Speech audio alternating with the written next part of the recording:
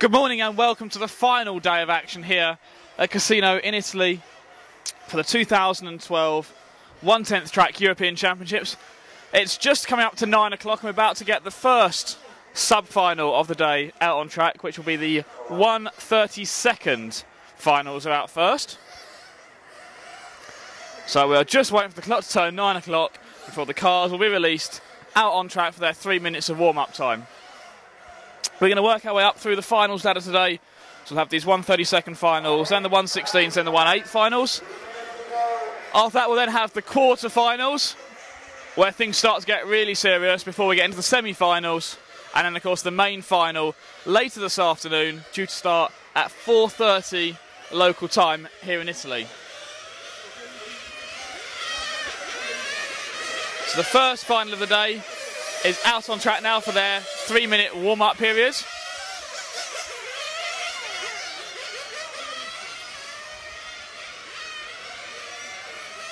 And of course the drivers will be looking to bump their way up through the finals ladder. Top 3 finishers in each final will move up to the final above. So in nitro racing there is always the possibility that someone who has qualified right down the order can finish in that main final and even go on to win it. And one of the drivers starting to try and do that will be Robert Pietsch, the defending champion, who's not qualified into the semi-final place. He's down in a quarter-final. Will have to race his way through a quarter-final to bump into the semi before he can even think about trying to get into that main final and being in a position to defend his title. So he's really on the back foot as we come into this final day's action here in Italy, with the 1/32 final out on track for their warm-up.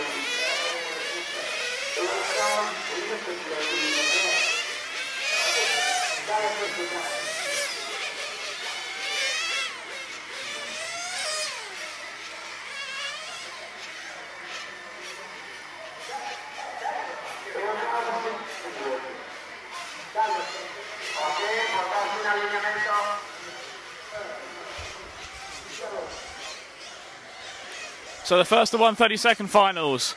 The cars being brought out onto their starting grids now. Mustafa Alp starting from the pole position in this final.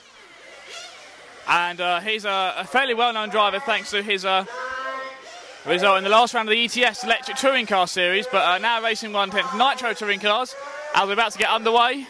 The cars are down and they are off and racing here in this first of the 1/32 finals. And we had one car stalling on the starting grid, so he has to start from the pit lane. He's a little way behind, but it's going to be Alp who leads it around the first lap. The blue car going down the front straight.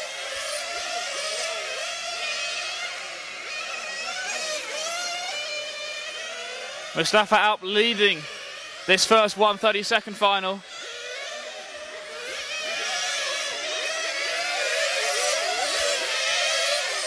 As all the fields stream through to complete lap number 2, it's Alp, Rivard, Langer and then Bernstein. Adrian Bernstein, one driver as well, who's hoping to try and bump his way up the ladder. Norwegian national champion, the white number 5 car going through the sweeper now. The second car in that big gaggle going into the S's now. Out of the S as he goes onto the back section of the track, trying to make a move there. On Rivard, move up into the second position. Looks like he's got a lot more speed in the car. He's there we go, makes a nice move going down the main straightaway. I think Rivard realised that he was a faster car, and it's probably worth letting him go at this stage of the race rather than risk losing too much time and potentially ending up on your roof. Bernstein is a driver who we certainly expected to be up there looking at a quarter-final spot, maybe a semi-final spot, but things did not go his way in qualifying at all. But because the finals ladder, he's got a chance to bump his way all the way up to that main final potentially.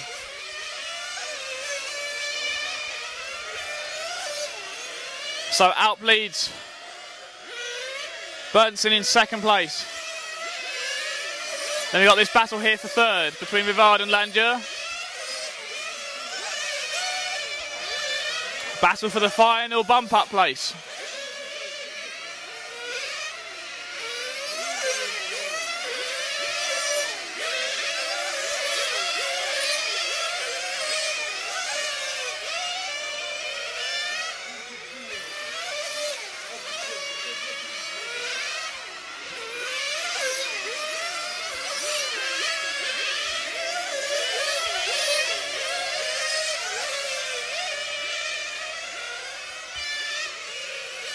So it looks like Rivard has pulled a small gap over Landier and Dulac, who are now racing for fourth place.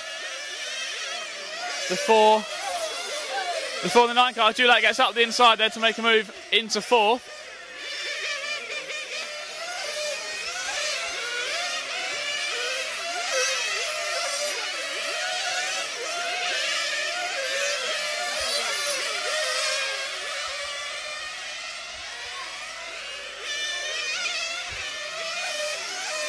So we are about 2 minutes into this 20-minute long final.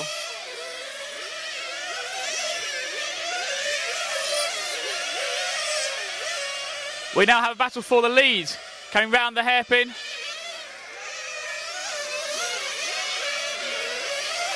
Onto the front straightaway, the blue car followed by the white car as Adrian Bernstein dives into the pits for his first fuel stop. After just about 3 minutes of racing, so he's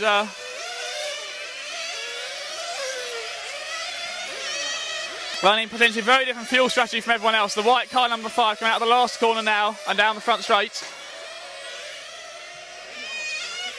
That fuel stop drops him down to 6th place in this running order at the moment. But he's made up one place already as the race leader comes into the pits. Takes tank fuel, and then Bernstein is going to pass him. No, not quite, as they come down the front straightaway.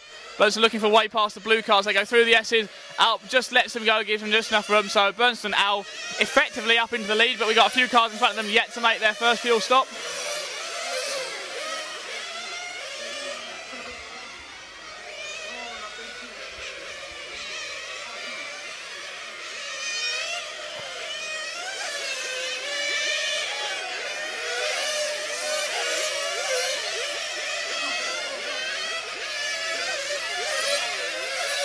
So Bernstein now back to the lead of this race. Alp is down second and Dulac running third in the number 9 car.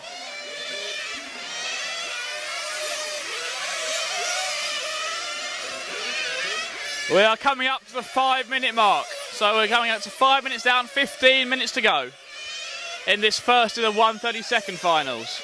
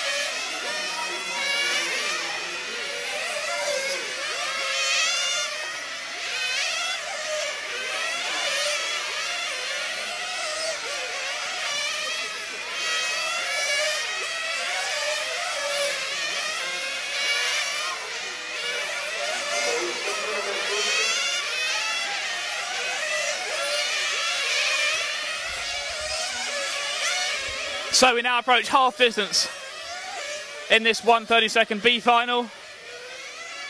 And Bernsen continues to lead. Dulac is in second. And Matthias Kuusinen is running third in this final.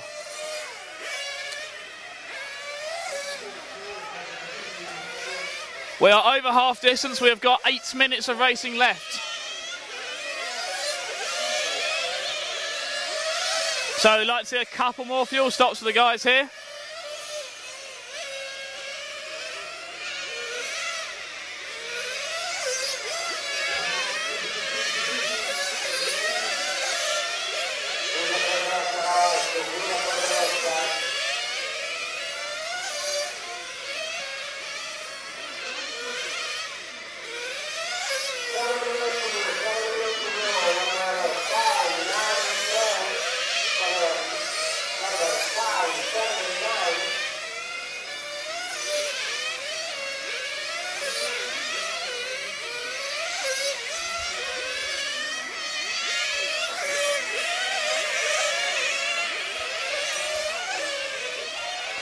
So Adrian Bernson in the number 5, the all-white car continuing to lead this 132nd B final.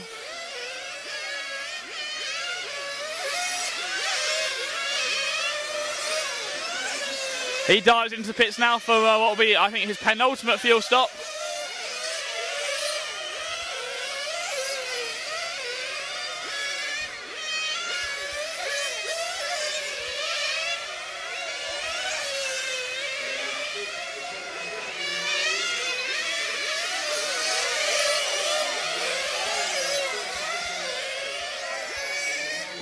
Once again, due to be a very, very hot day here in central Italy.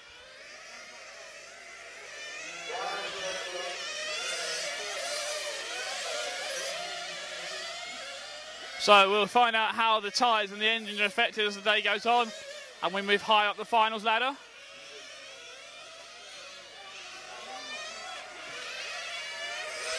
Five and a half minutes remaining. And Bernson in the number 5 car still leads this final as he has done from well, basically from that first round of pit stops onwards. So the all-white car coming out of the last corner now, down the front straight.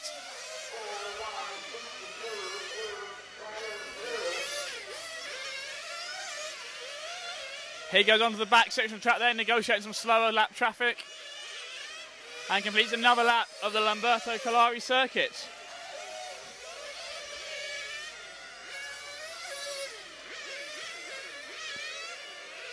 It's going to be at this stage of the race, we'll find out if they start to run out of tyres.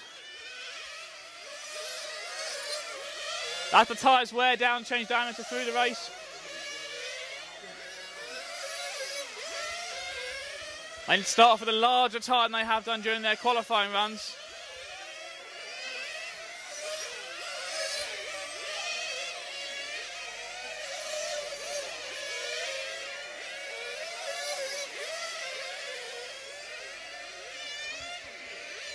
We've got 4 minutes left in this 132nd B final. Bernson, Dulac, Kuderson, Landier, Alp, Woods, Rivard, Thurston, Lorenzo and Johans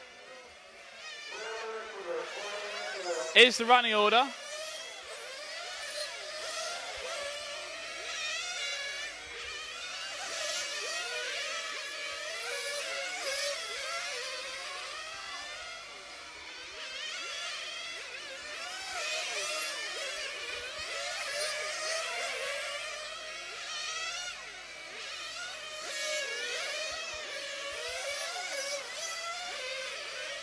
White number 5 car. Adrian Bernson leading still.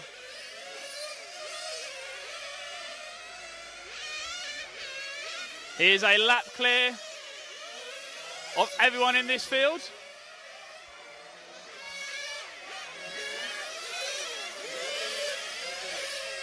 And this is much more like the pace of Adrian we're used to seeing.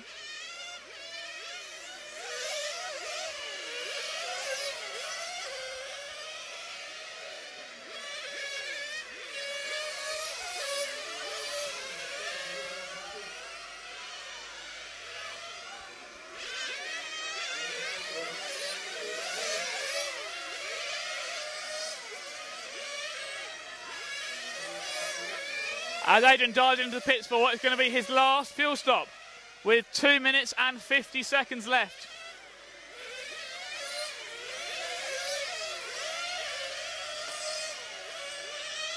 He leaves the pits nice and carefully and back out onto the racetrack.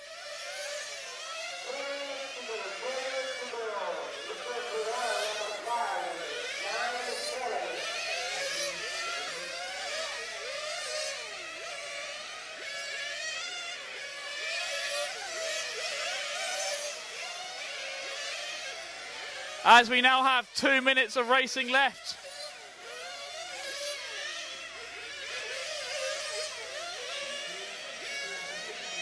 Benson is out in front.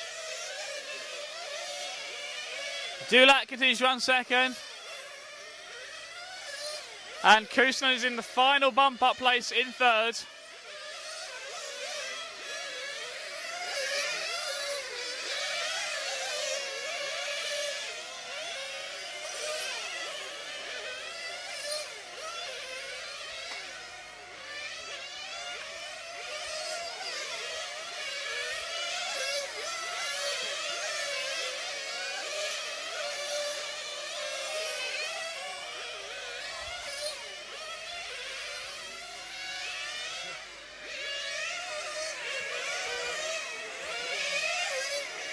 So Adrian now on to his final minute of the race.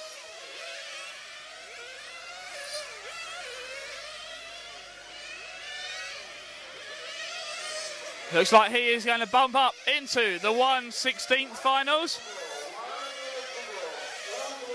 So he will have about half an hour to clean his car off, re-prepare it, get another set of tyres ready. And he'll be out later on in the 1/16 final. If he just takes the car nicely around these last 3 or 4 laps.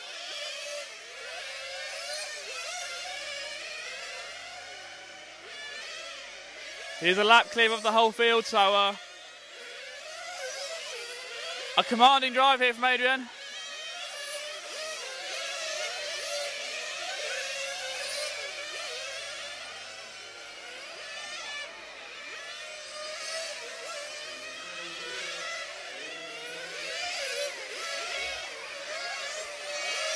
As we have 15 seconds left, so it's going to be this lap, and he may squeak out one more lap.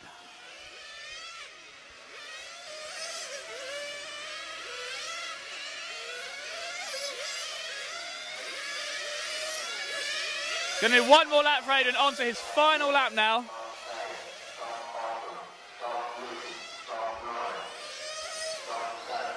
He goes around the back section of the track for the final time, out of the hairpin, across the timeline. Adrian Burnson takes the win. Dulac is classified second, Kunisson third. Those three will bump up to the 1/16B final, and we'll see them a little bit later on. But up next will be the 1/32A final, which will be out in about 5 or 6 minutes' time.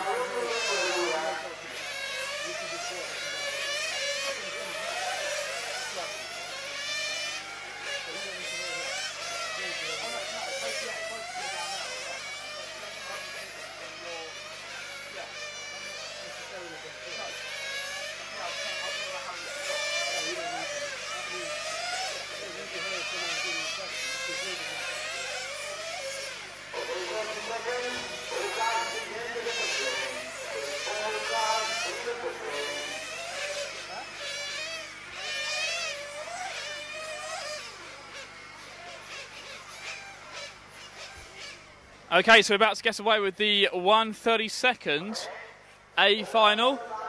So the second final of the day out on track now. And the drivers, mechanics are bringing the cars out to the starting grid.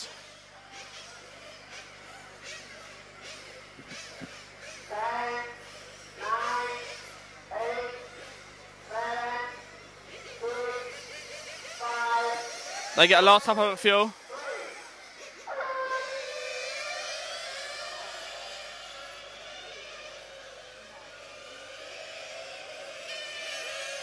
So here we are off and running with the 1:32 A final. And it'll be the number 3 car of Joe Kerry, who appeared to lead that first lap as they came round. Yeah, Kerry leads, Roush is second, and Hoodie, Durac Hoodie, running in third at the moment.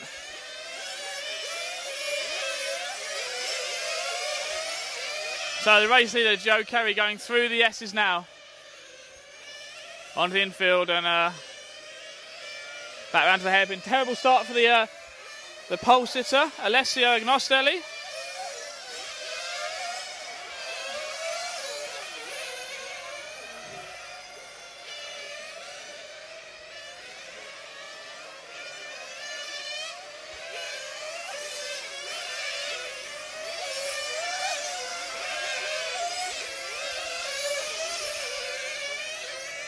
Agnostelli and Collari haven't recorded a lap yet. And both those cars being worked on in the pits now by the look of it.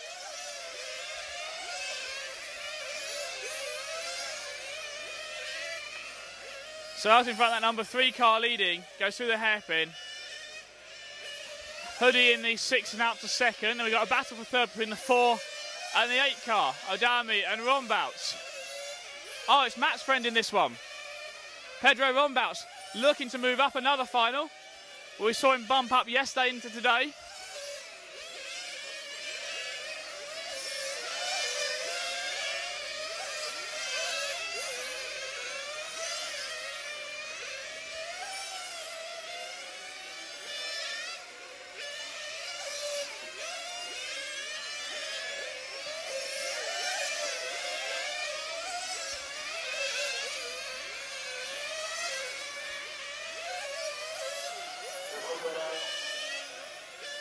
Looks like we've got a problem for Durac Hoodie, stuck in the middle of the track there.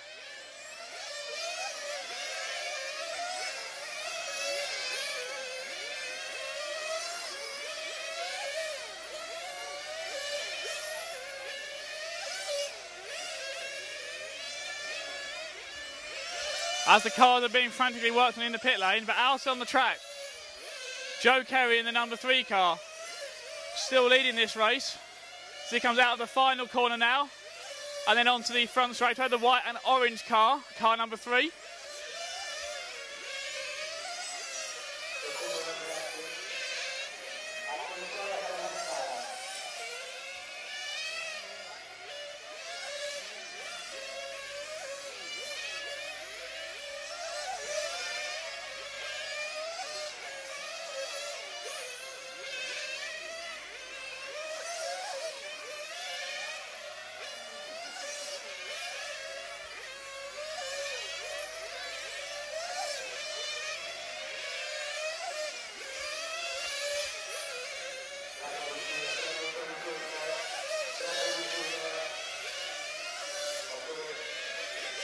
As we see Joe Carey diving into the pits for his first fuel stop.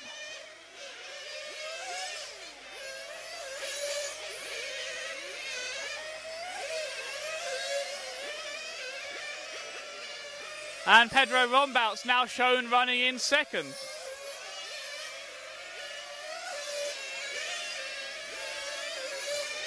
Four minutes into this race, 16 minutes remaining. Joe Carey with a fairly healthy lead at this stage.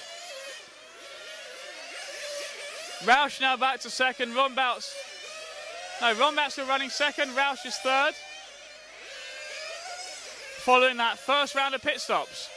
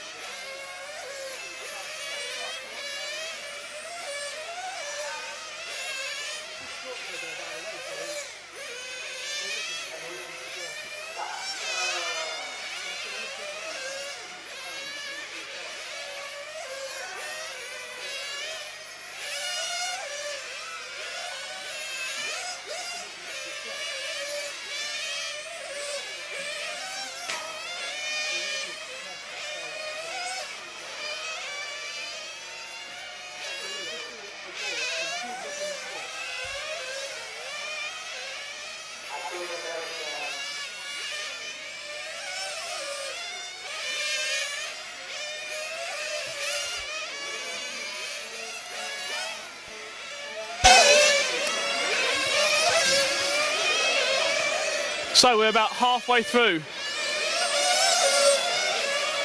this final now. The 1:32 A final.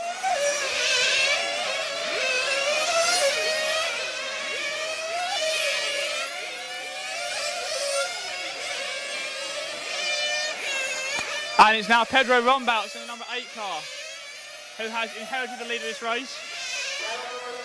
Some issues for Joe Kerry. Dropped him down, he's currently running in 6th spot.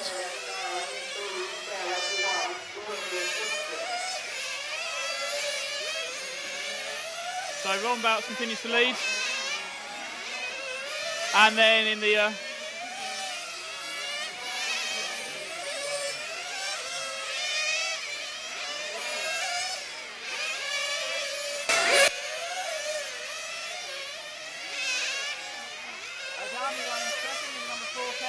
running 3rd in the number 5 car.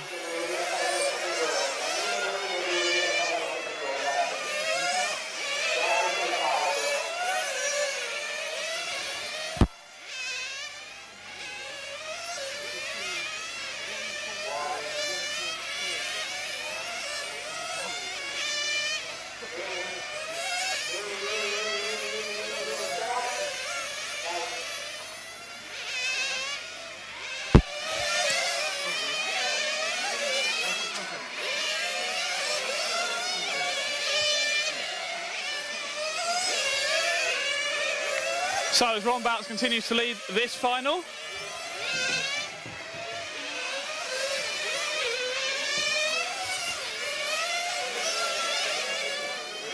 We've now rigged me up.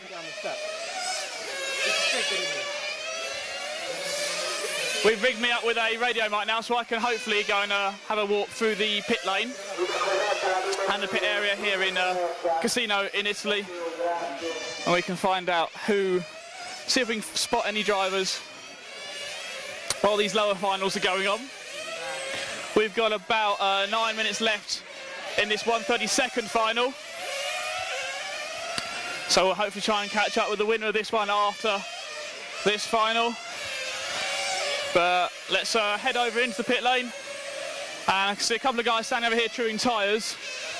So let's see if I can just grab a little bit of a word with some of these guys who are out here truing their tyres. Kyle Brands from the UK, working on your tyres, getting ready for the quarterfinals for you. How's it going so far? Not too bad. It's certainly challenging. Is that the track conditions or the competition that's challenging more? Both. There is a lot of fast Italians here. Also, the track conditions are really hard because of the heat and the traction levels. It is really hard to find a good balance in the car between traction rolling and then taking steering away from the car and the car pushing. Well, obviously now you're looking forward to the, well, you've got quarterfinals for you first before potentially a semi-final and then maybe a main final place as well.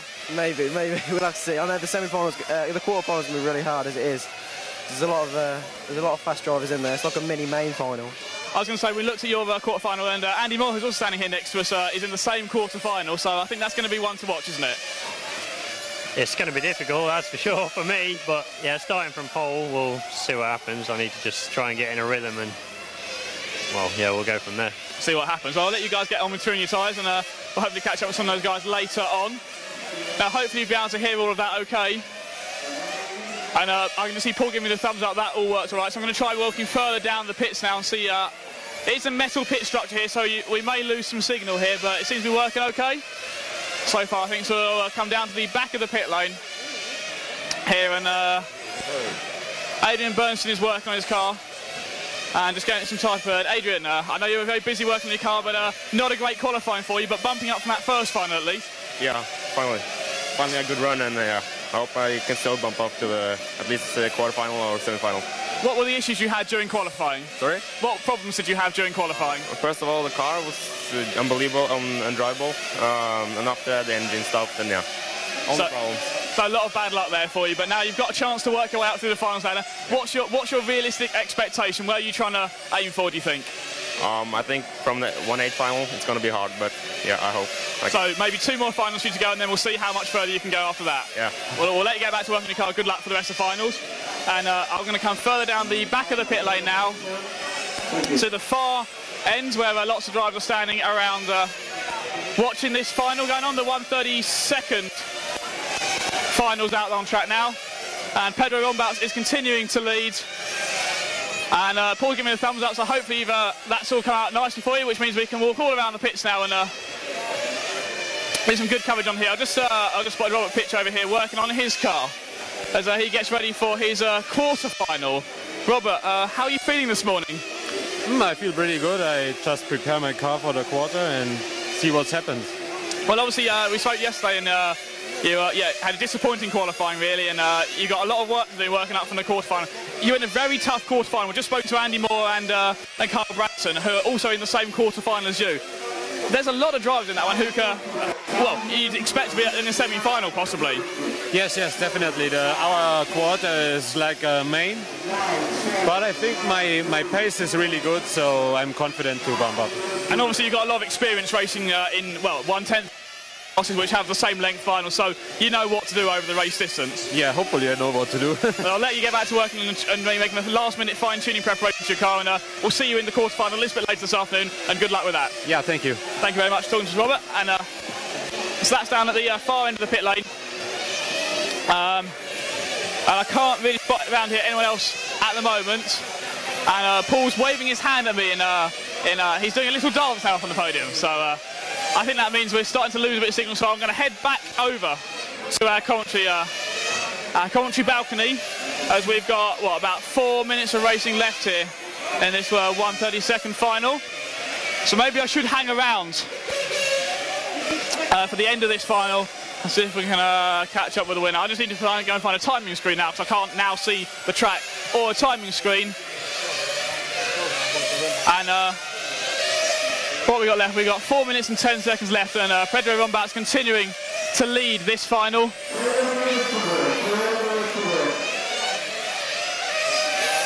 So that is the number 8 car, who is going round in front of our camera position now and then onto the front straightaway. The bright yellow car working his way around this tricky fast circuit here in Casino in Italy, as we have got less than 4 minutes remaining. And I'm standing right now at the entrance to the pits. So if you hear any very loud cars rushing past, those are cars diving into the pit lane, up the ramp into the pit lane. Very unique pit lane here in Italy, with rather than it being the normal pit lane, which is the same height as the track, it is raised up, so the mechanics can work on the cars nice and easily. But it does mean there's a ramp to get up, as we see a car that's crashed at the entrance to the pit lane and has lost at least one corner off of the car. There's a wheel and suspension arms sitting on the track there. As the marshal rushes it past me, that's a mangled body shell certainly there too, as the driver of that car walking down the steps off the end of the rostrum now. That's not the way you want to end a final. But we've got 2.5 minutes left, as that looks like Pedro diving into the pits now for his fuel stop. He rushes past me, he's down and away again. Leaving the pit lane, he goes around the sweeper and then into the hairpin at the far end of the track, as that should be his last fuel stop of this race. We've got 2.5 minutes left.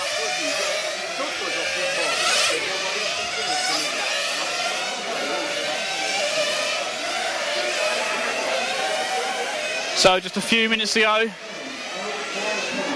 Interestingly, just around where I'm now standing is the pit area of Alexander Hagberg, and if Alex was around I would have a word with him, but I can't see him around here at the moment, so he's probably taking this opportunity to get a little bit of a line today. He's not out till a little bit later on, but Alex also not having a good qualifying run.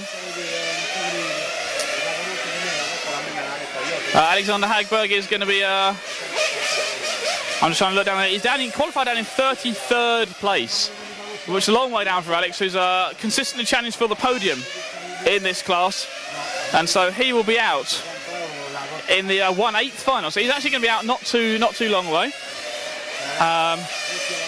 So we'll look forward to that. We've got about a minute left of this race at the moment. And Pedro Rombauts continuing to lead. He is a lap clear of the whole field, more or less. Just one car left to lap, and that's the car in second place of Adami, the number 4 car. and he's about 2 corners behind, lapping him. As there's exactly 1 minute left on the race clock now.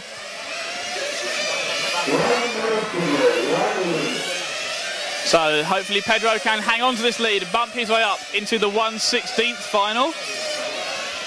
The 1/16th A final, where he will be racing some of the who else is going to race? Oh, he's going to race against Simon Kurzbuch and Francisco Martini are in the 1/16th A final.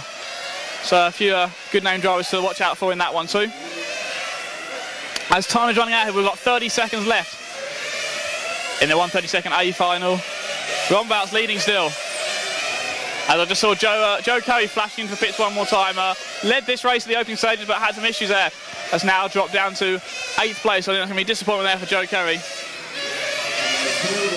As Pedro Rombout's continuing to lead. He goes out of the last corner onto the front straight one more time. The fluorescent yellow car number 8. And we have got, time has now expired, so this is going to be the last lap here. So he comes out of the last corner, across the line, so Pedro takes the win in this 1/32nd A final. Adami finishes second, and Visin finishes in the 3rd spot.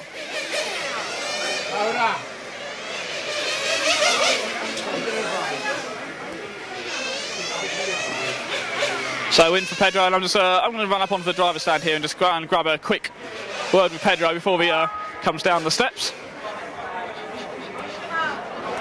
So here we are. He's just pulled his car into the pit lane.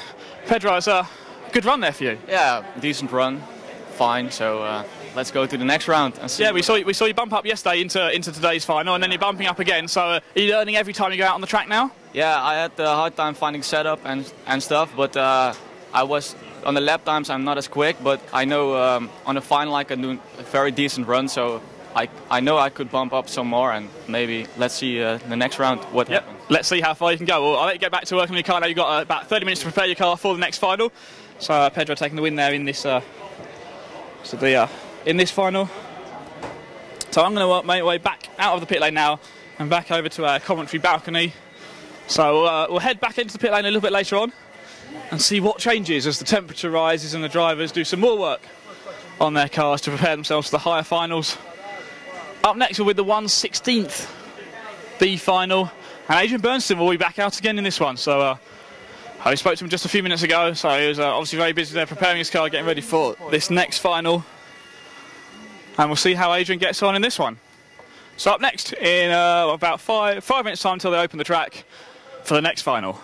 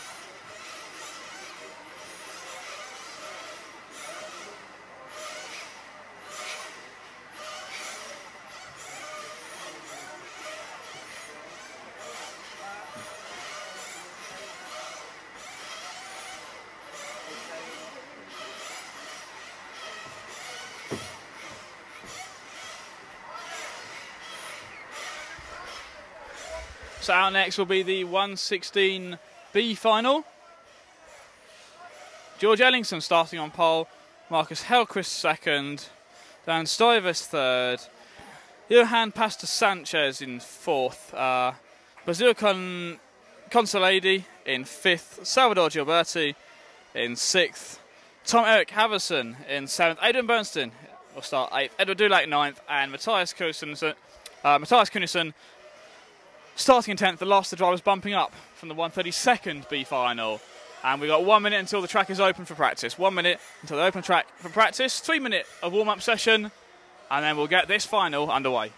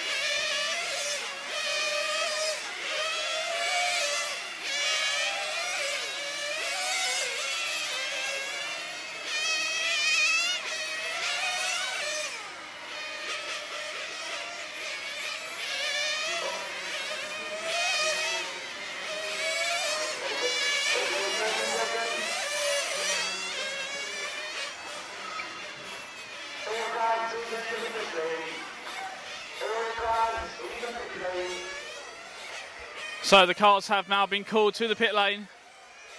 So get ready for this 1/16 final B.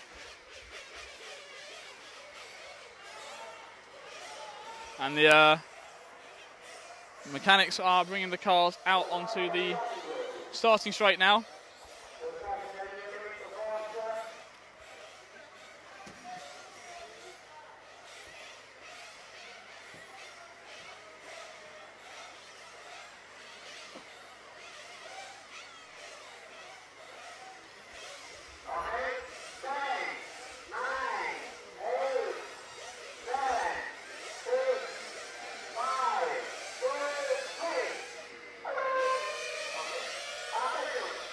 So off and running for the 1/16 final B. And well, I think one person we need to keep an eye on is going to be Adrian Bernstein again in this final. Started 8th on the grid. He's already up to what must be 6th place now, making a move for 5th as he goes down the straight. Doesn't quite make that work. Looks way through the hairpin. That's the white car just going to the S's now. Out of the S's and onto the back section of the track. Now he goes, trying to get past that yellow car number 5. Basil Consilidi.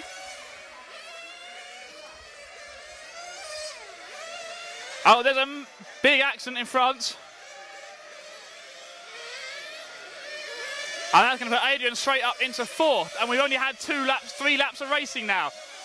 So Adrian is certainly someone, we just spoke to him, he's expecting he can get up into the 1/8 finals and then see how much further than that he can progress. So he'll be looking to get out of this final, win, or come 2nd or 3rd to get himself a transfer spot.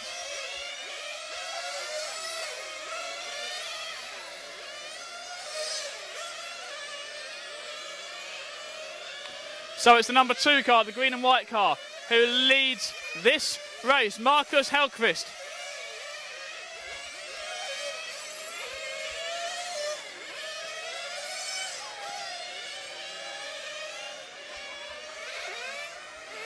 He leads this 1/16 B final.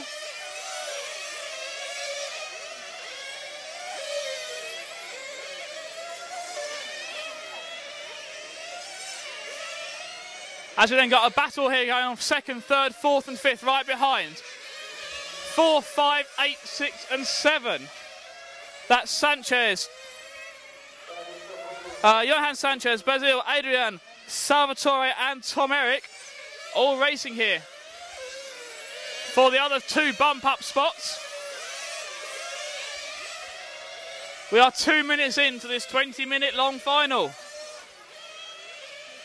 Those 4 cars, they look like they've dropped Tom Eric a little bit there.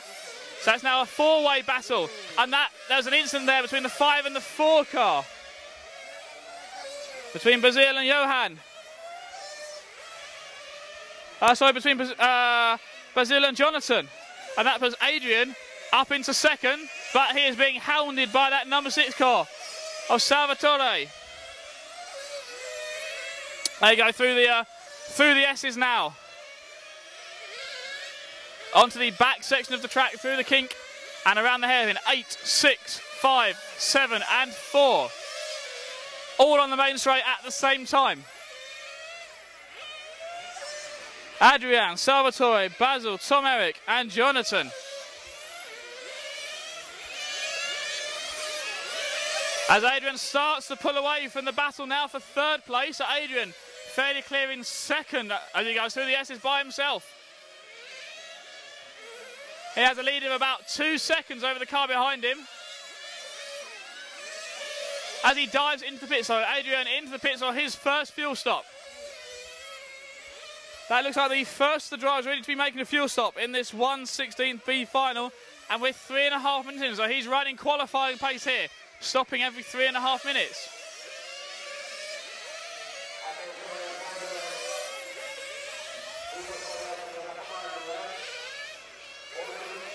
So this battle we now have on the track.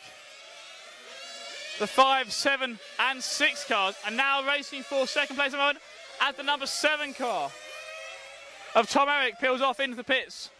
So that releases Basil and Salvatore. It's a battle for essentially 2nd place, but it's going to be 3rd once they have their pit stops. But Adrian looked like he's running a shorter pit strategy, so he's going to have to possibly make one more stop during this 20-minute long final. Through the S's they go.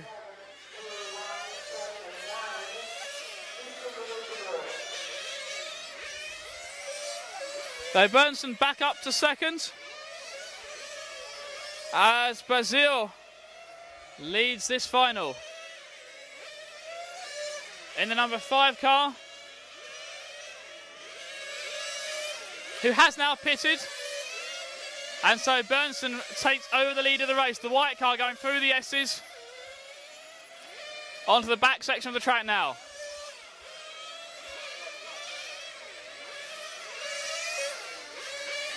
As his car is very, very sideways coming through this part of the track. In front of our camera position now. Sorry, I picked up the wrong car there. Adrian comes round and out of the last corner in front of us. That's the point on the track where he got sideways last time, but keeps it under control this time. We have had 5 minutes and 20 minutes, about 5 minutes and 20 seconds in this 20-minute long final. Adrian Bernsen leading.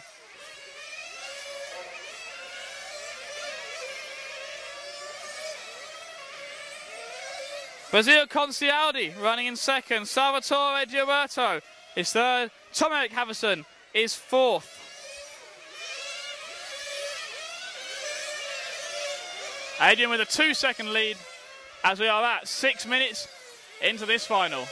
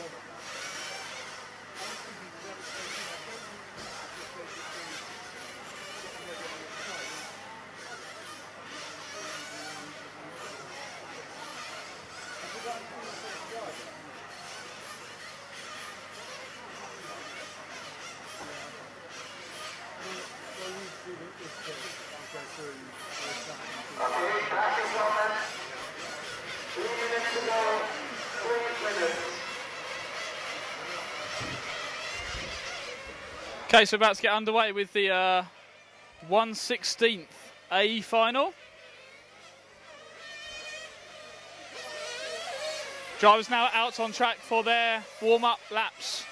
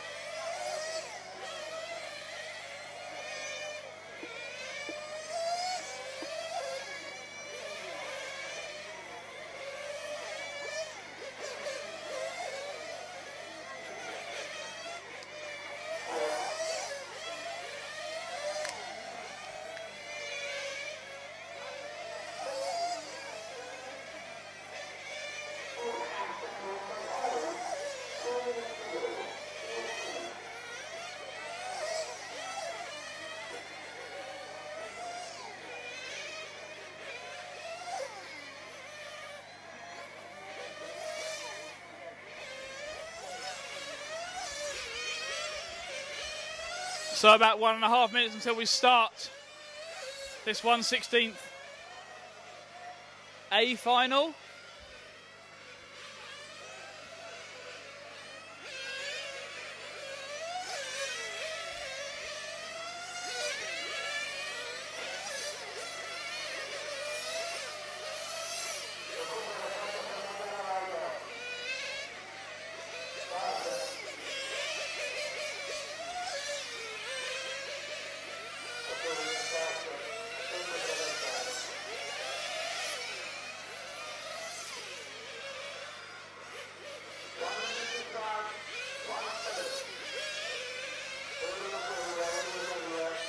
Driver's been given the 1 minute warning, so last couple of adjustments they can make in the pits now.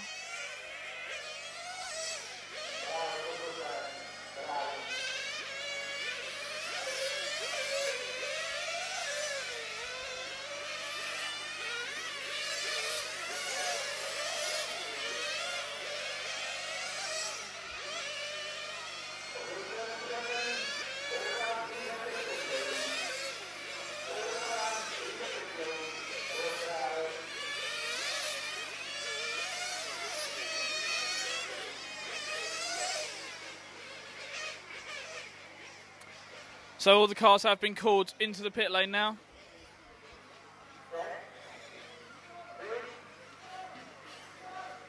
Mechanics make a last adjustment and refuel the cars.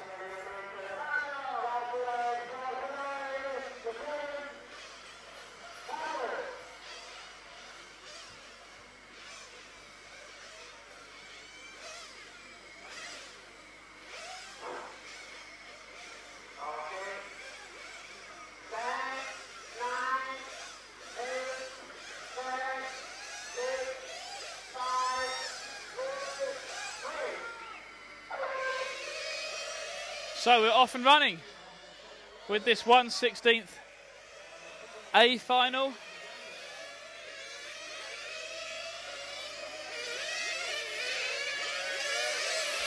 And with the number 2 car, Kurt Hubeny, who leads the field around the first lap.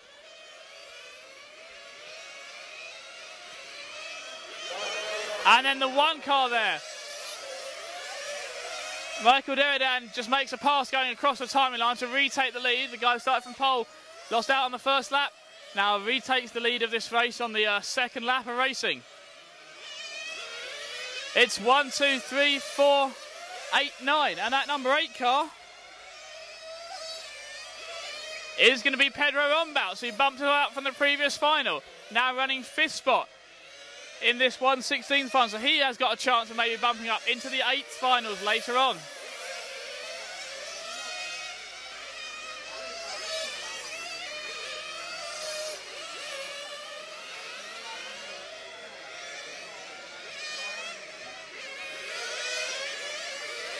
So these 4 cars here battling for 2nd, 3rd, 4th and 5th places, and most importantly 2nd and 3rd will see them advance up to the next final.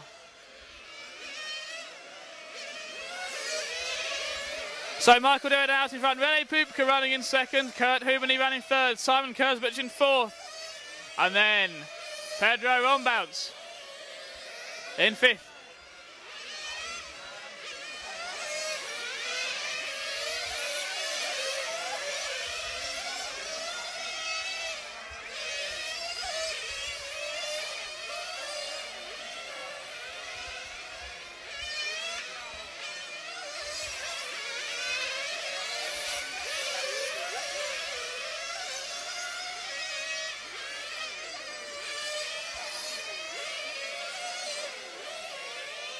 So we are 2 minutes into this 1/16 A final.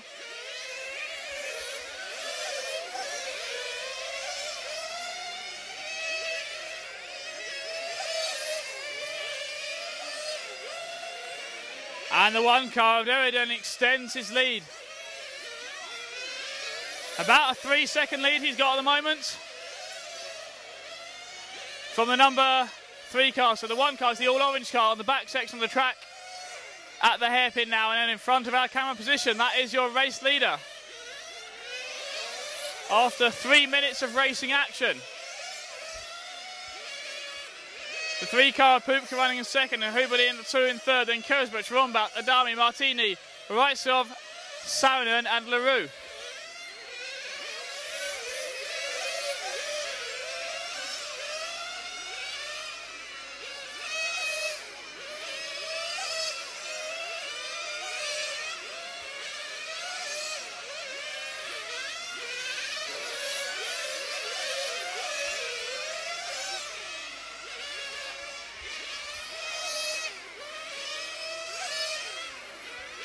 We see a few guys diving in for their first pit stop. Our race leader continues out on the track though.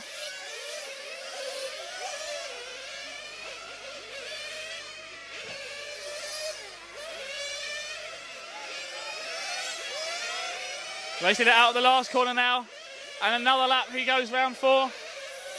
We're at 4 minutes in now, 4 minutes in.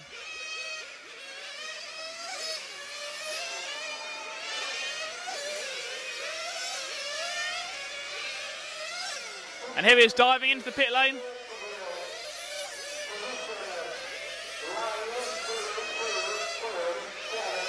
And just getting caught up with that, Rene Pupka also pits at the same time.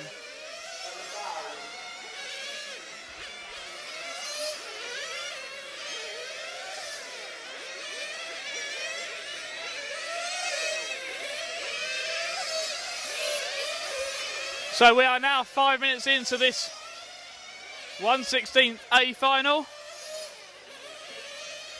Kurt Hubeny takes over the lead, but has yet to stop. As yet, he has just stopped on that lap, so that puts Deridan back out in front, Pupka in 2nd, Hubeny, Kurzbich, and then Pedro Rombouts running in 5th.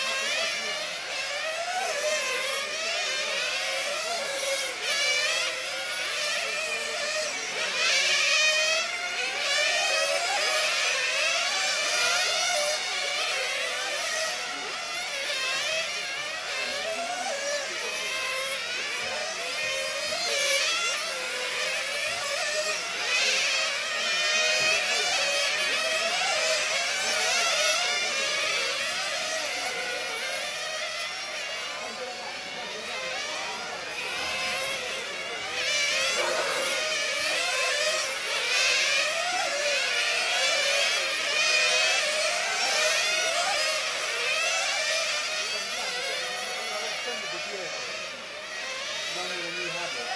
Or maybe you can push it here.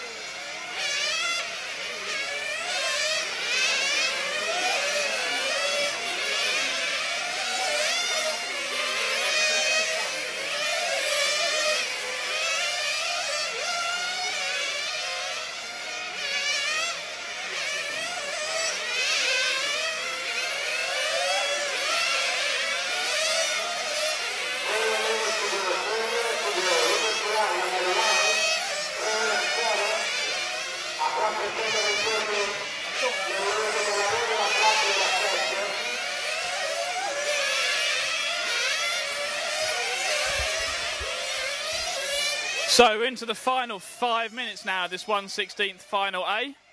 Michael Derrida leading it, Simon Kurzbusch running in second, and Francesco Martini, the tallest driver in RC racing, is third.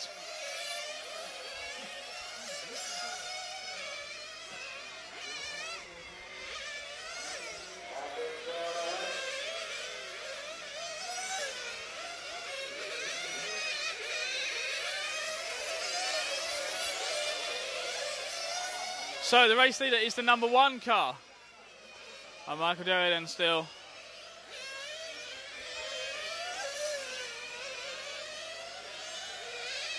In the middle of this big pack of cars coming out of the last turn, the bright orange car, number 1. Clears most of those. Goes into the S's now. Then onto the back section of the track.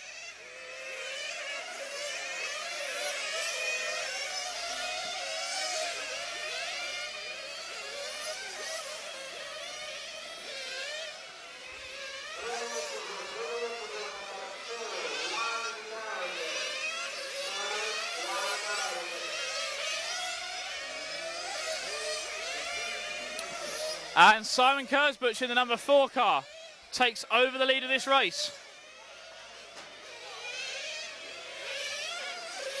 That's the other orange car going down the straightaway now. Through the sweeper and then onto the S's in the middle of the track. Out of the S's and then into the back section of the circuit through the kink and into the hairpin now.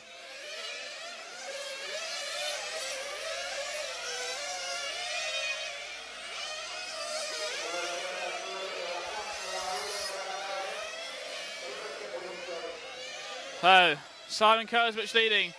That's the lapped car between him and Michael Derrida.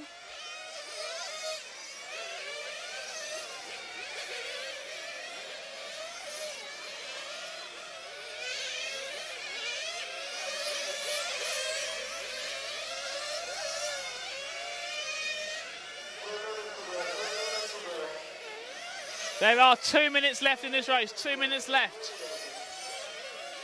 Kurzbusch continues to lead. Derrida in second.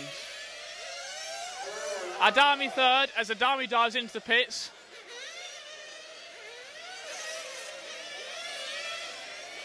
And that's going to move Kurt Hubany up into the 3rd spot, I think. No, not quite. Kurt is going to be close for 3rd, but Adami remains in 3rd as we have 1 minute and 30 seconds left. Kurzbusch in the 4 leading.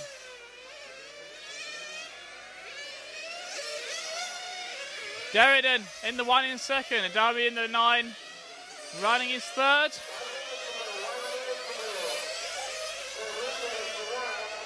We have 1 minute left, 1 minute.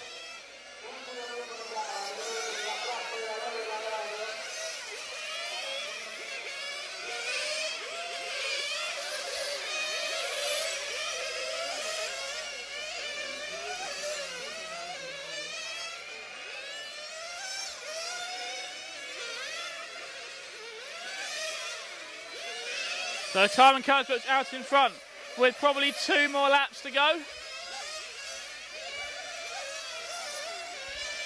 Through the S's he is. Onto the back section of the circuit. Out of the final turn across the line. One more lap, I think, on the books. Maybe two more for Simon Kurzbuch. As Michael Derian in the one has been released by Rene Poop and is now going to try and hunt him down, but I think there will not be enough time. No, Derian has finished, so Kurzbuch is going to take the win on this final lap by himself. No one else on the lead lap now. Derian has finished in second place, so Simon Kurzbuch comes through to take the win. Derian finished in second place, and Adami is the other driver to advance, finishing in third. So those guys have got about half an hour to prepare their cars before they're out in the 1/8 finals. Up next, though, will be the first 1/8 final, the 1/8 B final.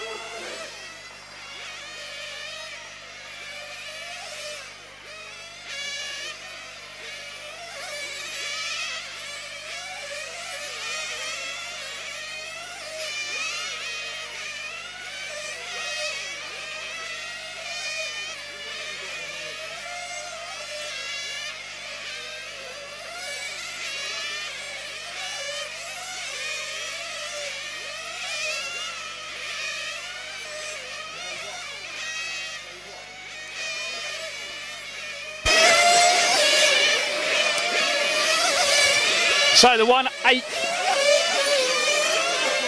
B final, the first of 1/8 finals, now coming out on track.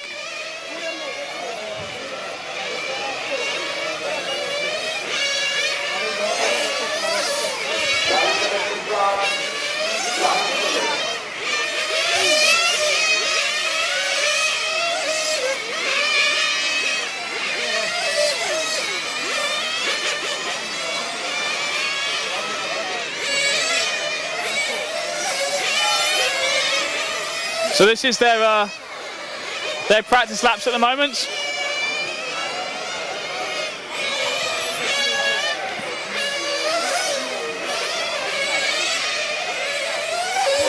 So Dan Jacobs, Luca Piromali, Leo Arnault, Martin Christensen, Gerhard Kanohart, Patrick Schaefer, Giuseppe Mussolini, Salvatore Gilberto, Dan Stoiver and Tom Eric Havison are the drivers up in this 1/8 B final.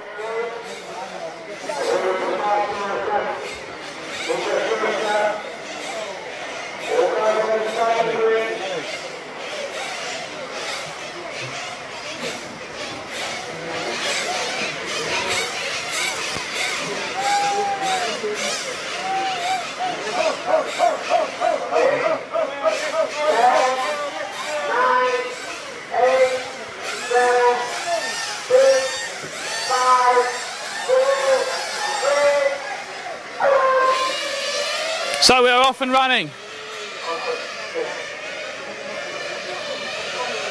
in the first of the 1/8 finals, as we get a car upside down on the entrance to the front straightaway, and that's going to be recovered by a mechanic, and another car upside down just in front of our camera position here.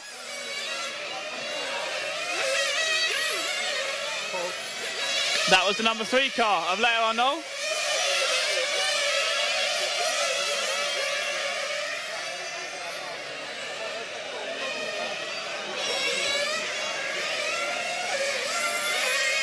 Piramali leads this one, Christensen running in second, and Jacobs running in third.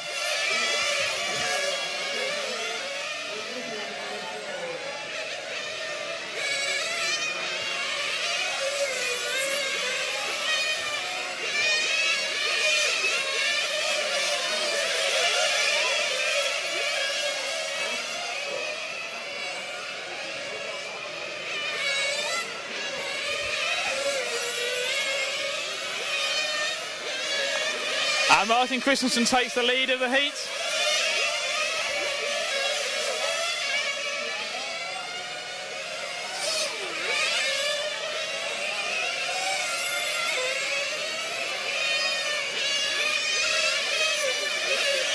And Dan Jacobs retakes the lead. Gilberto running in second.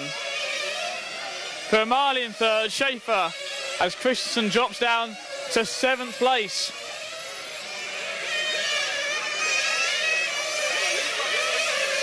And this is the first of the 1/8 finals.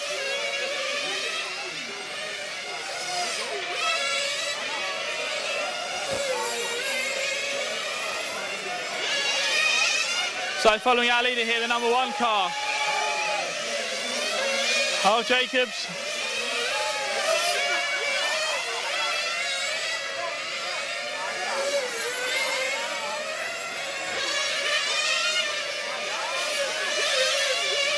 Gilberto in second, Havison is third.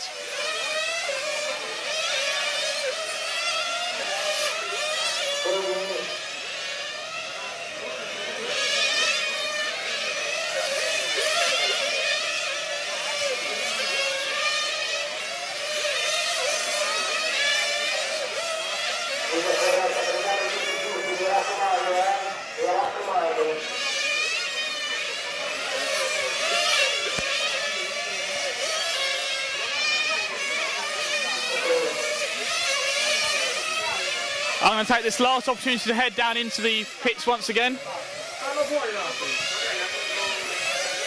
as we're about 2 or 3 minutes into this first of the 1/8 finals here at Casino in Italy for the 2012 1/10 track European Championships. hello to everyone who's watching along online, and thanks to everyone who's sending us messages. So whilst this final is going on, I'm going to walk back here into the pit lane. And I can see at the back of the pits here we've got Timo Leno working on his car. So just preparing some tyres, it looks like. Timo, how are you feeling ahead of today? I'm feeling good, so should be all right today.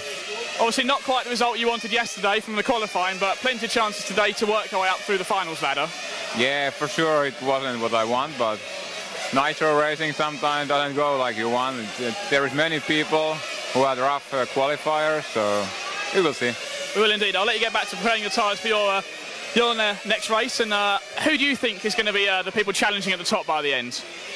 I don't know. There will be so many people, but many people will have trouble today for sure because it's so hot, high traction. So will be a good fight for the win. It should be a good fight for the win. I'll let you actually get back to work on your car there and see who else I can find in the pit lane.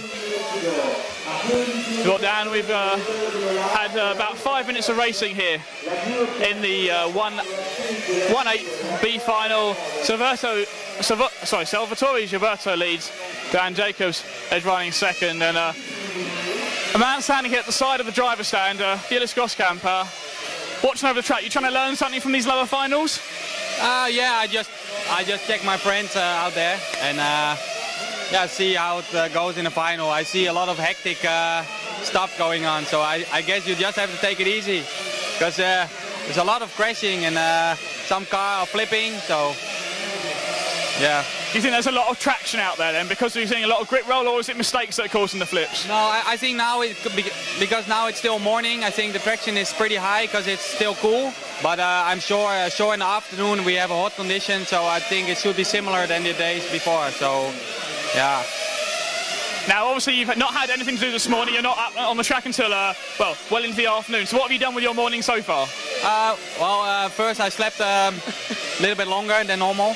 So we just arrived at the track. I just calculate the tire wear from the other day, so I found a good setup for the semi-final and already for the final. And in the evening, the mechanic he did the engine, everything. I just put it in my car and I checked my car, everything, charged batteries, and just wait for the semi-final. Wait for the semi-final. Well, we'll let you get on back to watching your friends out on track then, see if you can learn anything from this, and we'll see you later on for the semi-finals. Okay, thanks. Thanks, Gilles. Seeming very cool here this morning as we're underway the lower finals here at Casino in Italy. I'll have a bit of a wander down the pit lane a bit further and see if there are any other drivers we can bump into as we come down the back of it. And obviously everyone working very hard on their cars, preparing them for the finals. Obviously a lot of people at this stage have already, their race meeting is over. They've not bumped up any further, so they're done for the meeting. And just found Mark Green here, preparing himself before his finals are. Mark, how are you feeling today ahead of the, well, I guess the semi-finals really? Very hot and sweaty, same as everybody. The heat here is just ridiculous. It's, I think it's a bit hard on us Brits, but you know, you have to deal with it. Quite looking forward to the semi, going to be incredibly hard. I mean, there's so many fast Italian guys here, and it's going to be a real hard final, but you know, we can hope that we're there at the end and we can bump up.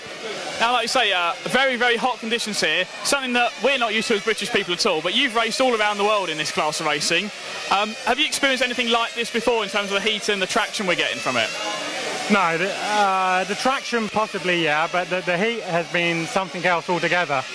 You know, when an average temperature is like 35, 36 degrees, and that's without even getting your little engine close down to the ground on the racetrack, God knows what they're going through, but no, it's a first for me. Well, you've got lots of experience in this class. Most memorably, I suppose, the World Championship final in Brazil. That wasn't quite as hot, that was quite wet then. Probably not the same knowledge you can apply to this race meeting. Yeah, not even in the slightest. A whole different ball game, but it's gone very well all week, so I just have to keep my head down, keep out of trouble, and just hope I'm fast enough to bump up. Well, let's hope so. We'll catch you up in the semi-final then. Good luck with the rest of car preparation and in the finals. Thank you very much. See you soon.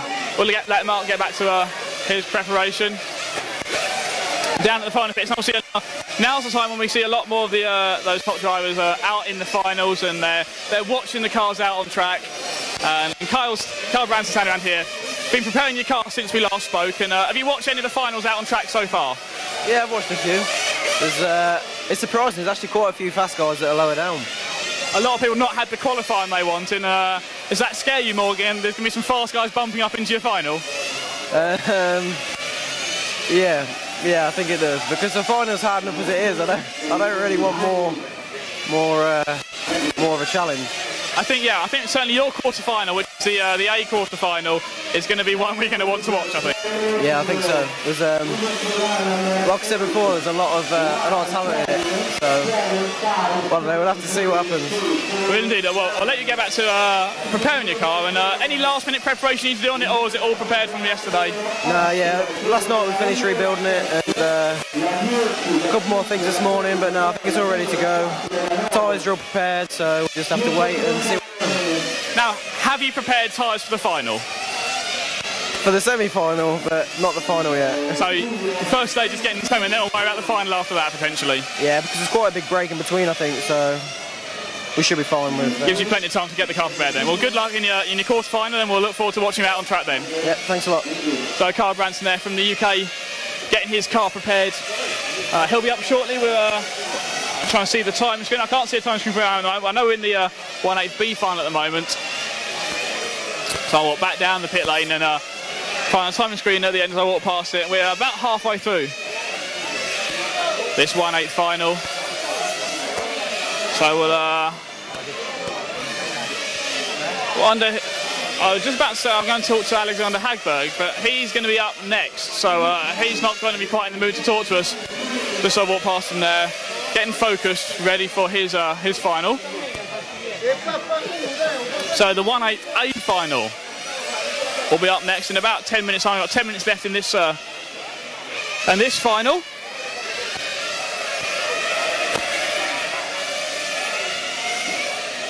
And the 1/8A final's got some big names in it there. We've got Hagberg in that, Tim Milano's in there as well, who finished on the podium, of course, in this class last year.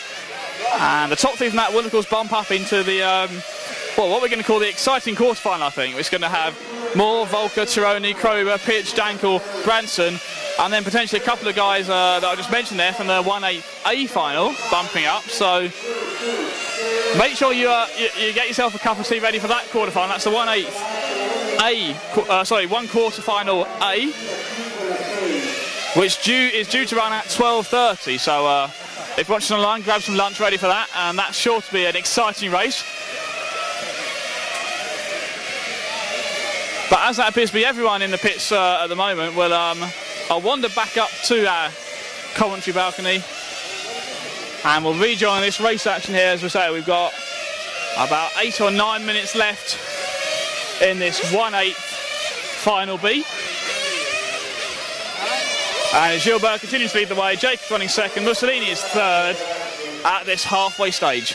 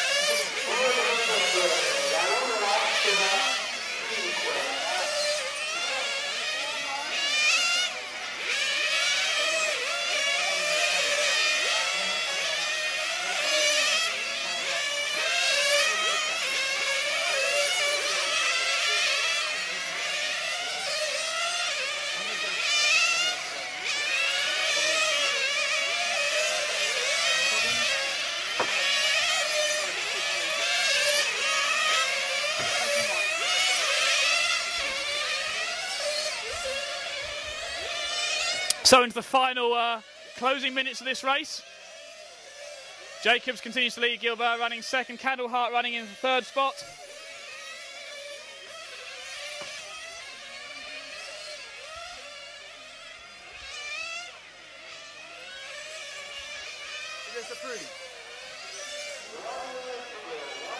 So we have now 1 minute left. Jacobs is leading by quite a considerable distance at the moment. The number 1 car leads.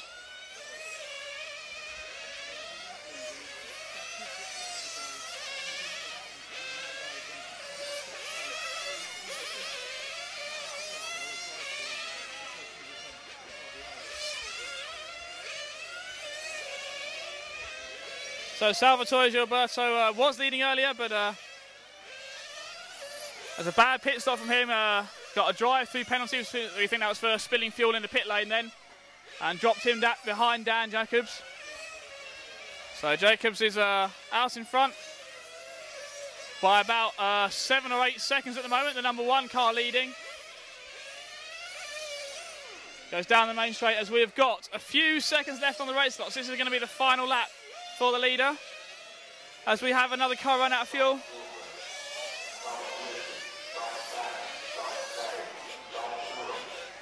So Dan Jacobs takes the win in the 1/8 B final.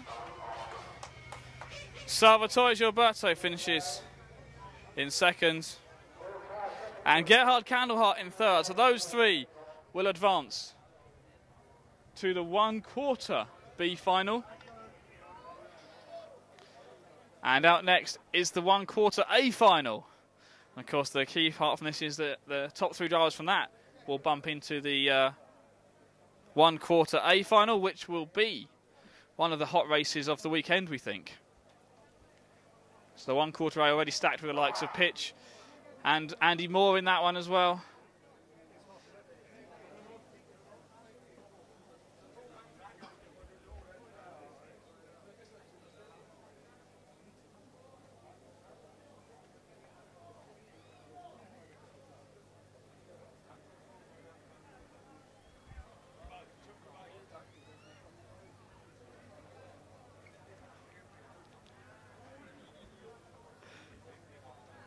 So we've got a gap of, it's going to be 6 minutes until we get the next cars out on track.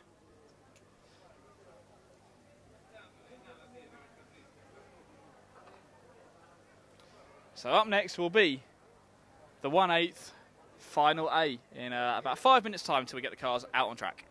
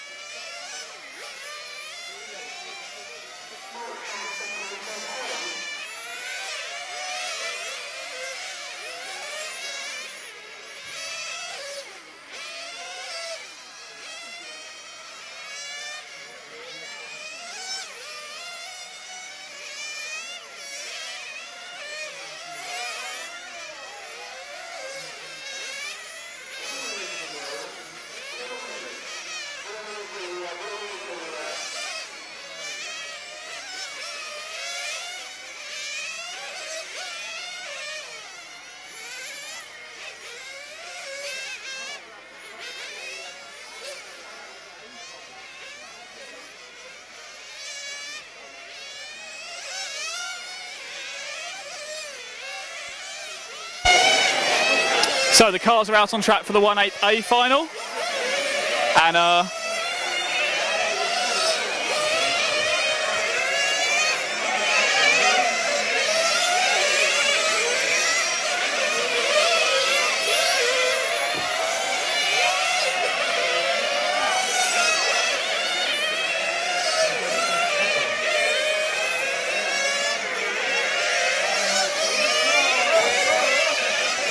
drivers are warming up, getting the engines up to temperature,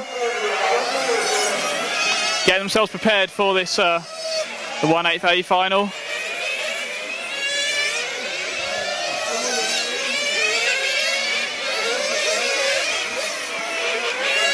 So in this one, most notably we have got, I guess, Alexander Hagberg, the number 3 car in this one, has, well, I'll say in the past many times, a finalist and a podium or potential podium finisher.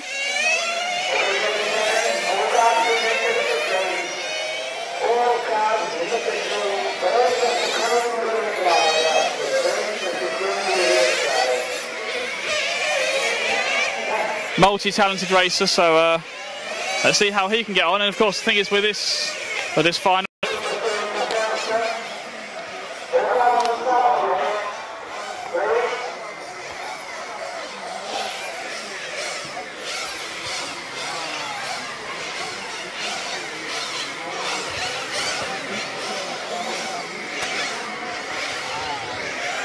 So as we get the cars out on the grid now, and we begin the countdown. Get ready for the 1/8A final.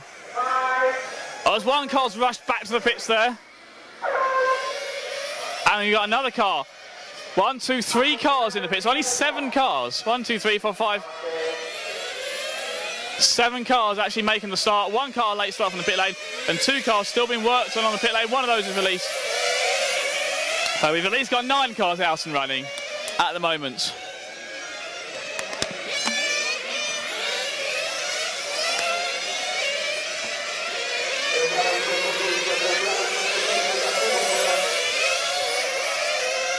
Di Prisco leads after the first lap in the number 1 car. Spinello in second and Hagberg in third.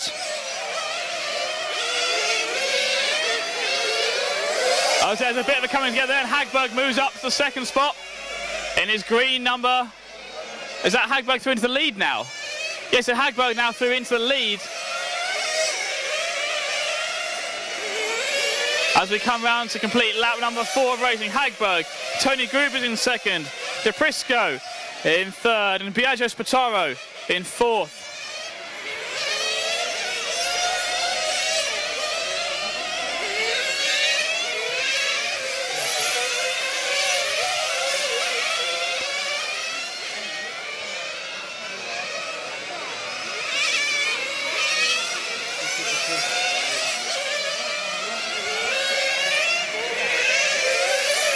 So we are, let's have a look at the time. We are 1 minute and 30 seconds into this 1/8 final A. 1/8 A final. Alexander Hagberg continues to lead just from the number 4 and 7 cars. Gruber and Spataro together down the main straightaway. Through the sweeper they go. The green car followed by the first yellow car. As Gruber looks up the inside but can't make a move, they're going into the S's. And then he's now, he gets attacked from the behind there by Spataro. Spataro may be getting a penalty for that.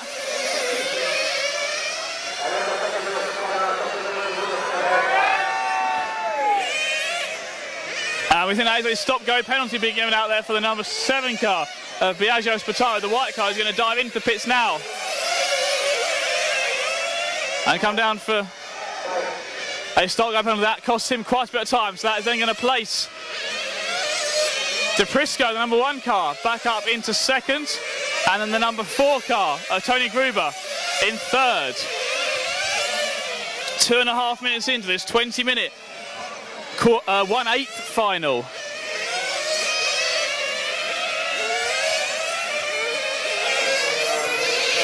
Hagberg continues to lead and has pulled out a straightaway length lead over this battle for 2nd place.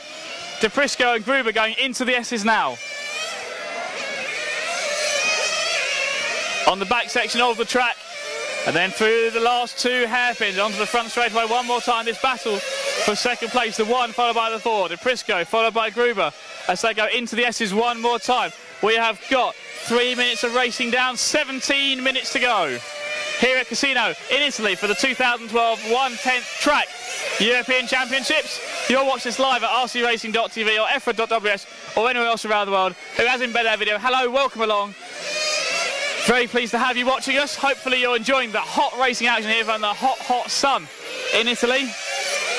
35, 36 degrees is the temperature out there on the track.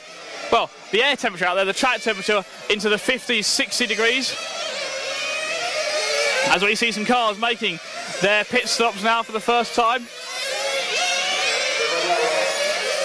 Hagberg continuing out in front. Not made his pit stop yet. But his pit crew are preparing themselves. Hagberg is going to dive into the pits now. Gets a fuel gun full of fuel there for Hagberg. A little bit of a slow lap there. The green car back out on track through the S's. Onto the back section of the circuit now for Hagberg. He has maintained the lead through that sequence of pit stops there.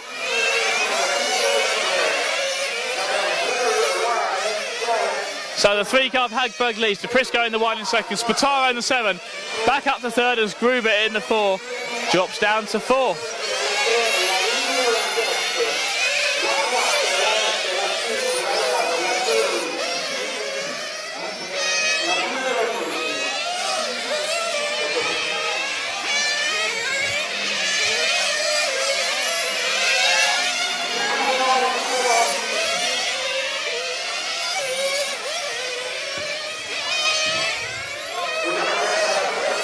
Hagberg continues to lead. We are 20 laps into this 20-minute final.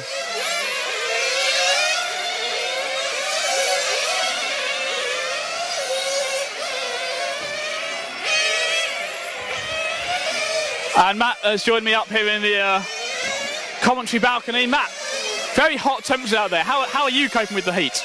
Absolutely fine, actually. We've got a breeze here. We're in the shade, can't complain. I'm about to go and get some water to throw all over Paul. That's nice. Will that affect the camera in any way? It should be fine. He's filmed a lot more wet things than this. I can tell you, he did a swimming final once in British athletics. It wasn't anything like as exciting as this. No, this is some good racing action we got out here on the track as the number 7 and number 1 car, DePrisco and Spataro, battle for 2nd, and now Spataro moving up to 2nd, DePrisco down to 3rd as a fly gets in my eye and I can't see the scoreboard anymore. There we go, I can now see it again.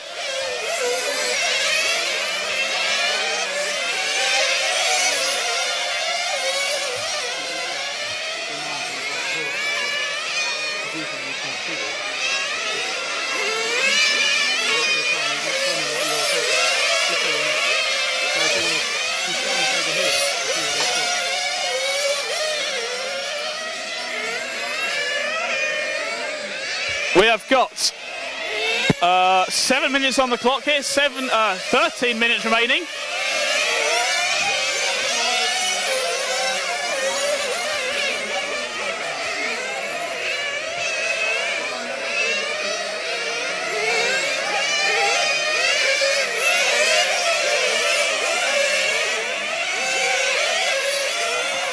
As Hagberg in that green and white number 3 car going to the back section track now, continuing to lead. He's led from about lap 4 onwards.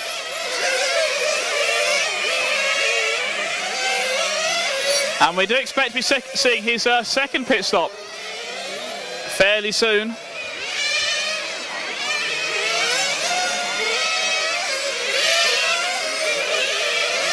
He's going to press on for another couple of laps. Out in front.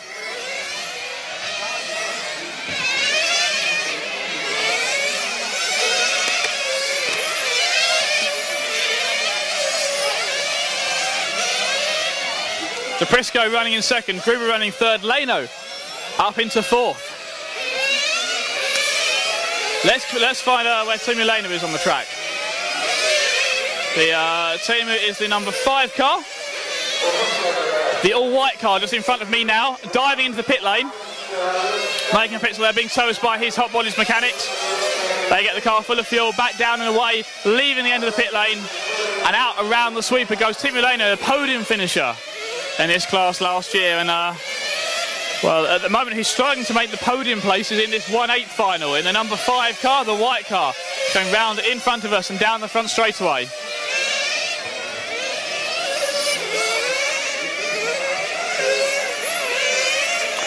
So Timu Leno now running 4th in this heat, in this final.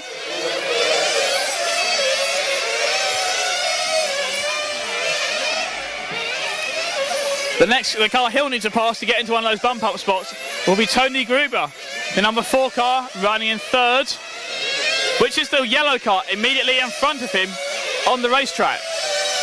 So he can see a bump up spot within his sights as we're around about half distance, halfway through this 1/8 final.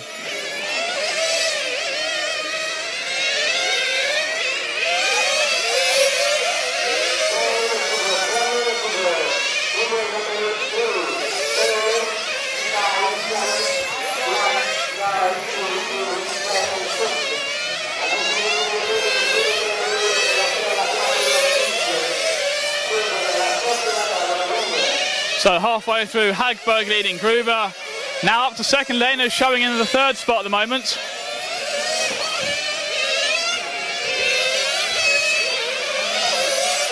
So I think as we cycle through the pit stops, they may unravel a bit further.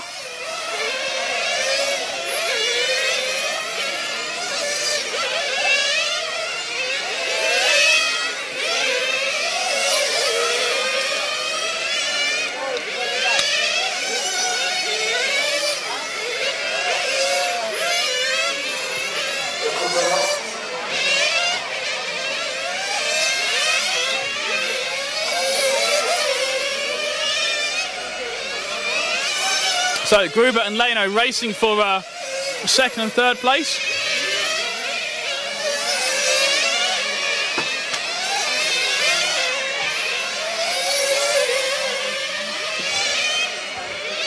The yellow car followed by the white car into the S's now. Then through the back section track, Leno trying to find a way past, looks up the inside of the hairpin, can't quite make a move stick there. So Gruber hanging on to 2nd spot moment, but both these drivers are in a transfer position looking to bump up into that quarter final. Leno looks up the inside and then round the outside going on to the back section track, makes the move stick. Leno up into 2nd, Gruber down to 3rd as they hit the line. We have got about 9 minutes of racing left here, just under 9 minutes of racing left in this 1/8A final.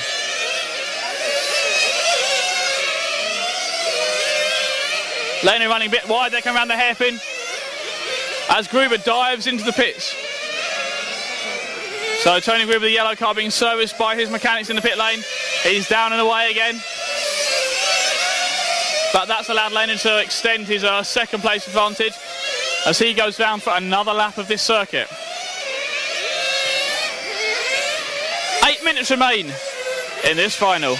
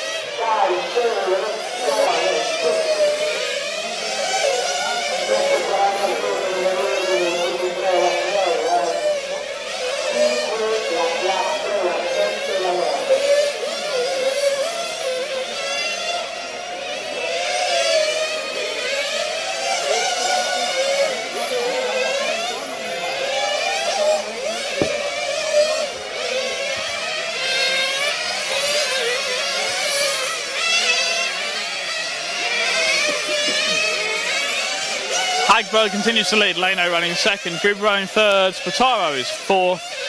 That's the top four running order with 7 minutes to go.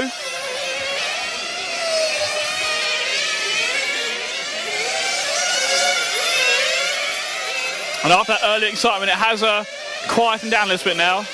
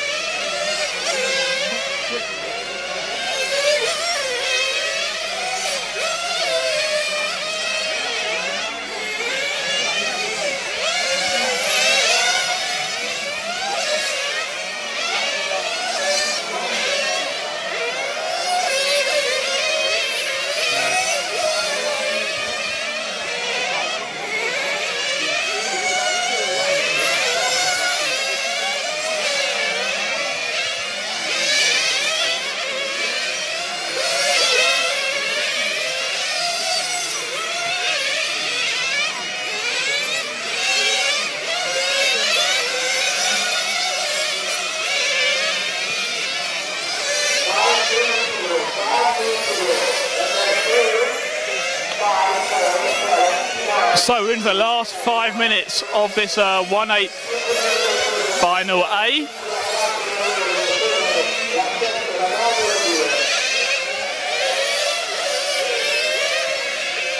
Still Hagberg from Leno and Gruber, with Spataro in fourth.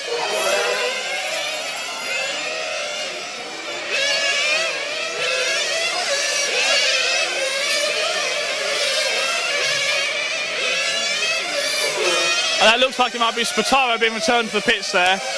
So he is out by the look of it.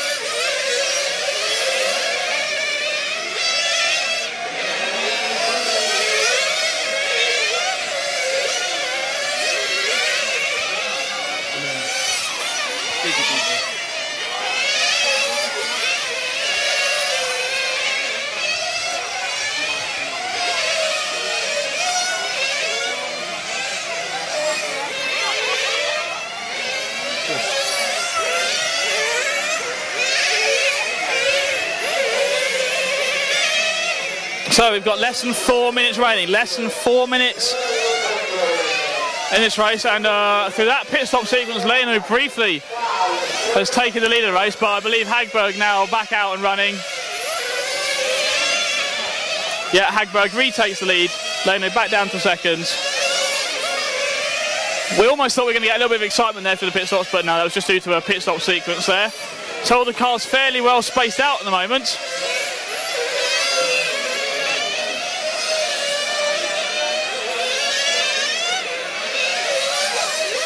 As Hagberg leads, Leno is second, Gruber is third, And Spataro, despite that issue, is back to the 4th place.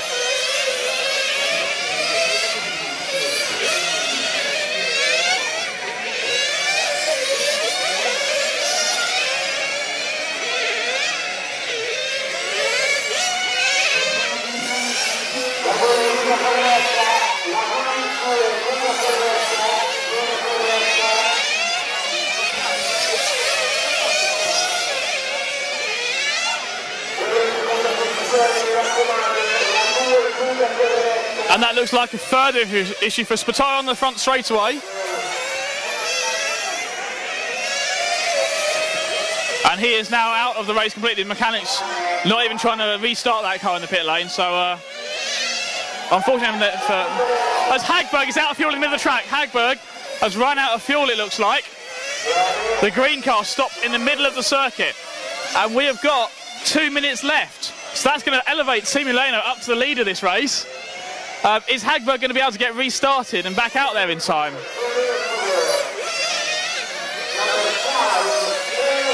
They're working on that car in the pit lane. This is obviously, it's not a simple.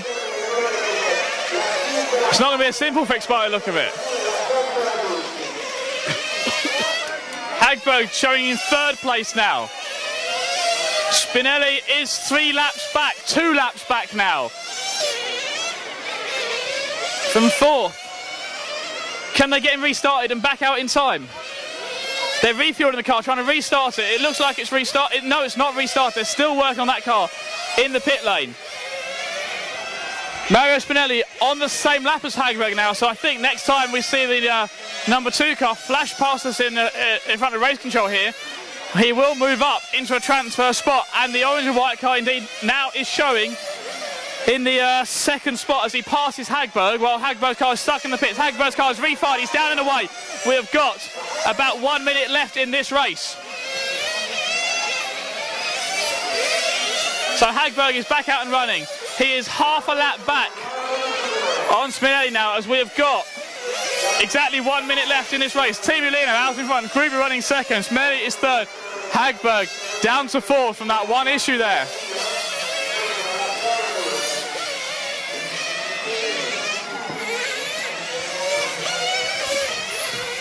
So into the closing stages of the race, and Team Milano continues to lead with his white number 5 car around this Lamberto Collari circuit in Italy. Hagberg back out and running, but running down still in the 4th spot. The number 2 car of Spinelli, but it's almost he's half a lap down and we're running out of time here, so very disappointing run there from Hagberg. We've got the last few seconds of this race. Team Milano is going to take the win in this one. Oh my God. So we're just waiting for the cars to come around and complete their final lap. Stop racing, stop line.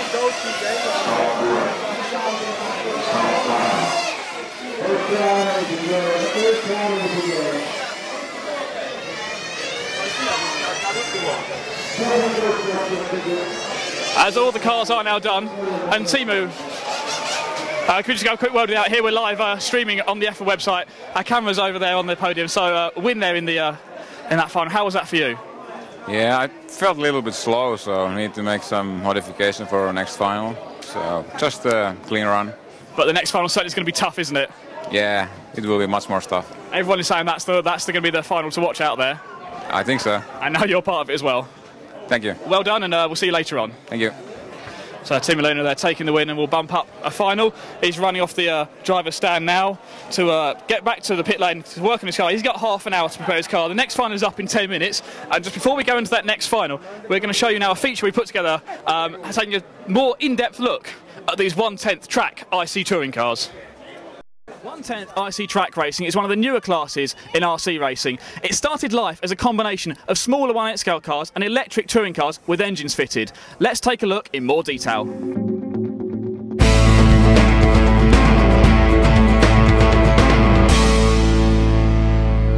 So Obviously from the outside it looks very similar to an electric touring car, but once we take the body shell off and then look inside the car, it's very, very different, isn't it?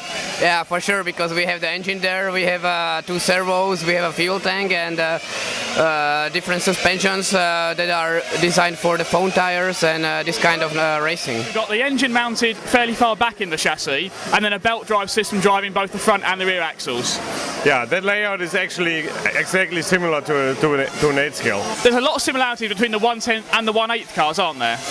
Yeah, there are some several things which are quite much the same, but the big difference is that we use the diffs in the front and the rear. In 1/8 we use the solid axle in the rear and the one-way in the front. And in my opinion, this makes the 110 a little bit more difficult to set up as well. So in many ways it is a scaled down 1/8 racer, but with gear discs fitted just like the electric touring cars nowadays. Are there any other similarities between electric touring cars? This is a difficult task, but to simply answer, it's the car. It has the 4 wheels, so it's very similar. No, the basic geometry is always the same. I mean, the knowledge that I have from the electric, because I focus mostly on the electric, I can transfer my knowledge into this category, and I see that it works as well. Equally, it works is the geometry, like the camber effect, roll center, ride height, toe out, toe in. All these geometry changes are working equally in this category and in electric as well. Now, all RC classes have springs and shock absorbers on them, and they're used as a tuning element. How does that apply to this 1/10 track class? Can you tell us about how you tune the shocks to suit the track conditions? For the high grip conditions, we honestly go a little bit softer with the shock oil, because the traction roll problem gets better with softer shocks on our car. When the grip is not that high, we go a little bit more hard. Also, the roll bar is quite much the same. It sounds a bit strange, because you think when you have a traction roll, you must go harder with the suspension and also with the anti-roll bars. But it seems to be the opposite. One bit that I don't understand is the 2-speed gearbox in the cars. We don't have those in electric racing. Is it complicated to set up? This is pretty easy. I mean, many people are thinking that it's too complicated, but it's pretty easy. I mean, you need to have the knowledge, or at least to be able to watch the others when you see when the second gear comes, and then you can copy the same. In this corner, I can feel it's coming too early or too late, and then I can close or open. Also, the 2-speed is changing according to the engine setup. For example, if I have a 2-reach engine, the second gear comes too late. So first, I need to adjust that. I have to be sure that I have the engine on the right temperature, and then I can adjust the 2-speed according to my needs. Some drivers need more a little bit earlier, somebody later. It depends also on the driving style. So it does sound fairly easy to set those 2-speed gearboxes up, but like with everything, there's endless tuning possibilities. Finally, the tyres. Now, they use foam tyres in 1/10 track racing, just like 8th and 1/12 electric racing as well. We've seen so much talk about tyres leading up to this event. Not only is it the compound of the tyres that makes a difference in 1/10 RC, but even the diameter of the tyres has a big effect on the handling, doesn't it? Oh, absolutely. I mean, yesterday in the fast one, the rocket one, you couldn't go higher than 59 in the rear, which is really small. But you have to do it, otherwise you have traction roll. Or you have to go slower, which nobody wants to do, of course. Here is very, very difficult for us with the tire, because the track on its own has a huge traction. And with the additive, the complete compound of the tire and hardness is different than before without the additive. And you change the compound of the tyres, the diameter of the tyres, and even the wheel stiffness as well. Yeah, for sure. I mean, this is also very important. The main problem of this European Championship I see is the allowed or the additive, because it makes the car to handle it completely different. Before we could handle the car much easier, but now with the super high traction, we are traction rolling, and we have to think about also these problems. In the past it wasn't, but if you did that with additive, you are not able to be as fast as the others, so you have to use it. And now is the main goal to find the right setup with the tire diameter and tire hardness. It's a difficult task, but if you find the best one, then you are the winner, because for example, but you have to be smart and think. If you see that your car traction roll, you need a smaller diameter, but you cannot go too small because you have no top speed. You know, it's just a complete package, and it's up to the driver how smart he is, and he's able to find the right setup. So 1/10 track racing isn't as complicated as I first thought. It's not just a scaled down 1/8 car, nor an electric touring car with a nitro engine fitted. It's a class all of its own. But like with every class of RC racing, it's all about the fine tuning.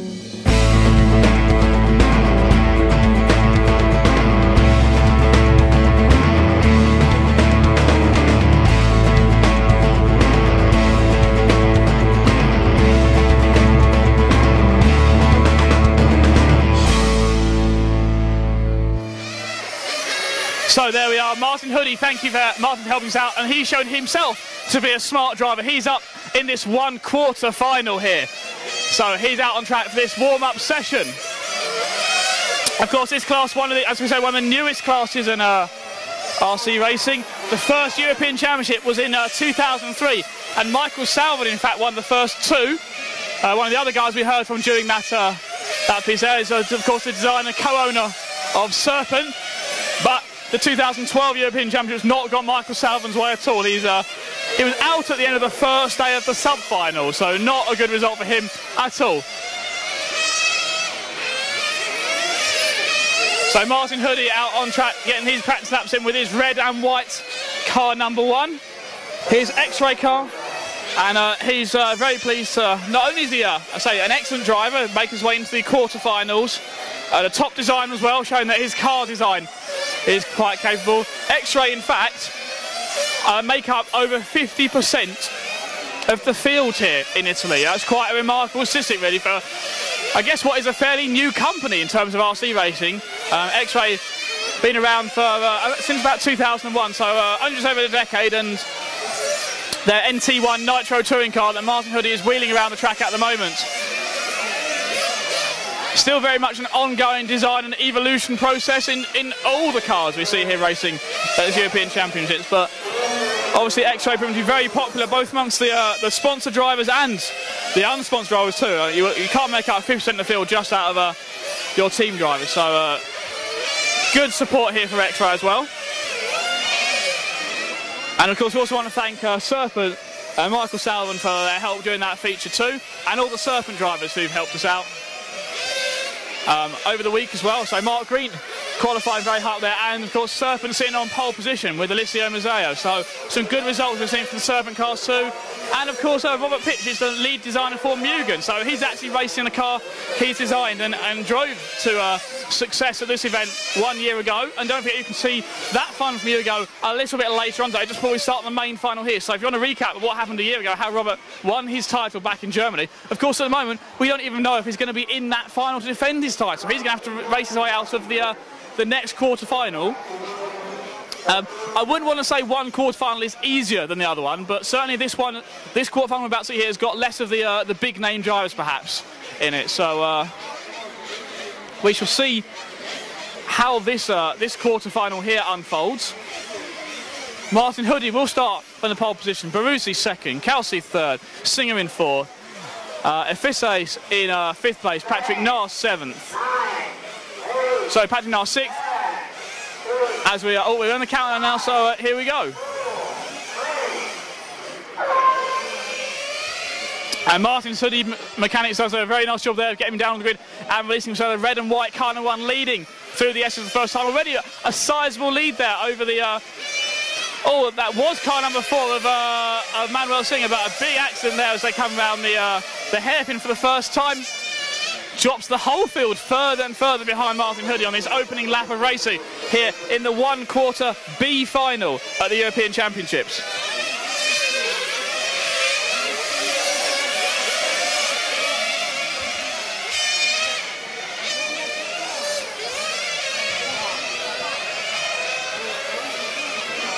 So Martin Hoodie leading, Patrick Nahr in the 6th car, shown in 2nd place. Patrick Nahr, of course, a driver we know from the B European Championships. So good to see him right up here in a quarter-final. That's an excellent result. And Matt, as an expert on the B Euros, good to see those drivers doing well in the quarter-finals here, racing against the established names like Martin Hoodie, isn't it?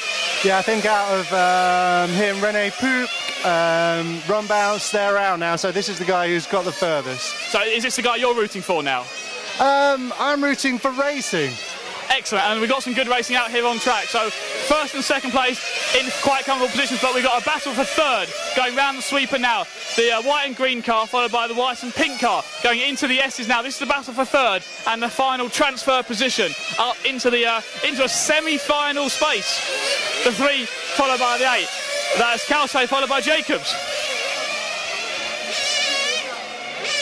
The men, Calce followed by Jacobs, then Singer is running in 4th. So Singer down in 5th place at the moment. And that's these 3 cars we have got together going around the sweeper. 3rd, 4th and 5th place cars through the S's. One of them is going to try and bump their way into the semi-final. But there is only space for 3 cars to go through. Hoodie's out in front. Nari's in second. And we've got this battle here for the 3rd and the final transfer spot into a semi-final.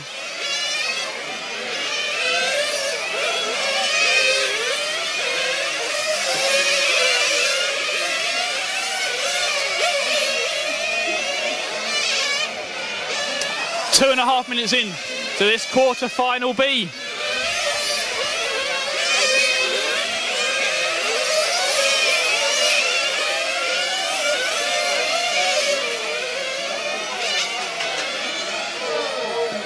As there's a car upside down that Hoodie manages to nicely avoid, as does Nar, and then we've got this battle. The cars are recovered before the battle gets there for 3rd place.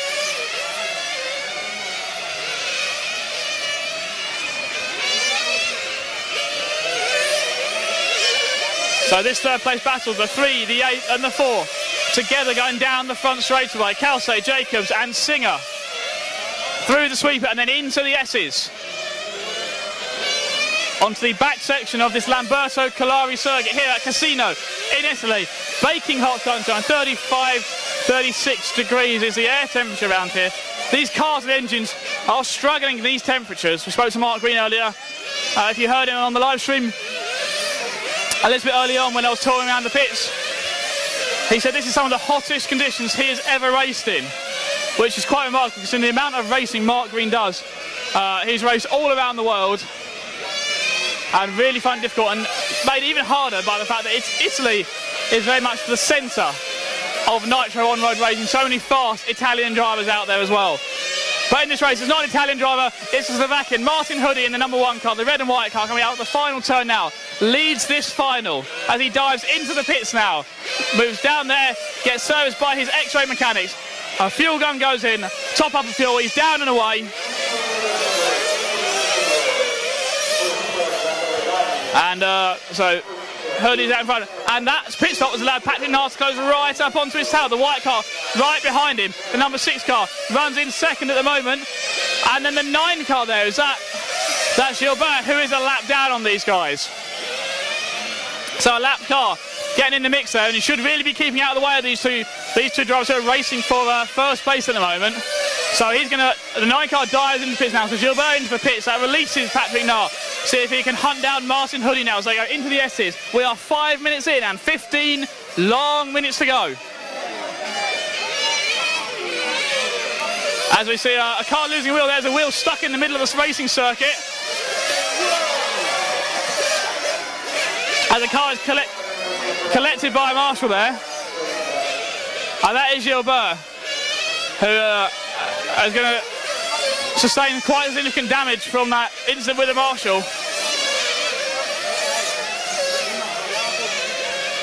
An unfortunate accident there, but it looks like Gilbert is back off and running, so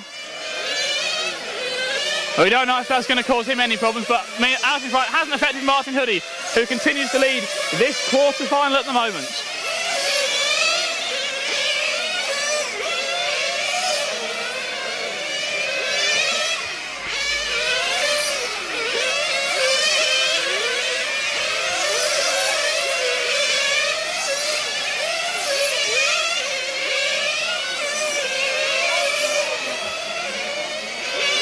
So Martin Hoodie in the 1 car out in front, Patrick Nara in the 6 is about 2 seconds behind at the moment.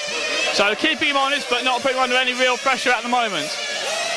The number 3 car of Calce was running 3rd, but now Jacobs is up to 3rd. Singer is 4th and Calce down to 5th. The 8, the 4 and the 3 battling still for third place as they come out of the last corner. The 8, the 4 and the 3 down the front straightaway. The white and pink car, the first and the yellow and blue car and the green car going round the sweeper and into the S's now.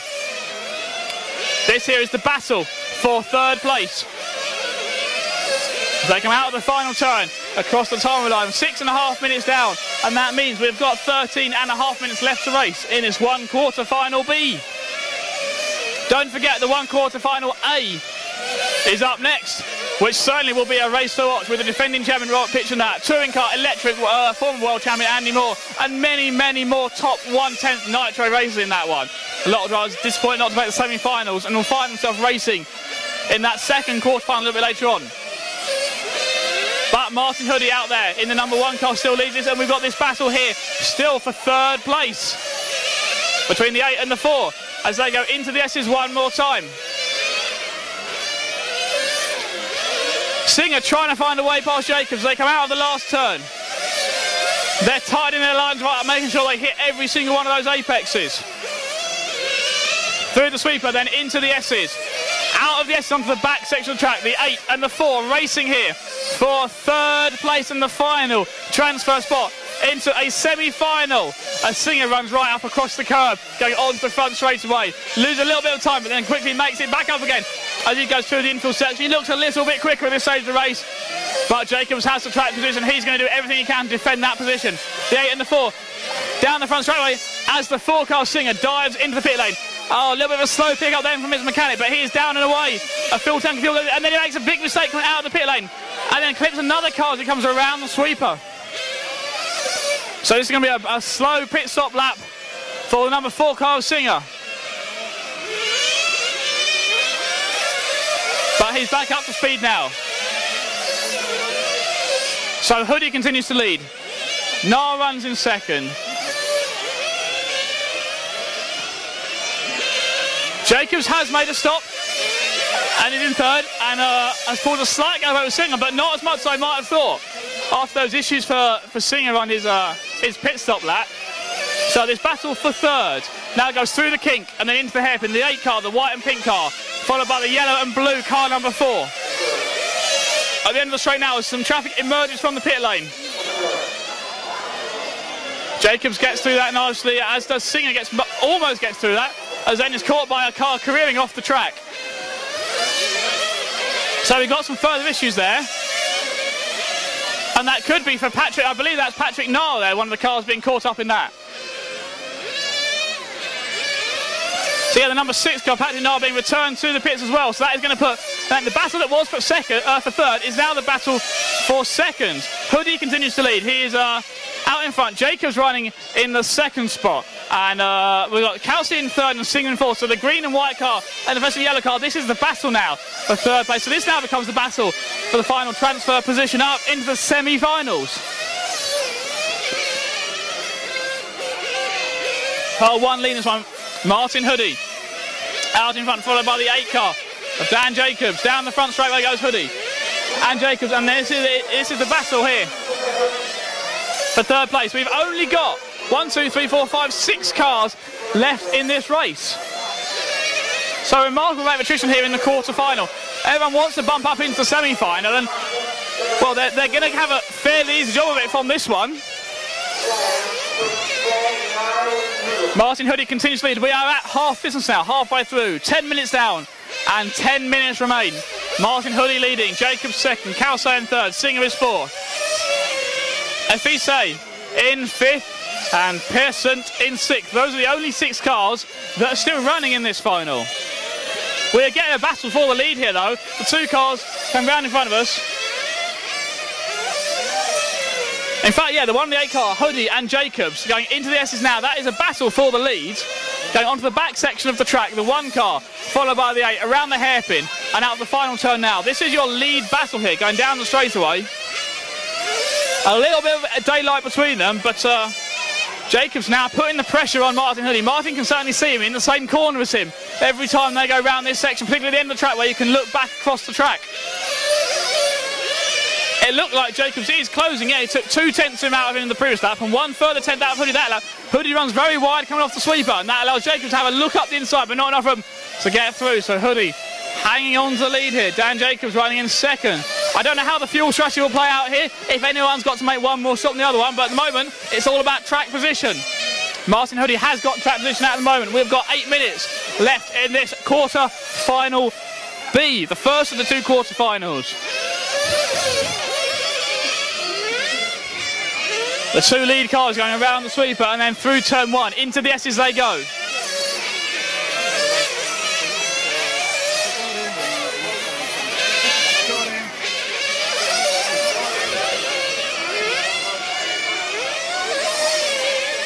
So pit stops occurring there, and that's allowed Jacobs to jump in front of Hoodie through that pit stop sequence.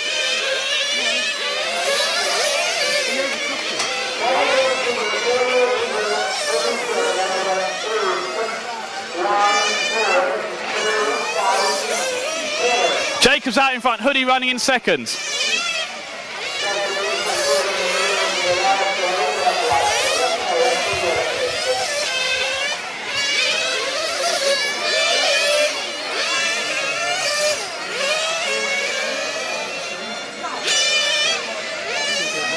Jacobs running in the lead, Hoodie running in second spot in the back section of the track.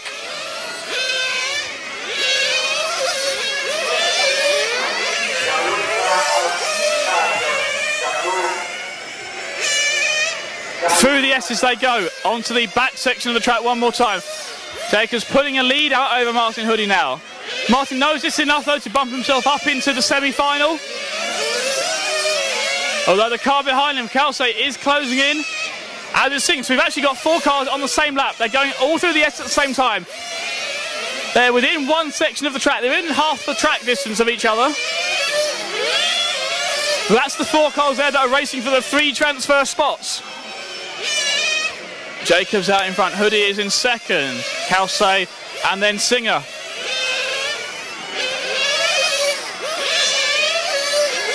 So on board here with Martin Hoodie as he powers down the main straight with his X-Ray NT1 Nitro touring car. The leader, car number 8, goes through the kink, out of the last corner and across the timeline, and Hoodie across the timeline now. The gap that time by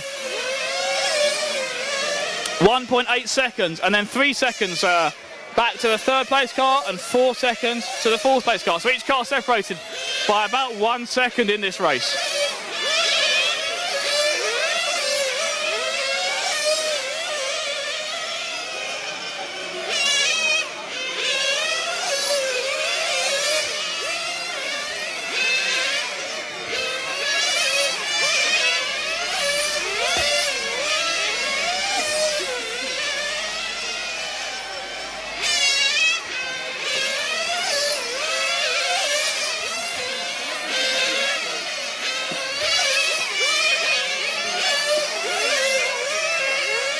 So now Martin Hoodie has now got to worry about the car behind him, the 3 car of Kalsay.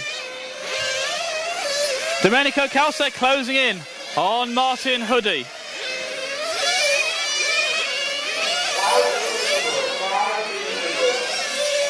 We have 5 minutes of racing left in this quarter-final B.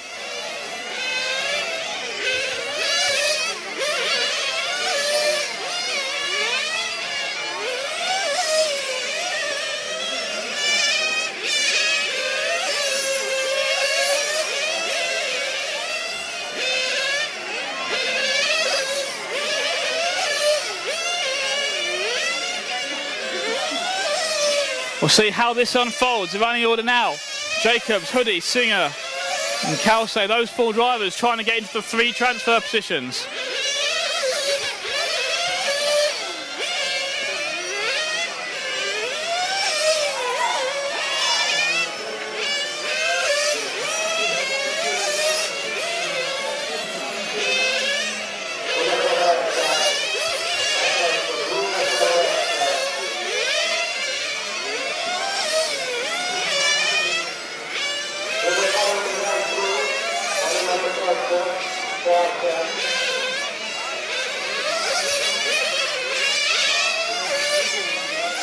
As Martin Hoodie dives into the pits now.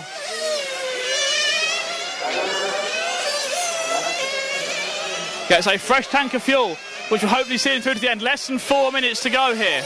He appears just in front of the number 3 car of Calsay. Singer was elevated up into second, but comes into the pits. So Hoodie and Calsay running for the final transfer spot. Also the second and final transfer spot. Second and third in the race. They want to get up into the semi-final.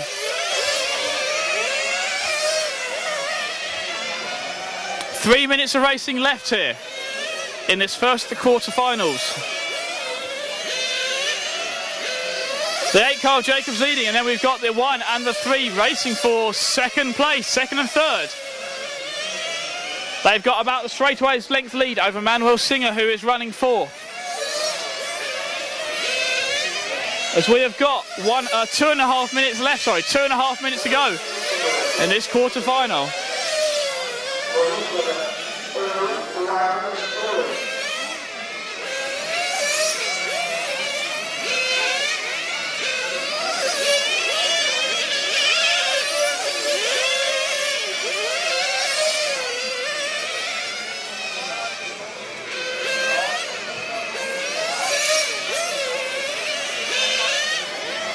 And now look at this battle we've got here for second place. The 1 and the 3 together as they go down the straightaway. The red and white car and the green and white car through the sweeper. Hoodie followed by Calsay as they go into the S's. There is 2 minutes exactly on the race clock. Out of the back section of the track, through the hairpin, out of the last turn and across the timing line they go. Calsay looks up the inside down the straightaway. Hoodie gives him enough space, realises he was going to lose the place, doesn't want to get involved in an instant. Hoodie drops down to third. Calsay is up to second. And Manuel Singer is a couple of corners behind, running in 4th. Is there enough time for him to close in as Calsay dives into the pits? So Calsay having to make an extra pit stop in the dying minute or so of the race. 1:45 to go, so that releases Hoodie once again into second. So Hoodie comes out of the final corner, down the front straightaway one more time.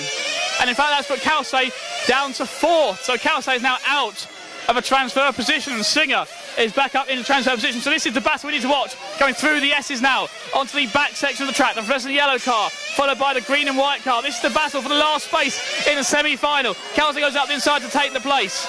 Singer drops down to 4th with 1 minute left in this race. 1 minute to go. Has Singer got any time to respond to this? His car's looking very, very loose. That fluorescent yellow car gets very, very sideways. He's just trying to hang on to 4th place now, I think, which that's not going to be enough to get him up into the final, but he has to hope maybe one of the cars in front run out of fuel in these dying seconds of the race. The race leader goes around the sweeper into the S's now, so the race leader with about 3 laps left. Through the kink and into the hairpin he goes, out of the last corner and onto the front straight one more time.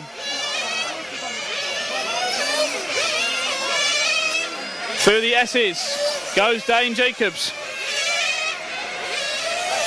with 20 seconds on the clock as he hits the timing on the sunbar. So this lap and then one more as he brakes heavily to avoid going to the back of Singer, who gets very out of shape going around the sweeper.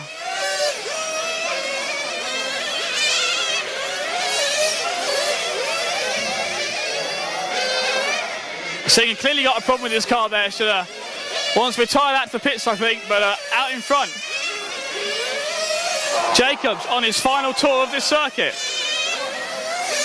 Around the back section of the track, into the hairpin he goes. Out of the final turn, across the line, he moves up to the semi-final. Hoodie finishes in second place. Calsay's done enough to finish in third. Those 3 transfer into the semi-final. So Jacobs, Hoodie, Calsay have around about half an hour or so just to tune their cars. So Hoodie certainly wants to find out why he dropped off pace so much during that run, and see what happens when you get into the later finals there. This is 50.1. So if I make our way down to the pits, we'll see if we can grab a chat with Martin Hoodie and see if we can perhaps find out from him what happened during that final. He looked like he was running very, very strongly in the start of it, but as it went on, he looked to drop some pace and then was just a case of hanging on to a transfer spot towards the end there. So let's head down into the pits and see if we can find Martin now. As the track falls quiet while we wait for the next final out, which is the 1/4 A final, and that's a lineup of superstars, definitely. So heading to pits here, I can just see Martin over at the back of the circuit, back of the pit area here. Let's come and see if we can have a quick word here with Martin following that quarter-final run there. So Martin, can we just grab a quick word with you? And you looked really strong at the start of that run, but as it went on, it looked like it just dropped off a little bit of pace towards the end. Yeah, because when I went to the straight, somebody went out from the pits and I hit him full power. He just get into my line and he braked my car. So I was driving for 15 minutes for a broken car, so I was super pissed. So it was a broken car there then that was causing it. So you have the speed in the car, you think, for the semi-final, get it repaired in time? Yeah, for sure. At the beginning I was just pulling away. I was driving easy. I was just driving easy, and I see that I'm pulling away, and then after the broken car I had to push hard, and I didn't know what brake, but it was one side did oversteering, and into the second side it was no steering at all, and my car even didn't go the straight, so I had to on the straight I had to trim the car all the time, so it was super shit. So you got half an hour, I suppose, just to calm down and recoup your thoughts and get back out there. But you're in the semi-final, that's the most important thing, so still got a chance of making it into that main final, which surely has got to be the aim. Yeah, thank you. We'll let Martin get back to recovering his composure there, and he can get back out on track a little bit later on, but I suppose one driver I do need to come around here and talk to is Alexander Hagberg. Alex, a disappointing qualifying for you, and then it didn't really go much better in the finals either, did it? Yeah, I mean, I had a lead of 3 laps when the second gear broke, so I mean, it kind of summarized the week for me, I guess. Just a lot of bad luck, really. Yeah, I guess. Now, obviously, you had well, I suppose a lot of bad luck as well at the electric touring car worlds a few weeks ago, and before that, you'd had an awful lot of good luck, really being up there challenging podiums in most of the races you're competing in. So, how does it feel now to kind of have that bit of a downturn at the end of the summer, I guess? I mean, just like in life, you always have bad luck and you have good luck. So, I mean, it has to come sometime. The bad races too. And I suppose it's better to have a bad race now, and you look forward to the Worlds in Thailand in a few months' time. So I guess preparation's now focusing on that. I mean, this will make me even more motivated to do well there. So I'm sure it will do. But yeah, certainly look for a good result from you in Thailand. Certainly one of the guys that people are talking about as challenging when we get to the World Championship. So I wish you good luck for that, and hopefully you've learned something at least from this weekend. So we won't have those same issues when we get to the World Championships. Thank you very much. Thank you. And we'll look see Alex at the Worlds, come up at the end of the year. So this race isn't about qualifying for the Worlds. The guys that have made their qualifying time. Hello, everyone. Anyway, I'm walking around the pits, and while you're filming me then, let's go back into the pits here, and you can see just to my left here we've got a big scoreboard, all the results are going up here. So if you see loads of drivers around this area of the track, that's what they're doing. They're looking at all their lap times from their races. And we can find all the heat listings and everything else up on here as well. And that tells me that out next on the track is going to be the 1/4 A final. And we can see the scoreboard down at the far end of the track displaying the names of the drivers who are going to be out in this one. And what a lineup this final is. Andy Moore, Ronald Volker, Francesco Tironi, Rico Krober, Robert Pietsch, Eric Dankel, Carl Branson, Timu Leno, Tony Gruber and Mario Spinello. What a lineup this is going to be. And this is just a quarter final we've got here going on. So these guys trying to, well, there's 3 spots up for grabs in the semi-final firstly. So that's what this is all about. It's just been in the top 3. I can't pick 3 out of this lot that's in here. Maybe you can at home. I'm going to head back up to the commentary box now as the cars are fired in the pit lane. And they get ready for their warm-up session. We've got about a minute and a half before the cars are released onto the track for their warm-ups. So I'll just make my way back up the steps to our perch. We have our balcony overlooking this end of the circuit. I get to make my way through race control, which has got air conditioning in it, so that's quite a nice little walk through a cool room before we emerge back out into our commentary position. So Martin Hoodie is sounding very upset there after that final. A broken part on his car. His car's still in scrutiny, so we couldn't exactly find out what was broken at that stage, but no doubt he'll have a look over it and then get back out on track later on. Do apologise if you did hear any bad language during that interview. Of course, that was Martin, very emotional after that run, but he's through into a semi-final, which is the most important thing. He still races on here in Italy as the drivers are on the driver's stand preparing themselves for this race. Let's have a look. We can see some of the drivers there. We've got Ronald Volker in his bright blue t-shirt on the right-hand side. Next to him is going to be Carl Branson. Simi Laners next to that, Eric Dankel, further up there, and then far down the far end, Robert Pietsch, the defending European champion. What's he doing in the quarter-final? That's not good. Matt, up here in the commentary box with me now. How can we sum up Robert's qualifying, really? Unfortunate. I think that's a good word for it, yeah. Never got the runs he needed in the right track conditions, did he? He's not let it phase him, though, has he? He's approaching this completely positively, not downhearted. He's got the mentality of a champion. He's got the win under his belt from just 2 weeks ago in Portugal. We'll take a look at that race after this, in fact. So I'm fairly hopeful for him. Yeah, I spoke to him this morning. Hopefully you heard that as well on the live stream. And he seemed very composed, very relaxed. It was just a case of taking this race as it comes. He knows what he's got to do. And we can see him out there now. Look, he's not out there trying to battle around the front of the pack. He's just picking some clear track space at the moment. Not about, let's not get out there and race other cars during this warm-up session. Let's just keep calm, find some empty track space, try the car out, push it a bit, see what it does. I think the other good thing about a good sportsman is how you behave when things aren't going well. And yesterday when we went to interview him, he sort of said, we kind of got to speak to you because things have gone so badly. It would be the elephant in the room not to sort of mention something. And he was completely, yes, of course you got to speak to me. And of course I'm not happy, but yes, I should explain what's going on. And he did so very well. And, because he's a good guy, we wish him the best. Absolutely. And good luck to all the drivers out in this final.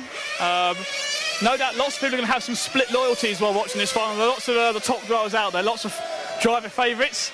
And I'm not going to ask any of us not to try and pick our winner, but... Yeah, well, it's interesting because obviously we've got the two new Hot Bodies cars, the two HBs out there. Timo obviously bumping up, well done to him. Andy, I think, quite surprised to be where he is. Very good driver there. Well, yeah, we know Andy's a good driver to start with. Yeah. It's clearly a good car as well, even though it's in prototype form at the moment. Yeah, and I think the whole team will be very pleased with how things are going so far. It'll be interesting to see what happens if the two of them get themselves into the third position. It will. We'll see if we have any team orders going on there. But I spoke to Andy when we first got here a few days ago, and he knew it was going to be up against. He hasn't raced a 1/10 nitro touring car for 8 years, he thinks, and he said his aim was to make the quarter-final, and he's put the car on pole in the quarter-final, just missing out on making a direct semi-final space. And this is a man that generally drives for under 10 minutes. He told us he's only ever driven for 20 minutes once, and that was off-road at the Neo. So, the concentration is completely different. I mean, I have no idea how you approach it, but when you set yourself up, and I think we're about to get started. We are about to get started. I'll shut up then. Okay, as Andy Moore has a towel up there with him on the driver's stand, wiping his face. And his arms now, so maybe he's just had a shower or something, or he's just quite hot and sweaty. I just stepped out of the sauna into the sauna. Right. As he's got that towel there in front of him, so I don't know if he'll be picking that up to use that during the race, or focus more on the driving, perhaps. I think he will, yeah. Yeah. Probably for the best. Talking of which, I've got a nice towel here in my commentary box for patting my head down, as I've been out in the pit lane, which is very hot and sweaty. All the hot air being compacted into that pit lane with a lot of hot tempers as well, following that last race. Well done to you for approaching the doctor, Mr. Hagberg. Expressing his emotions just as much as Martin was. Yeah, very disappointing for both those X-Ray drivers. Oh, we got a problem for Andy Moore. Andy Moore's car being carried off the starting grid before we get started. Rush back down the pit lane. And he's started, so his pole position advantage is gone, and he's now 3 corners, 4 corners, 5 corners, 6 corners, half a lap and more behind as the cars stream around this first lap, trying to find a way past. Volker from the effective pole position drops down to second, and it's going to be Tironi who leads that one. Volker in second. Andy Moore's car still not restarted, as we've got someone else diving into the pits there for a stop-go penalty. And that was Dankel getting a stop-go, probably for a jump start then, or car not being down in the box in time. As we have a big gaggle of cars all together going around there. Andy Moore still not restarted yet, so, he doesn't need a towel now, does he? Oh, what ridiculous look there for Andy, on pole. He didn't even start, did he? He hasn't. He's now down and away, and he's going to be 3 laps behind the field as he sensibly waits for the whole field just to go through. Oh, no, he doesn't actually. He's just stalled the car again. So, big issues here for Andy with that prototype car. Well, yeah, and he's got... Technically, there's 2 mechanics working on his car now because Timu's mechanic will shift over to help him out. Until, obviously, Timo needs to pit, and they're going to work on that together. But obviously, there must come a point where they just say, well, this is just essentially a practice for the Worlds now, maybe? I think so. And, well, he's now 4 laps down, so Andy Moore's Euros is, I don't want to say over, but anything can happen in a 20-minute final. As he said himself, I don't think he quite meant that was going to happen. Anyway, let's focus on what is happening out on the track. And out in front, Francisco Tironi leads it. Robert Pietsch is up into second space, so let's put qualifying behind him, get out there and race his heart out. Started 5th on the grid, effectively 4th with Andy not starting, but up to 2nd place already. And clearly a very, very fast car there for Robert Pietsch, as we'd expect. Volker behind him is running in 3rd. Those 3 in place to move up into the main, the semi-final first. We're even starting about the main final. This is still a quarter-final.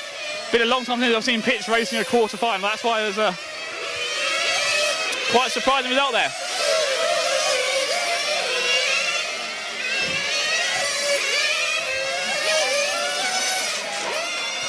As we see a car upside down in the middle of the front straightaway. The 7 car, they have Kyle Branson being recovered to his mechanics. That's didn't drop him down a lap or so. And Andy Moore back out and running, we can see now, but here's 4 or 5 laps behind. The race leader, number 3 car. Pietsch in the number 5 car, coming out of the last corner and then down the front straightaway. The white, pink and green car running in 2nd now.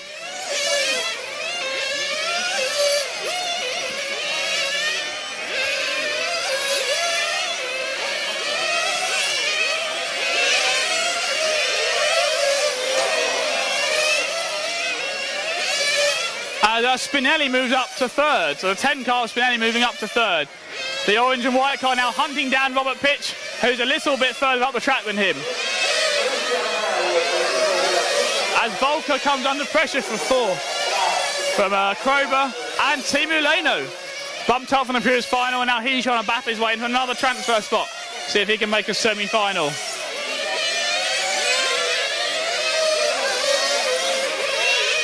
As we see Spinelli diving into the pits at 3.5 minutes, so he is running a qualifying fuel strategy here. 3.5 minutes between pit stops for him. That does mean he can run the end with a bit more power, but he will have to make at least 1 extra pit stop then probably. As we see Tironi doing the same thing in at 3.5 minutes. The race leader Pietsch. That releases Pietsch out into the race lead. I would think Pietsch is going to be on slightly different fuel strategy here.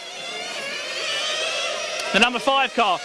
Coming out of the last corner, down the front straightaway now goes Robert Pietsch, leading the race. So he is indeed on a different strategy from the other guy, from Francisco Tironi.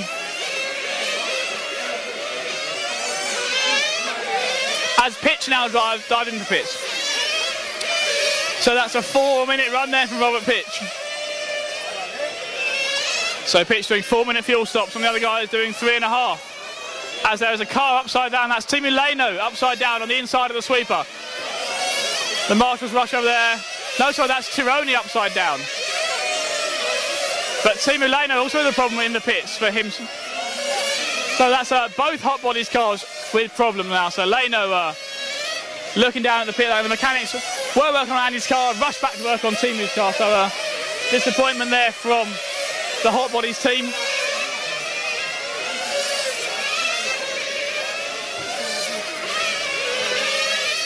So Spinelli leading, Pietsch shown in 2nd, Krober 3rd and Dankel in 4th at the moment. 5 minutes in, 15 minutes to go.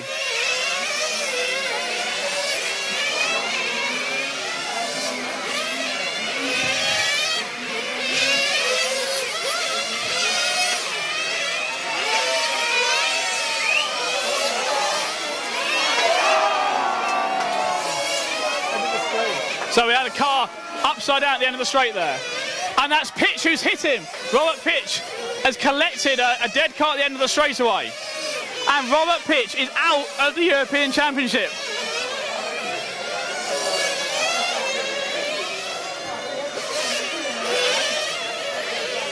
So Robert Pietsch mechanics get to work on the car. They've got it restarted. He's down and away. Let's work out where he is at the moment.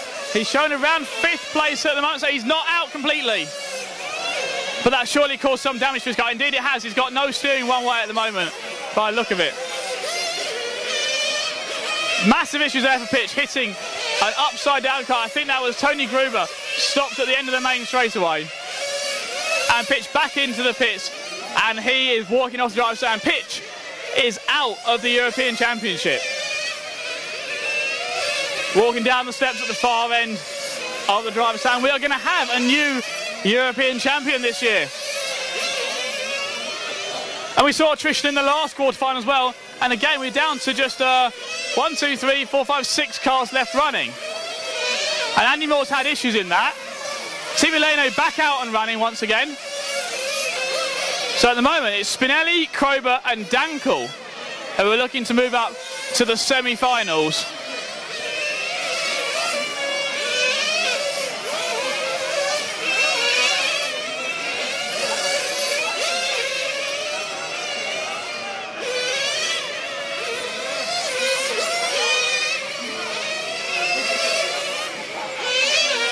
As we see the 10 car of Spinelli diving into the pits, he was the race leader.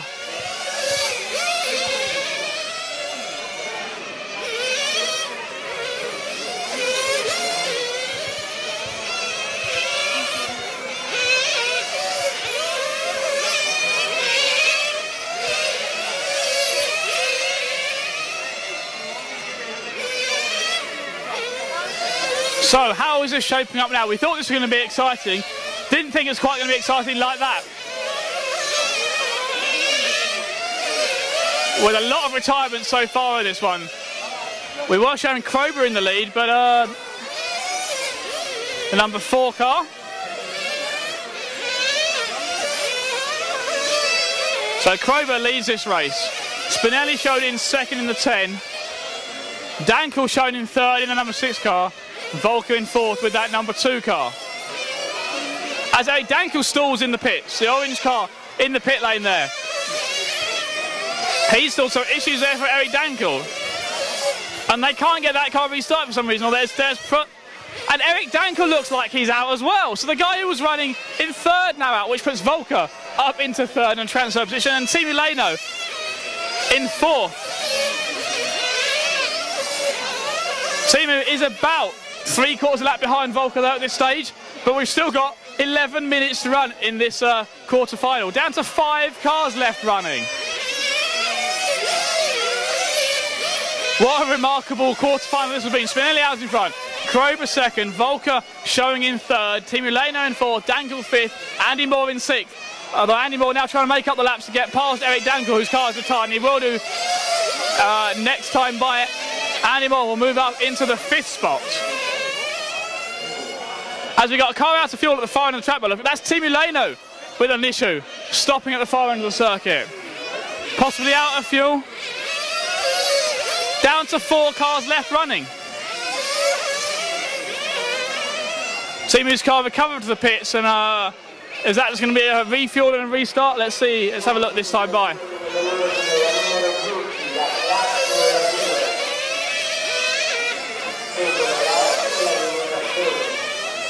So just to run you through the retirements, we had Kyle Branson out with a number of rolls.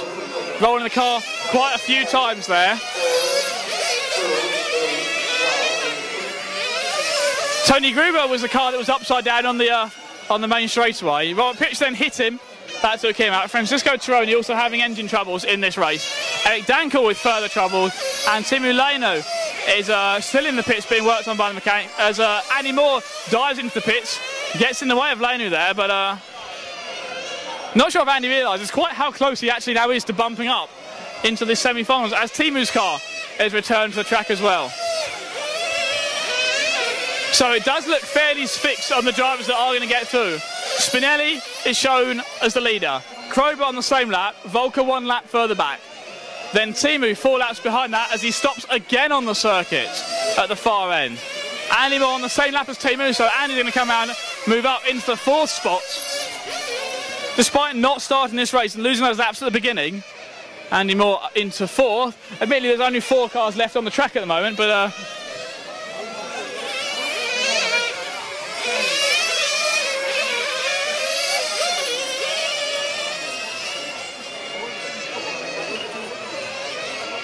Andy Moore 5 laps behind Ronald Volker, who is running in 3rd. But well, how long have we got left? 9 minutes of racing left. Just under 9 minutes to go. So still plenty of things could happen.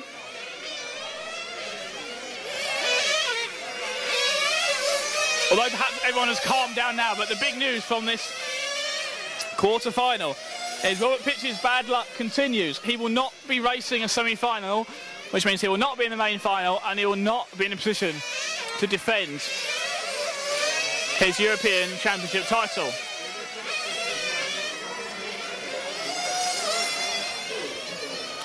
Seen Ronald Volker flashing into pits there for a refuel. But it's the number 4 car of Krober who continues to lead.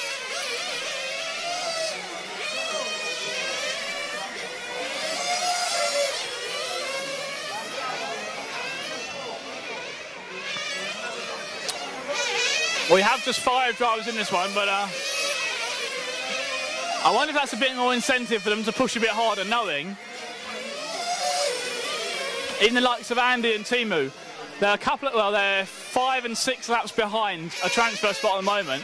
But if they can push the other guys hard enough into a mistake or running out of fuel, that'll gain them a couple of laps back for sure. As we see a stop there for, that was Spinelli coming in for the pit stops, or was that our leader? I can't. That was our leader. Krober came in for the pit stop then.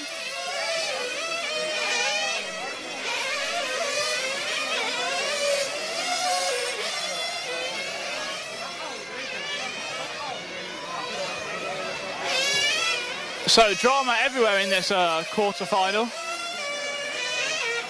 Right from the start with the poleman Andy Moore not taking the start of the race after stalling his car on the starting grid.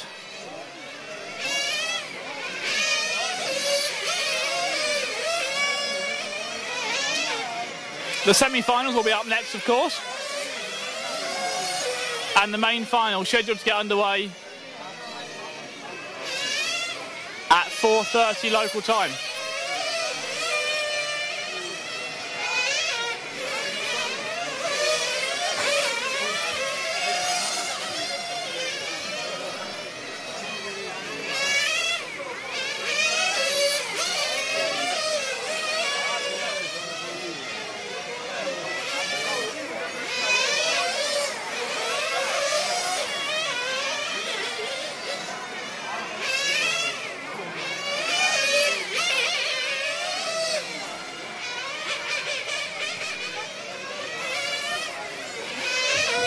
So Spinelli showing as the race leader, Krober showing in second. As those 2 drivers dive into the pits. Get their refuel. Andy Moore now into the pit lane as well. For another top up of fuel. He's I think he's yeah, Andy Moore's made 1 lap back over Volker so far. But I don't think that's going to be quite enough as we're into the final 5 minutes or so of this race.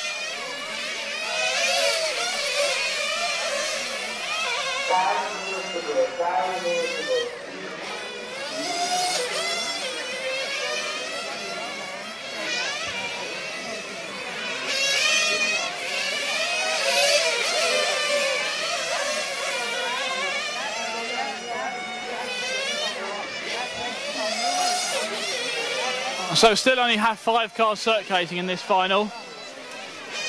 Quarter-final here. Spinelli, Krober, Volker. It's shown as the first 3, and it looks like, has Volker got an issue there, or is he ran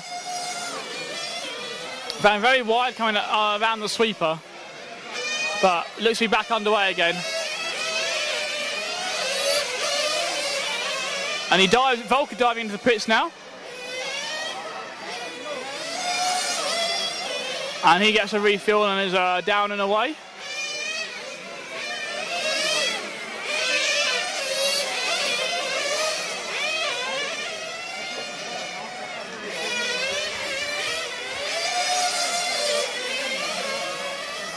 So Spinelli leading, Krober second, Volker third, Andy Moore in fourth, Timo Lehner in fifth. The only 5 cars left running after an incident-packed race.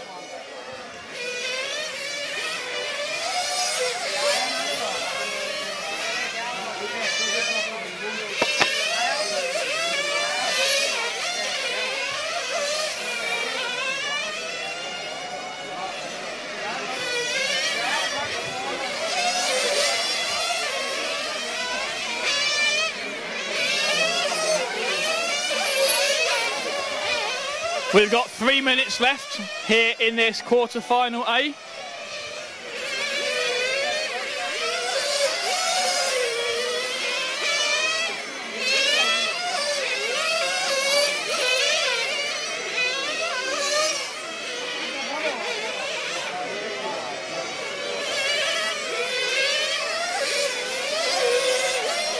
So we're watching here the race leader, Mario Spinello.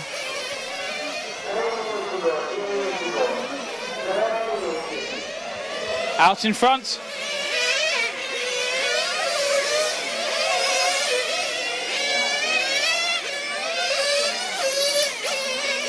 As he comes into the pits again for a top up of fuel.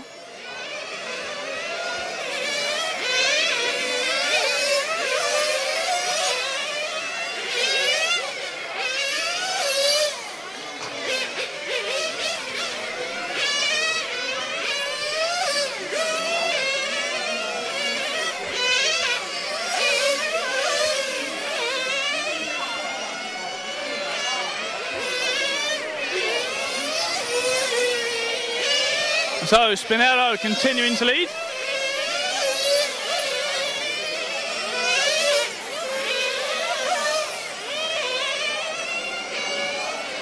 Krober still in second, Volker still in third, and Andy Moore still in that fourth spot, ruining those 4 laps he lost at the start of this final.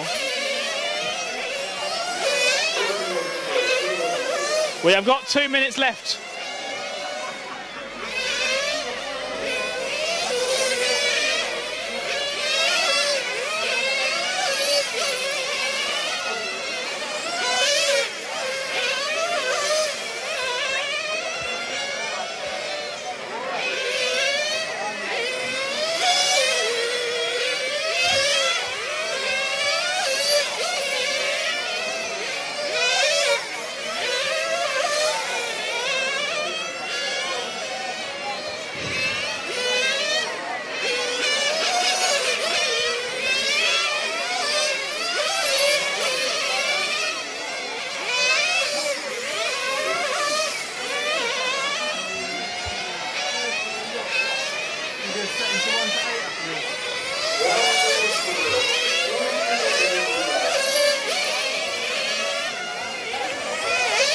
So in the final minute of this quarter-final, I think the finishing order is pretty much set there. Spinello, Krober and Volker.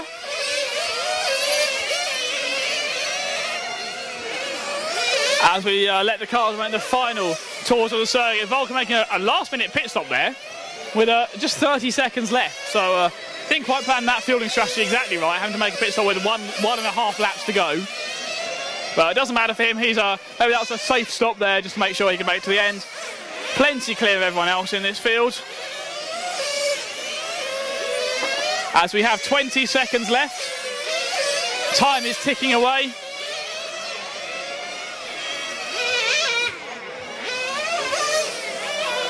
Ten seconds to go. Mario Spinello in the number 10 car. Comes out of the final corner. He has to go around one more time. He goes down the front straightaway. Time has expired. Krober finishes in second place. And Ronald Volker secures the last bump-up spot into semi-final as Spinello comes out of the final turn to win the quarter-final A. Spinello, Krober and Volker, the ones that move up. Andy Moore in fourth, Tim Milano in fifth. Then officially it's Dankel, Tironi, Pietsch, Gruber and Branson.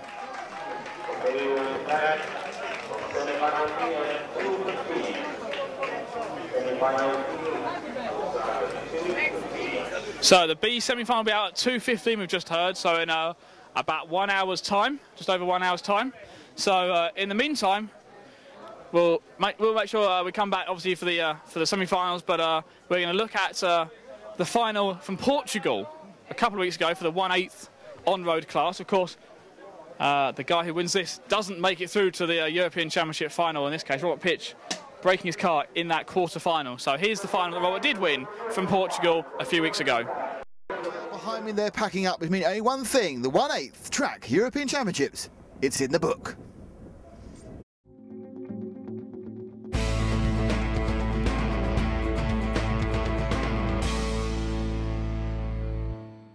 So after two pretty dull semi-finals, we were keyed up for a great final. Pietsch on pole, Pico in second, Collari in third. Let's join the A final. So as the drivers line up, after a 10-minute delay, Michael Salvin had taken a slight problem with it. He destroyed an engine in warm-up. But anyway, it was all about the front of the field, and that was, we thought it'd be Robert Pietsch against Roberto Collari, and either Albert Pico or Balestra, perhaps a lazy would be able to go, but it was off the line. It was, of course, Robert Pietsch who got a superb getaway. In fact, Collari went back to the 7th in a melee on that second corner. He comes straight down here, sweeps into that left-hander the first time, and the field follows him through, with Balestra now happily into second place, making most of Collari and Pico's problems. Well, we soon began to see a pattern emerging, because whilst we're looking here at a very impressive Italian Balestri, it was Pietsch who was able to really put down some massive time. It was incredibly quick, because he was basically running the car very, very aggressively. He was planning to do a number of pit stops, many more than the others for tyres, and this was going to be the crux of why we end up with a fantastic tactical battle. Pietsch, by far the fastest car, as we can see him here flying round the circuit, taking all the hay, a lot more grip and looking a lot more in control at this beginning of the start of the race. But he was also about half a second a lap faster than anybody else on the circuit. And this was going quite well normally. He had a little bit of a coming together here with Andrea Pirani. He was lapping him actually. Andrea just waiting for a bit of a dive that wasn't there and paid the price. So Andrea left nursing some wounds after an attempted repass and unlapping himself, which I don't think he's especially pleased about. Collari was going around his own merry way. He had a very good consistent pace, which was about 2/10 or 3/10 a second slower than Pietsch, who we see here. Now Pietsch was very, very quick, but he was doing that because he was going to make multiple tyre stops, 3 stops in all in fact, compared to Collari, who in the end only made 1. Now you're thinking, well, how does that matter? Well, of course, even though he was half a second faster, he was unfortunately going to have stopped for a very long time. You see they were taking him for one of these pit stops. It's lightning quick. The fuel's already gone in. They now use 4 quick release bolts. Sort of clip one off. That's the front 2 done. They're the back 2. So let's have the right hand side, and away goes Robert. But that costs him each time about 12 seconds. And it doesn't make much to work out. The 12 seconds at half a second a lap is about 24 laps to catch it up, and that is pretty much the time it's taking in between stops. Balestra, meanwhile, was really doing well. He was kind of alternating the lead. First, second, third was really changing between Collari and Balestra. As he put, Collari is slightly ahead, and we're now entering the final phase of the race, and we're waiting to see how the stagger unwinds. Collari, in fact, has now picked up the lead, and they are now finishing their final stop. So, after 3 tyre stops, that is Pietsch just behind Collari. Collari after 1 tyre stop, he's just ahead, and we are in the last 2 or 3 minutes of the race. It was all to play for, and in the live action, it was one of the most exciting things we've seen. As will Collari be able to hang on, or can Pietsch come out, or will Balestra be there to pick up the pieces? Collari, the 9 times world champion. Pietsch, the single world champion. He's the most recent one, but Collari is the current European champion. These guys have defined 1/8 track sport for the last, well, I suppose between them about 25 years. Though Pietsch only released the last 2 things. Pietsch has, you see, has that greater speed. He's running tyres though, which are he changed it earlier, so he's running tyres that are slightly older, but certainly nothing like as old as Collari. Collari's tyres about 22 minutes old here. Pietsch is around 12. He's got a lot more grip. He comes inside, little touch there between the 2 of them. But it's a clean battle so far. Can he get it? And up the inside? No, they're side by side. They go around the start finish straight, and a great move there. Pietsch round the outside. He now goes into the in and through the out, and Collari drifting better. Can Collari? He slides across a curb himself there and drops way back into the clutches of Balestri. So will second and third change? Can Collari keep that performance up? Will he be able to get second runners up? Or will he be relegated to the bottom side of the podium? But Pietsch there, he's showing it looks like that this multiple tyre change strategy. But oh no, Balestri going for that stop. That puts Collari off on its own. But in fact, Pietsch is not putting away as fast as we thought. So, Pietsch has got ahead. Perhaps he's pacing himself now. Those tyres are not as new as he wanted in Collari. The man who can sense, but he's been in this position many times, hunting down a man on a different strategy. We've got a tortoise and a hare, though the tortoise is pretty quick, but the hare has got away. He's been faster over a single lap, but he's changed 3 times his tyres. This is like proper endurance racing in 45 minutes. Is it best to be fast from the track and spend more time? Another big wobble there, and that's going to give a chance for Collari. It looks like Pietsch has got a problem.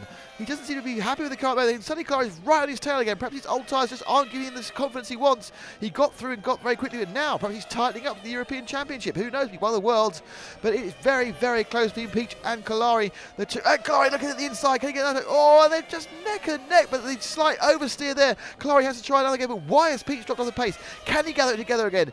It is really he had the fastest car, but Collari took the car, stayed out the pits the longest, and that's what endurance racing is all about. And 45 minutes with his car, that is an endurance. We've had a fantastic final here, and this last 3 minutes are great. It looks like Pietsch got back together again, but we just don't know. He is just one error from losing the whole thing, or perhaps half a lap of good drive from winning it. Collari, the Italian, Pietsch, the German, Pietsch on the Mugen, Collari on the Capricorn. It is all to play for with just a lap or two to go of this event. In fact, I think it's 2 laps, and that's all there'll be as Pietsch moves around. He's out the out. He's going to come up the straight. They run down this straight about 80 miles an hour. Sharp left at about 70. Well, you avoid that grass AstroTurf, because that'll kill. We've seen a number of cars kill that. But Collari's not letting go. He's closing back up again. Will the back marker get in the way, or will they, as they start their final race lap?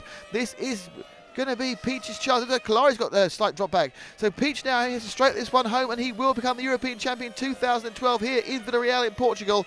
And he has really played the long game, because he has tactics, which meant that he's often been as low as 4th. He's been in the lead, he's been second and third. Balestri, Collari and himself have been the class of the field. And Robert has won the race, and he's now just doing the slow down lap. He's in at full speed, but he's in a slow down lap because he is the winner of this year's 1/8 track IC Championship here in Villarreal, Portugal, and a well-deserved winner, Robert. He's really played the longest, fastest person the whole time, and up on the Rossum, absolutely pumped, the German. Fantastic. Getting the congratulations from Dario Balestri, the 3rd place man. That was a fantastic drive. Let's hear from the top 3. All right, so we are here with Robert Pietsch. Robert, has your heart settled down from those last few laps yet? Yeah, the last few laps was crazy for me because my glow plug was broken the last 10 minutes. And I need to bring back the engine always on the straight, because you can feel it when it goes down with the power, and then you go back with the throttle, and then the engine comes again. And then I saw that I can fight against Collari, and then I overtake him. And after the engine goes worse again, and I was really nervous about the engine, but I did it till the end, and it was really nice fight in the end. It was a race depending from the tire consumption, because it was very high. It is very high, the tire consumption. So this consumption, this high level of consumption, it really conditioned his performance. So he did his best. Innanzitutto ringrazio. During the semi-final, he realized that he could do one change of tire less than the other people. So he took in consideration this, but on the race, this one, because he was pushing very hard, he brought him to make some mistake, and that's all. But anyhow, he's happy anyhow. So a quite brilliant race, and I'd like to thank Frank for chatting to all the guys afterwards and making sense of their strategies. Frank, what did you think of that 45 minutes of intense chess followed by straight out speed? Oh, it was amazing. I loved watching it. Best racing I've seen in quite a while, really. It is remarkable how these scale cars produce full-size thrills and spills, and that's what we'll be doing next week when you can join us in Austria for the 1/8 Buggy Euros, where we live streaming again on F1 and www.rtracing.tv. But until then, it's goodbye from Portugal and Villarreal and this fantastic track and Frank's new love of asphalt. See you soon.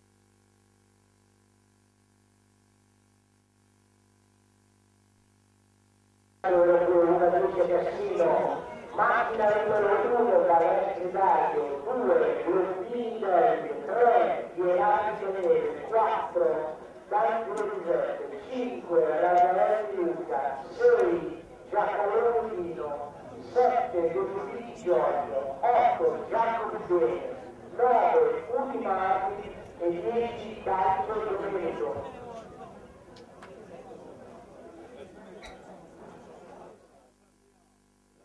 About 4 minutes away, we go from the first of the semi-finals. Started here in Italy.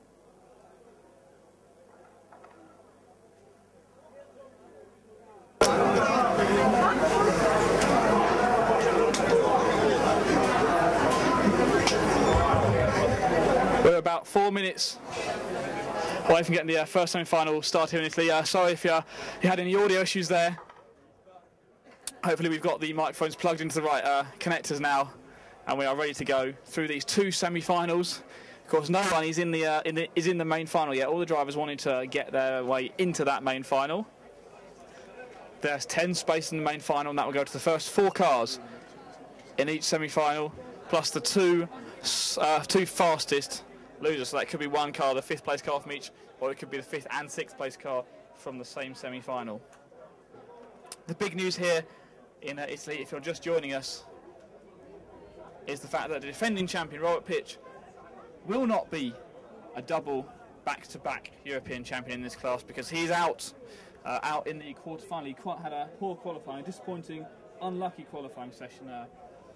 Incurred a penalty in the first round of qualifying. He had a big mistake in the second, that was the rocket round of qualifying on Thursday evening. The third round of qualifying, then he was on pace for a semi-final spot, but had an engine problem and his fuel stop, which left him everything doing the last round of qualifying, and the track was just too hot and the air temperature too high for him to be able to get a very good run in there. So therefore ended up qualifying in the quarter-final, and he was expecting hopefully just to race his way into the semi-final, and was in a transfer position to move up into the semi-final, but unfortunately hit an upside-down car on the front straight, which obviously caused considerable damage to his own race car, and he was out of the European Championship at that fairly early stage for Pietsch. It's very disappointing, and well, he's basically just been sitting in the pits with his head in his hands for much of the last half an hour or so.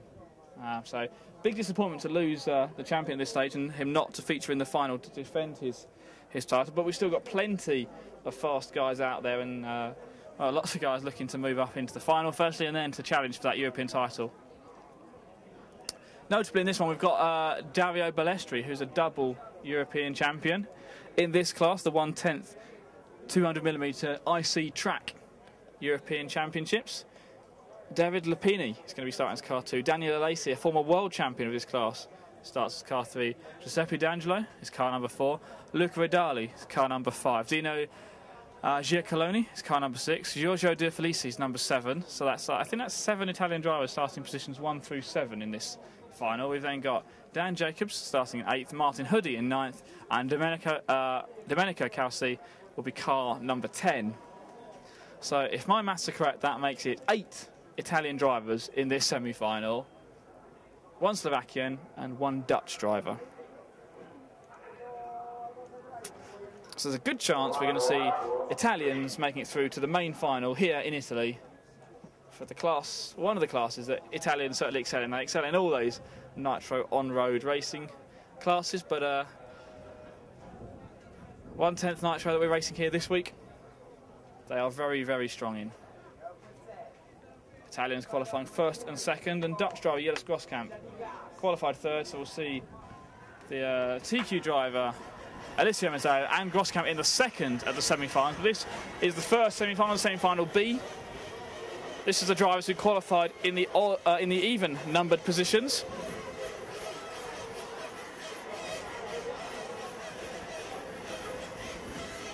So the cars have been fired in the pit lane.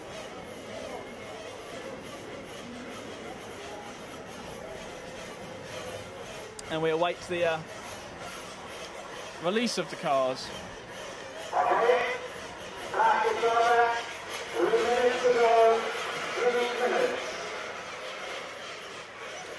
So the track has been opened for the warm-up laps for this first semi-final. The cars coming out on the track nice and carefully, using this opportunity to tune their engines, make sure everything is running okay during this warm-up period. They know the track layout and they know their cars by now, but just making sure that they are dialed into these track conditions. It's very, very hot here in Italy. It's 35, 36 degrees air temperature at the moment, which puts a lot of strain on the cars and on the engines as the drivers prepare themselves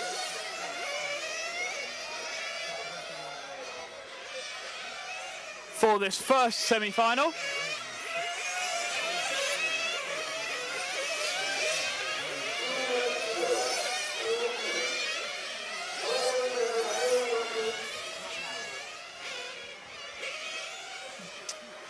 So the drivers are going to dive in and out of the pits during this warm-up session as they make some tuning adjustments to their cars, make sure their engines are running perfectly.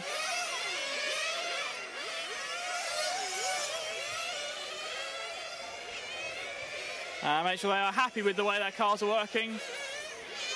They've got a few sort of quick change adjustments they can make.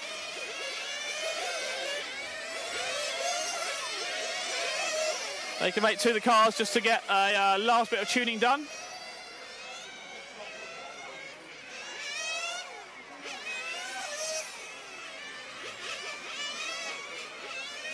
So we prepare ourselves for this first semi-final.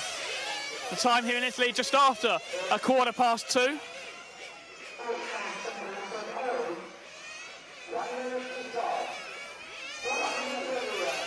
So the drivers being given the warning 1 minute until the start. So they've got 30 seconds more track time, then they'll be called into the pits.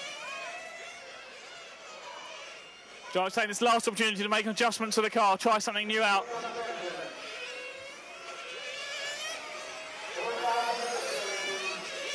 And the track has been closed. All cars have been called to the pit lane.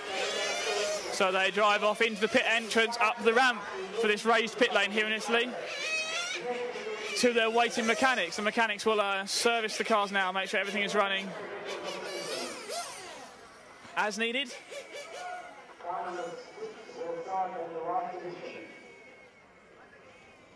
So last chance to fuel the cars.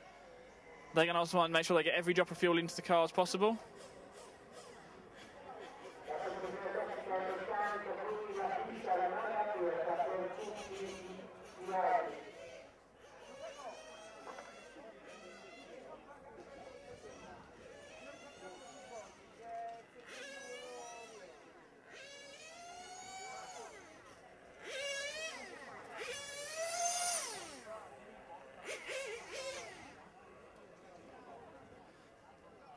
So the engines have been started. I believe there's been I think there may be a 10-minute delay called before we start this semi-final.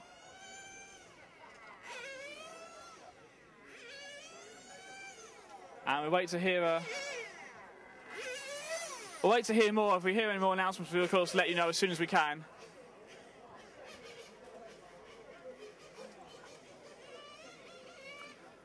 So some drivers taking this as the last opportunity to run a couple more practice laps now. Test their cars out before the semi-final.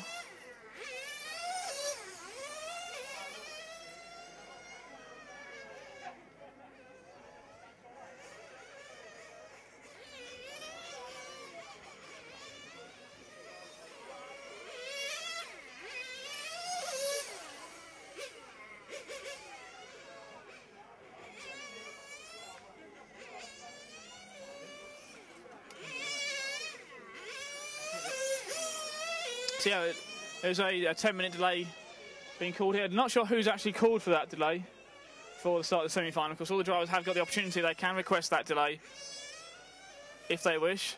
That does mean they'll start from the back of the grid as position number 11. So it'll be at that stage that I'll be able to let you know exactly who it was that has requested this delay.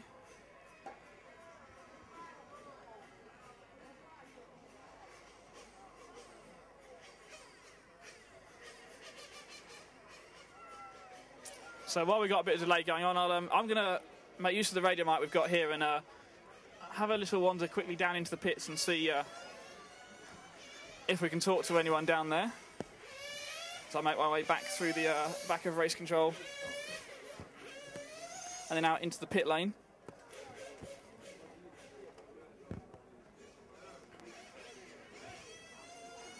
See if we can get you any more information here as they come around into the pit lane. So we await the start of the B semi-final. Coming into the back of the pits now, and I'll see if I can find any drivers around here. Most of them obviously are fully engrossed in this race, which we're waiting to the start of here. And I just found Timo Leno sitting over here on the pits. Timo, we're looking at, you know, maybe you bumping your way up into this semi-final, but it wasn't to be, was it? Can you explain the issues you had during your quarter-final run? Yeah, the engine flamed out a couple of times, and because the pressure fuel line came off, in the tech they take it out, and then it gets some fuel in there, and it was loose and came out, and yeah, game over. It must be very disappointing for you. You're on the podium a year ago, but now not even in the semi-final before we even get to the main final. Yeah. Not so happy this year, but there were many other people who had many issues also in our quarterfinal. I think 4 or 5 car only finished. It's just so many issues here. Yeah, a lot of issues there, but it is a new car for you, a brand new sort of prototype car, so it's still a good result to get both the prototype cars up into a quarterfinal place. Yeah, I think the car is working good. I don't see any problem in the car. We had good pace, and we look forward to Thailand. Certainly Thailand for the World Championships. There's a bit of bad luck there for Timo Leno in the quarterfinal. He won't be racing the semi-final, but we'll look to see him rebound, hopefully, to the World Championships in a few months' time. Yeah, thank you. So that's Timo there, just now relaxing the pits, starting to pack up. Most of the pits, of course, very empty now, as we've only actually got 20 people left in this European Championship. The guys in the 2 finals that are left, the 2 semi-finals, 10 cars in each, and we'll whittle that down to 10 cars after this next one. 5 minutes till the end of technical suspension. So we got another 5-minute wait until we have the end of this delay.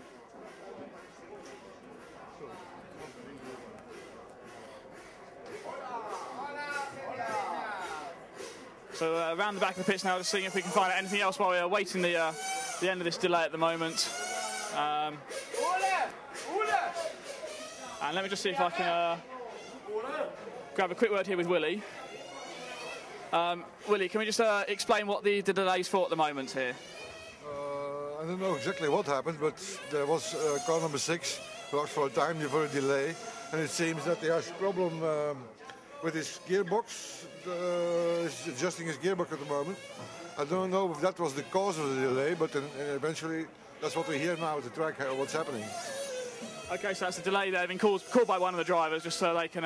They'll start from the back of the grid now, won't they? Exactly. Yeah, we have to start all the way from in the back of the grid. That's the penalty. Let's say penalty that they have for asking for more time.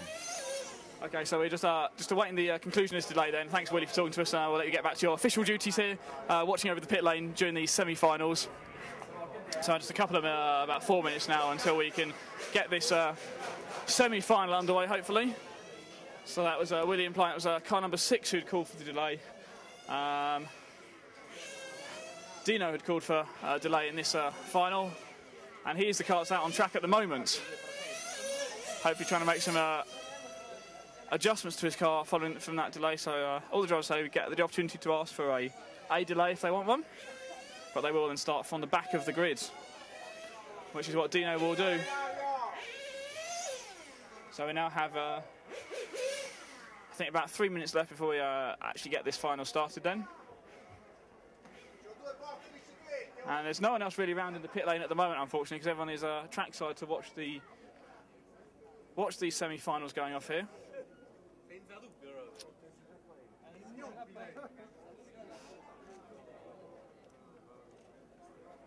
So track falls quiet as all the cars are now in the pit lane, and just we're just awaiting the B semi-finals to get underway here in Italy. So I'm going to make my way back upstairs to our commentary position. And the track's quiet. The grandstands around the track full of people. All the way around this circuit here in central Italy. And the beautiful weather, and I think they're quite thankful of the shade that's above each of those small grandstands along the back section of the track. So hopefully just a couple minutes more of this delay before we can get this first semi-final on the road and off and running.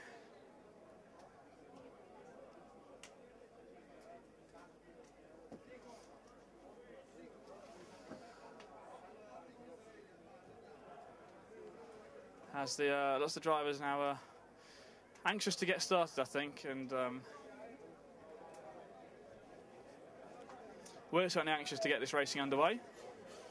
We've got 3 races left here in Italy. We've got this race here, the B semi-final. We'll then have the A semi-final, and of course after that we will then have the main final.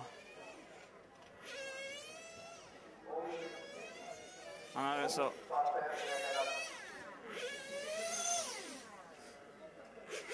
1 minute to start. Signal given then.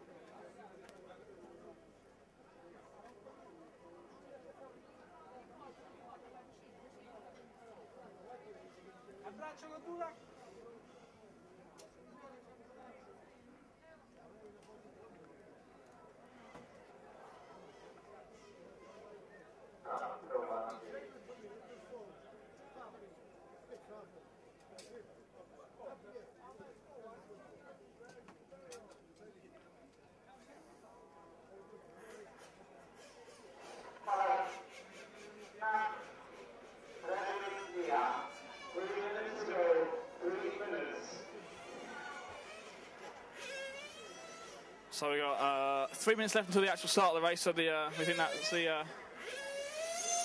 that 10-minute technical delay more or less over with, as we now return to normal start procedure. So there's now a 3-minute start point. So the drivers get this opportunity to fire the engines up and maybe get back out on track and do a few more warm-up laps while they can.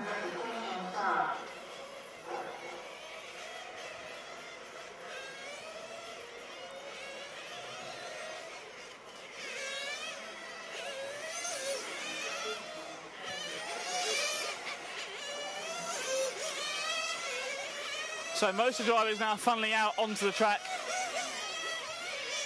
for a couple more warm-up laps.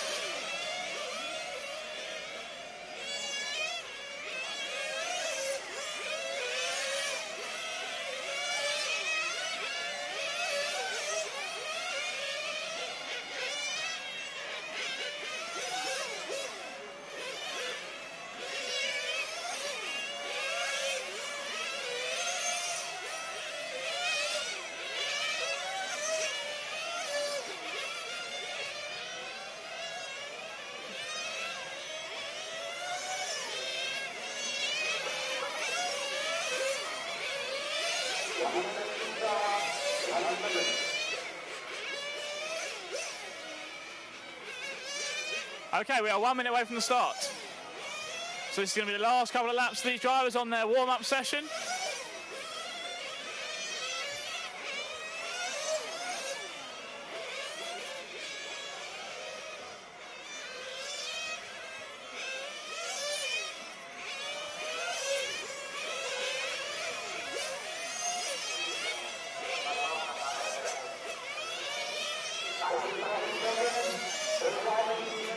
Right, cars are in the pit lane now.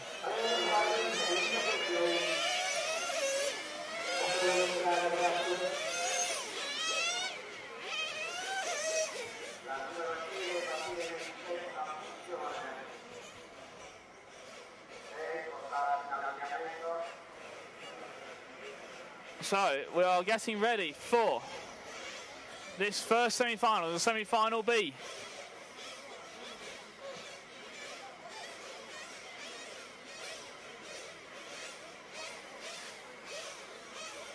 And it is a 6 car of Dino Giacoloni, who is starting from the last place on the grid slot. But Dario Balestri on the pole. The cars are placed down, the mechanics step back, and we are off and racing for the first semi-final. Dario Balestri, the orange and white car from pole position, gets a good start, leads them through the S the first time. They come back down the back section of the track through the kink, out of the last turn across the timeline. It's 1, 2, 4 and 3. As D'Angelo gets past Elasi as they go across the timeline, the two orange cars switching positions, but out in front, the orange and white car number 1 of Balestri leads this heat from the leads this final from Lapini in the number 2 car. D'Angelo in the 4, and then Elasi in that number 3 car. So the white and orange car number 1, Dario Balestri, double European champion already. He'd like to add one more title, but his first aim is to get into that main final, and that's what he's got to do by racing through the semi-final. We've got a battle behind for second place between the yellow car of that's D'Angelo, who's now got past Lapini. So D'Angelo started 4th and is up into the 2nd spot in this final. Early on, only 4 laps complete. About 1 minute of racing down. 19 minutes of racing to go. The orange and white car number 1 of Dario Balestri leads them, going through the back section of the track, through the kink, and then into the hairpin. Balestri in the 1, D'Angelo in the 4, in the bright yellow car immediately behind him. Then we've got the battle for 3rd between Elasi and Lapini, as Elasi has got past Lapini now. So Lapini maybe having a few issues here on these first few laps. They've got to set their car up for a long 20-minute run rather than a 7-minute qualifying run they've done. So it looks like Lapini's car, the white car, very, very loose at the moment. He's sliding around a little bit as he goes through some of the slower corners on the track. Back to the front of the field, the orange and white car of Balestri coming out of the last corner now, across the timing line and onto the front straight one more time. He leads the race. The car behind him, D'Angelo, number 4 car, is closing in. That battle for 3rd still going in the way of Elasi, running in 3rd, Lapini running in 4th. Those 4 cars looking to move up to the main final if things stay as they are.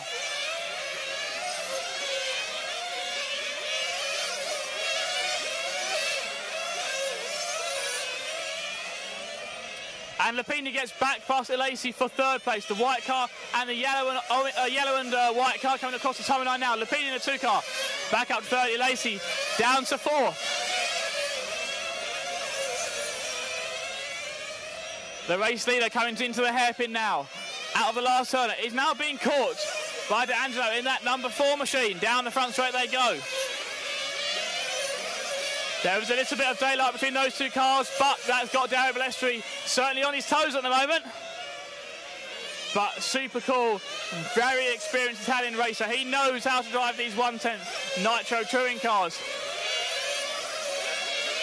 He has won 2 European titles in this class, and he is leading this first semi-final at the moment. The number 4 car of D'Angelo right behind him.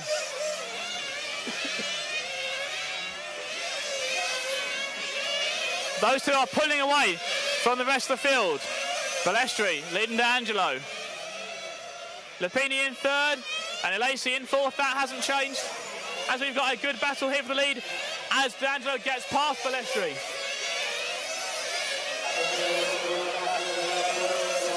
Going through the ashes, the yellow number 4 car leads the orange and white number 1 car. D'Angelo leading Balestri. As D'Angelo dives into pit lane, an early pit stop here from him. We have got 3.5 minutes on the clock.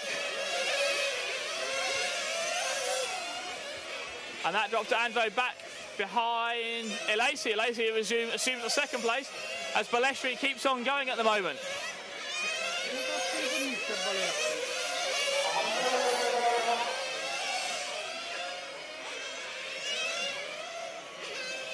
Dario Balestri showing us the race in now, the number 1 car. He dives into the pits this time by There's a slightly slower car in front of him. That's going to affect his pit stop time potentially. His mechanics get to work. That's a good stop for them there. Yeah, it's down and away.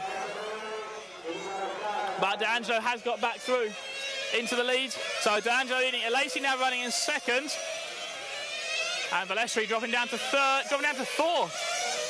I think. No, that was Lapini who was up there but has now pulled into the pit lane. So it's going to be the yellow car number 4 going to the back section of the circuit now. D'Angelo leading. Lacey second in the number 3. And Balestri is third in that number 1 car.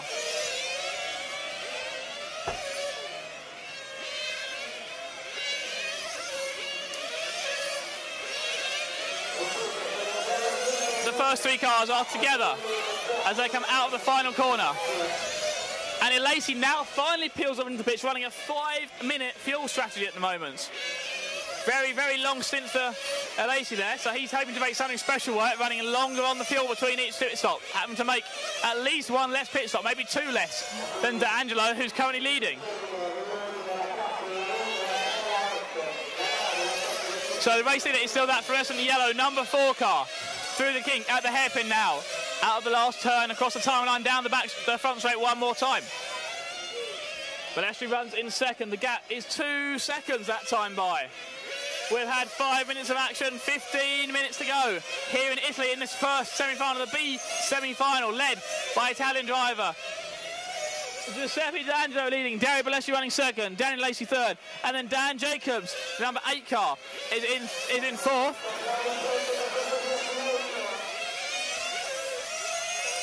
We have a battle for third and fourth. Through the S as they go. In the back section of the track, the yellow and white car and the pink and white car just muscles his way up the inside. Lacey gets very loose.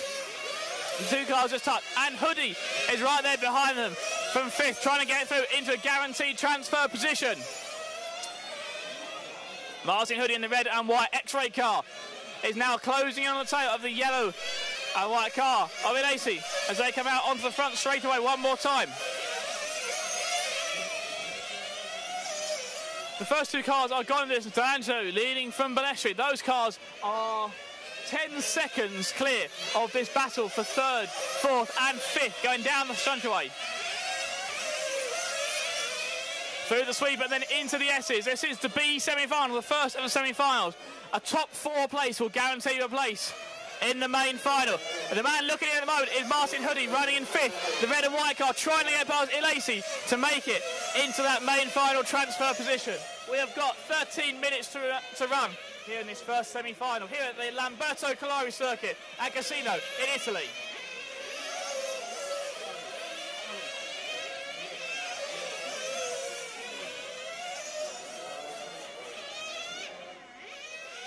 So out in front, the race leader just made a pit stop there, so that's going to put Balestri into the lead. The orange and white car coming into the hairpin now. And then out of the final corner he goes, and we've got a car number 7 running out of fuel. De Felici runs out of fuel before he can make it back to the pits. So Balestri in the orange and white car now shows the leader. D'Angelo dropping to second. Lacey third, Jacobs fourth, Hoodie 5th. So Lacey up into third. Has got around Jacobs. Hoodie down into the, still in 5th at the moment.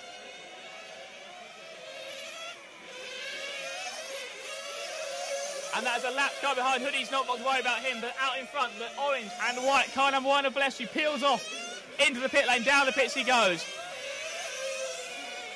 A nice smooth fuel stop there by his pit team. Down and away.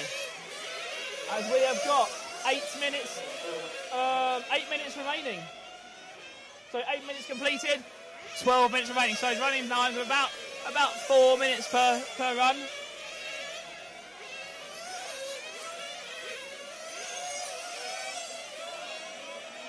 And we've got a dead car on the inside of the sweeper. That looks like that was our 4th place car. Jacobs in the number 8 car has got an issue there. Run out of fuel perhaps. His car is recovered to the pits.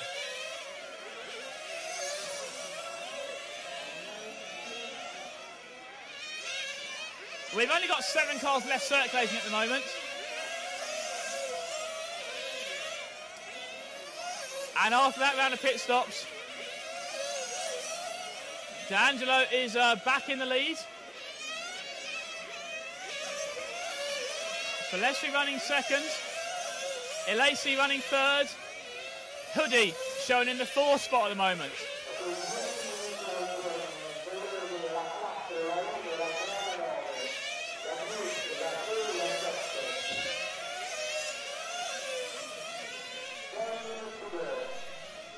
We are halfway through this race now. 10 down and 10 to go.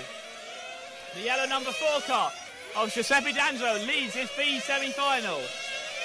Gary Balestri in the 1 in the orange and white car running in 2nd place. He is about 2.5 seconds behind his fellow Italian. 3rd place, another Italian driver, former world champion in this class, the number 3 car of Daniel Lacey. Lacey pits, and that's going to mean he drops a lap down to the leader. So the yellow and white car in the pit lane pops out now. The 3rd place car of Lacey. He's a lap down to the leader and 2nd place man. But he's on a very different fuel strategy from the leaders. The running order 4-1-9. D'Angelo, Balestri, and now Hoodie up in for 3rd spot thanks to that pit stop from Lacey.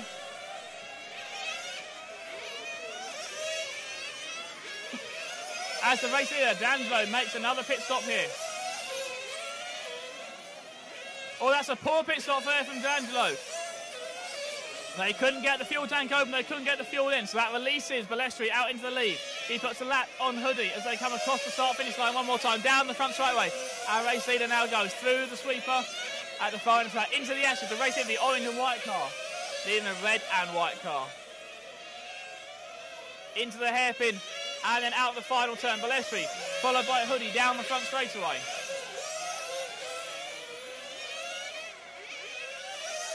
Through the S's. D'Angelo still running in 2nd place. Hoodie is a lap down to Balestri in 3rd. With Hoodie pressing on at the front of the field.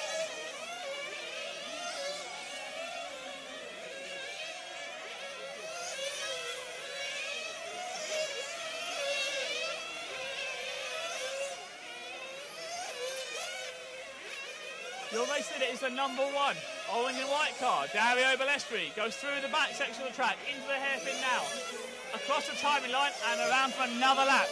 The 2nd place car, we'll pick him out for you now. That is the bright yellow car, about to approach the timing line now, then going down the front straightaway, the yellow car through the sweeper, that is the 2nd place car. Back into the S's, goes to Angelo running in 2nd. Through the kink he goes at the hairpin, at the final turn and across the timing line one more time. Martin Hoodie shown running in 3rd place. That is the red and white car, just approaching the hairpin now. And then out the final corner goes Hoodie, onto the front straight now. Oh no, peels off into the pit, so Hoodie down to the far end of the pit lane to be serviced by his mechanics. Gets the fuel in the car, slightly slows fuel up, down and away he goes, out of the pit lane for Martin Hoodie. Running in 3rd place at the moment, and it's the number 6 car of Giaccone, who is shown in 4th at the moment. We'll see how this pit stop sequence works out. We have got 7.5 minutes of racing left here in this first semi-final of the 2012 110 Nitro Touring Car European Championship.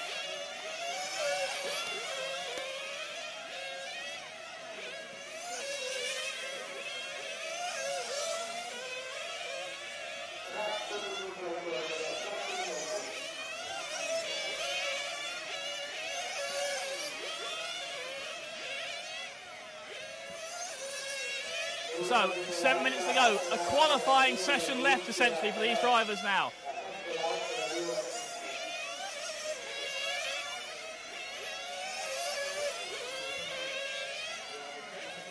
The running order has got Balestri out in front, D'Angelo running in 2nd, Hoodie running in 3rd, and Giaccone running in 4th, with Calce in 5th. Giaccone is into the main final at the moment, and Calce is on the outside, looking in, hoping this time will be quick enough. As the 2nd place car, D'Angelo pulls up into pits one more time for another stop of fuel. Balestri continues on his way out in front.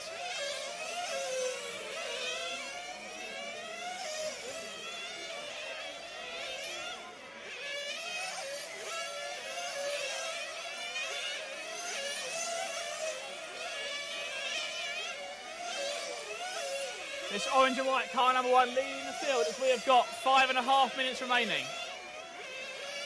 Balestri leads, Angelo running in second, and Hoodie runs in third at the moment.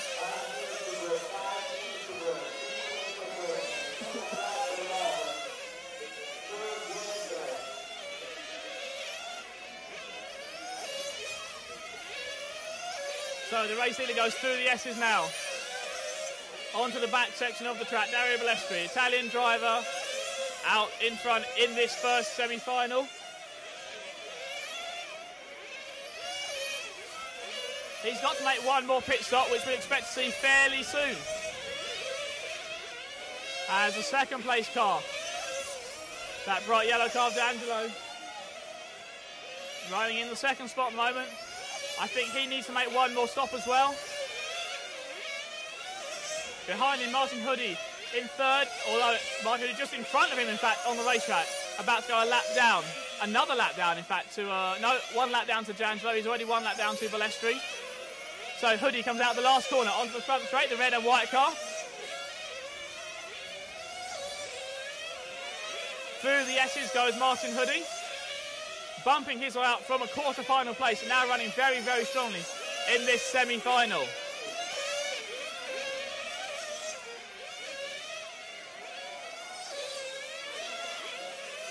The fourth car at the moment, about to make it into the main final directly, is the number 6 car, Dino Giacolone. That number 6 car is going to be coming into the final corner now, white with orange flashes, onto the front straight, about to be lapped by our race leader one more time. But the number of laps for him doesn't matter, as long as he gets in that top 4, he'll be through to the main final. As Martin Hoodie peels off into the pit lane for what must be his last stop. And Balestri is in for what must be his last stop as well. So we'll let these stops get sorted out and then figure out what the running order is as we think we have the last. And Balestri stalled in the pits. A stall for Dario Balestri in the pits. The orange and white car in the middle of the pit lane has an issue. They're trying to get that car restarted. Can they get it restarted for him? He's losing laps at the moment. They can't get that car restarted at the moment. So Dario Balestri led a lot of this semi-final and has got issues now in the pit lane. Dario Balestri, they cannot get that car refired. He's stalled in the pit lane. The engine is too hot to get refired. They think they've changed the glow plug there. Trying to get the car refired now. We're watching out to D'Angelo takes over the lead officially. Hoodie's going to be up into second. Balestri is down and away. We have got exactly 3 minutes left. We're going to wait for this lap to be complete. Balestri goes sideways, coming out of the S's. As soon as he gets to the timing line, we'll tell you what the running order is. As Elacey in front of him makes a mistake. So Balestri down and running. Balestri shown in the 6th spot at the moment. He is not going to get through to the final at this speed. So the running order now. D'Angelo takes over the lead of the race, the number 4 car. Giacolone in second. Hoodie is third. Calce is 4th. So the 4, the 6, the 9, and then the 10 car, the green and white car, going through the sweeper now. Calce out of the sweeper, through the S's, and then onto the back section of the track, that green and white car number 10, the 4th car, guaranteed through into the main final, as we have got 2 minutes left to run. Behind that, Elacey and Balestri. Elacey and Balestri are racing for 5th place. The yellow car and the orange car down the pit, down the straight they go. And that was the 4th place car who pitted. So Balestri may have gained a place then. Let's wait till they get to time 9 here before we shake it all out. There is 2 minutes, just under 2 minutes to go. The running order now shown. D'Angelo, Giacolone, Hoodie, Elacey and Balestri. So Elacey looking to be through, and Balestri might make it. This is a battle for the last transfer spot. The yellow and white car and the orange and white car. And they come across the timing line now. A very forceful move there from Dario Balestri. Muscling his way past Elacey to get into the 4th spot. And he's been called in for stop-go penalty for that. And he's down and away again. So Balestri makes an extra pit stop essentially here. He's dropped back. We have got 1 minute and 8 seconds left on the race clock. Elacey is in the final transfer spot, followed by Calce. As they go around the far end of the track, Balestri trying everything he can. He has got about 3 laps left. Is he going to make it through into the main final? He's got to get past the orange car, sorry, the yellow car and the green car, who go around the end of the straight now. And Balestri going round the sweeper. He was about 2 seconds further back last time by. There he is crossing the timing line now. The orange car going down the straightaway. 25 seconds remaining. He's going to be within striking distance of that number 10 car. Domenico Calce is within his sights. We have got 13 seconds to go. It's this lap and maybe one more. I'm not sure we're going to get an extra lap. Is this all over for Dario Balestri? We don't know yet. He comes out of the S's, the orange and white car. The second of those 2 orange and white cars are going to come around the last corner. There he is through.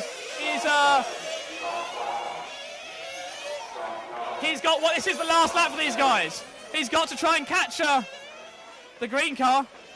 Balestri is not finished yet. I don't know if he knows that. He's got to complete this lap, so he's not going to be directly through, but he will be in 6th spot, so he could be through to the main final.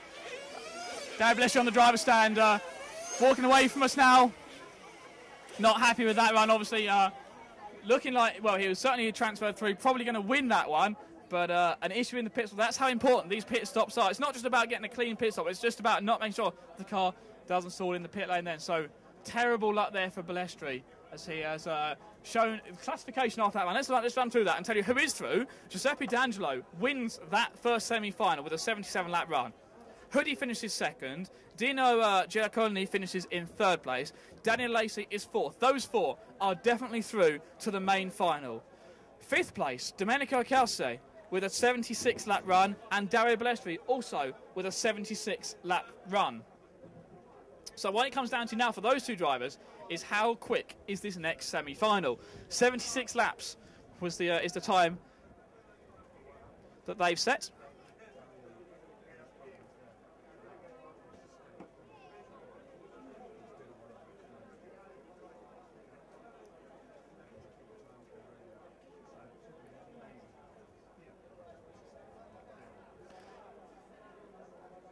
So 76 lap runs for Collari in 20 minutes and 14 seconds, and 76 lap in 20 minutes and 17 seconds for Balestri. Wow, that was it was looking fairly spread out to start with, but by the end of it, certainly a lot of action thanks to the well, due to the mistakes in the pit lane there. But Martin Hoodie, great result from Martin Hoodie, 2nd place in that semi-final. So I'm now going to run off into the pit lane and see if we can find where Martin Hoodie is.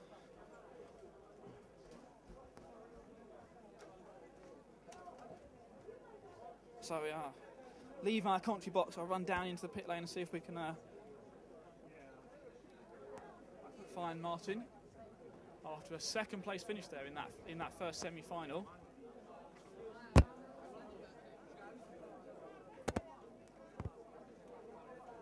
He had a terrible run in his quarterfinal, getting hit by a back marker, and he had problems with the car, but they certainly all seem fixed now as he was 2nd in that semi-final. I can't even find out where Martin is at the moment. He's certainly not around his pit area or at the exit of the driver's stand, so if I do spot him, we'll try and grab a word with him, but we've got a few minutes now before we get the next semi-final, the semi-final A, underway.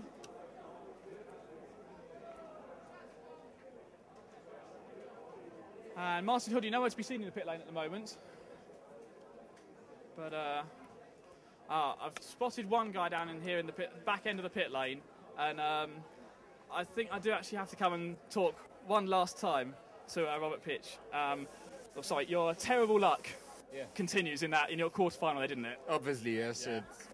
I think I was in the lead actually, and there was some guy who flipped the car along the straight, and he didn't call it on the driver's stand, and I just don't see the car and crash with 100 kilometers per hour into his car. And it was a big crash, and obviously that caused extensive damage to your car, and that must be a terrible way to go out of the European Championship, really. Yeah, in the beginning I felt really good of the quarter and feel confident to bump up, and also for the semi I think I was in a good way to go also in the final. But in the end, it was just unlucky. But all the week was unlucky for me because it starts because I don't have my normal pitman with me.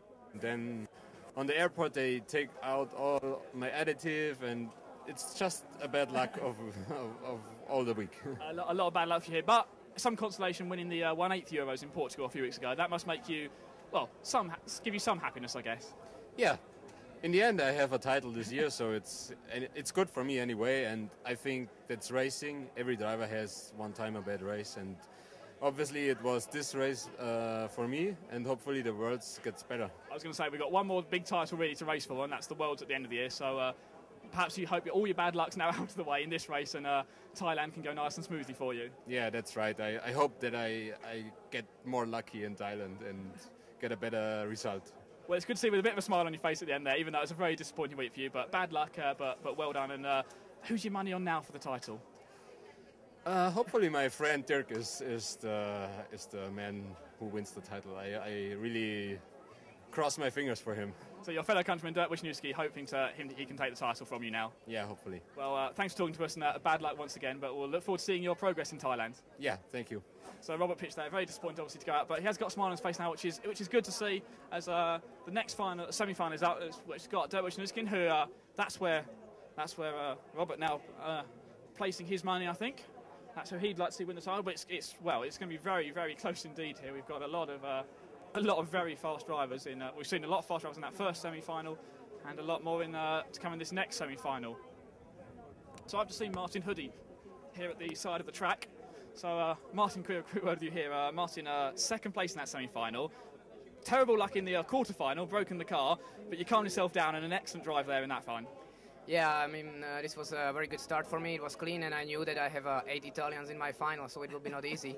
So I immediately pull away a little bit, and I try to follow my strategy that I will just follow, and I will just pace up space by space. I went for 4 minutes refuel. The others go for 3.5. So when I drive over 3 minutes, the last minute I just was saving the fuel, and the strategy were pretty good, and I was bumping up more higher, and then I was at the end the second. So it was amazing race. I think I drive very okay. I didn't make any mistake from the start till the end, and only what I can say is that I would like to apologize for the bad words that I used after quarterfinal, because I was so after the run I was so. Well, I think that just shows the emotion coming out, how much it means to you. Yeah, I was so emotional, but when I called them, I immediately realized that I should not use the words that I used. But sorry for that. I think that's fine. And now a very different sort of emotion here. Quite happy to get second place in that final. So you're going to be quite a way up the grid for sure.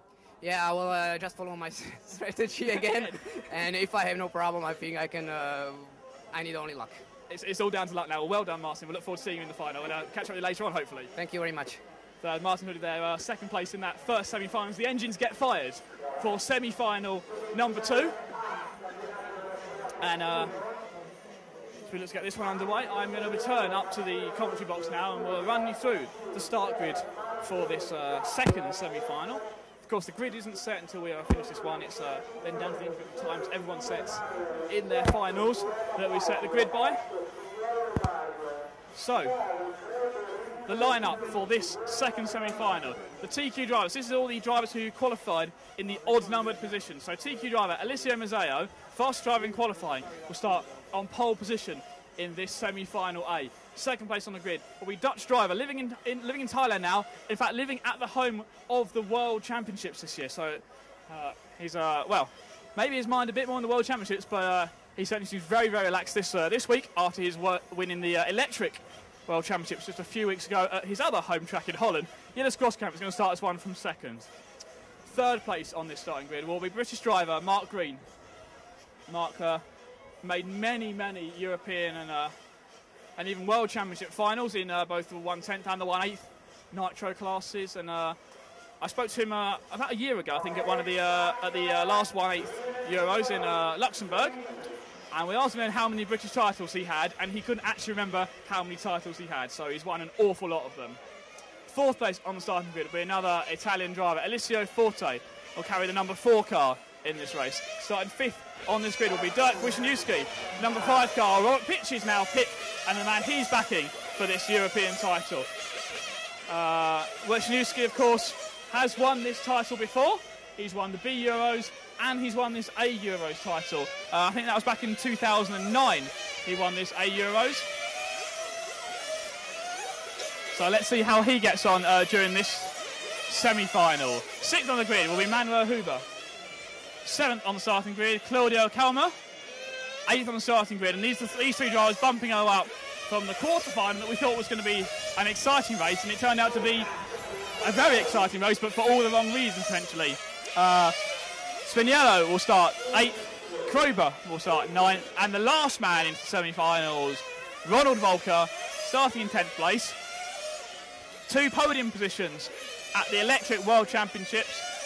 I spoke to him earlier, he said his aim was to make the main final. He doesn't really think he was a challenger for the podium in this. And when we actually spoke to him at the Electric World Championships, we spoke about this race. And his words were saying, when we asked him how he gets on in gas racing, he says he sucks at it. So he's, well, if that means you're in the top 20 in Europe, that's still quite a good result, I think.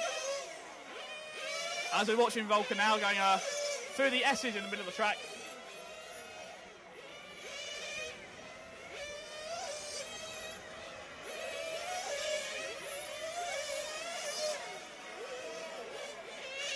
I really have no idea how this semi-final is going to play out. We thought we might have an idea on the last one, but that wasn't the case at all. Now that's a 1 minute to start announcement, 1 minute until we start this semi-final A, the second of the 2 semi-finals.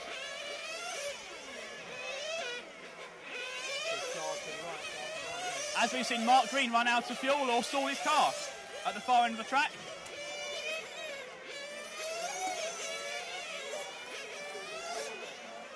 And Michael Salvin there pitting for Mark Green in this race. Michael Salvin, of course, Michael Salvin won the first 2 European titles in this class, but not had a good week at all this time by. I don't think he even actually raced today. He was down in the lower finals, only actually got to race yesterday, didn't even bump into the last day's racing here in Italy.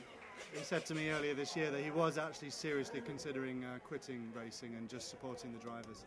But he said it with a little bit of a tear in his eye. But I don't know if this weekend or this week will have any impact on his decision. Not for me to say.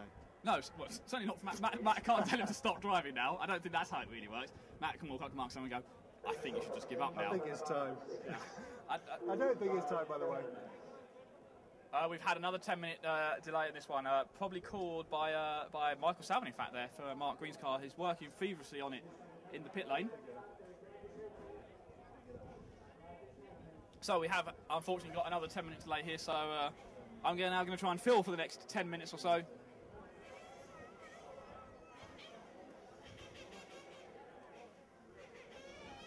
So some of the drivers taking this opportunity to get a bit more practice in, while some are taking the opportunity to actually just step back and cool themselves down.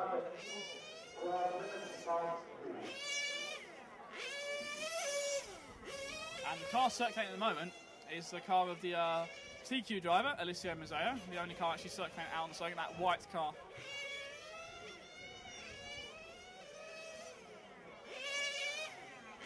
Interesting, just to let you know, Ollie, while you were out and about talking to people, we did have some of the Italian home track people here reviewing our footage of that last semi, questioning whether they will put a protest in with regards to the hairpin down here, an incident with Daniel and Dario. So yet to see if that will happen. That could be interesting then. Don't know how that will have the output. I'm just been Paul's waving at me, and he's got that shot up on screen there. It did look very rough to me, certainly when I called it there. So it's the two cars. It looks like Elisei's car looks like it's a bit loose to start with, and but he's got the inside line as he comes out of the previous hairpin. But actually looks to go out the outside, and well, it's difficult to call. I mean, if I was calling that, if this was one of if this was, say, an EWS round that I referee at back home in the UK, I would be giving a penalty out to Balestri for that. But he did get a stop-go penalty, I think, in that race, didn't he? So I think that was for that incident. So it sounds like the referees here agreeing with what I thought I saw from here. But obviously it's not down to me at all. I'm just here as a commentator this week and to carry the drinks around for Matt and Paul. That's my job. Although not at the moment, because I have to be stuck up here in the in our, what did we call it? We called it a mezzanine, didn't we? Our balcony. We didn't call it a balcony, we wanted to call it a mezzanine. Yeah. It's a mezzanine, I think, because it's kind of, it's not the full height of the building, it's in the middle of the building, and this is quite boring, sorry. We do have about 10 minutes to fill, well, 8 minutes left to fill now, as we had another technical delay called here, and Don't talk to the crowd. Mark Green is out on track.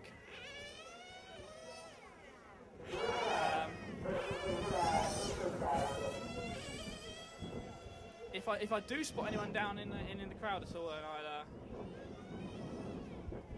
feel it's worth going and talking to, I will of course run down and talk to them. There's a couple of drivers I've got in mind who might be worth talking to.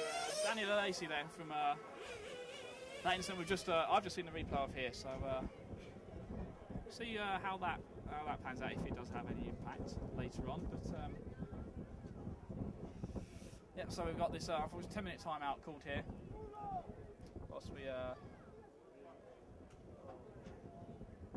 we think that was called by Mark Green to get his car fixed and all, make sure he's all happy for it. I suppose over a 20-minute race, he would have started. I mean, he was going to start third in this one, so he's going to start 11th instead.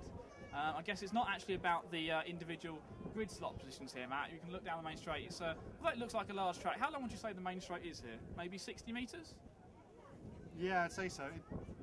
So he's going to lose about 50 metres perhaps in the starting spot then, but I suppose over 20 minutes that's not much, is it? Well, it's about the traffic though, isn't it, surely? And all the incidents that he's going to have in front of him.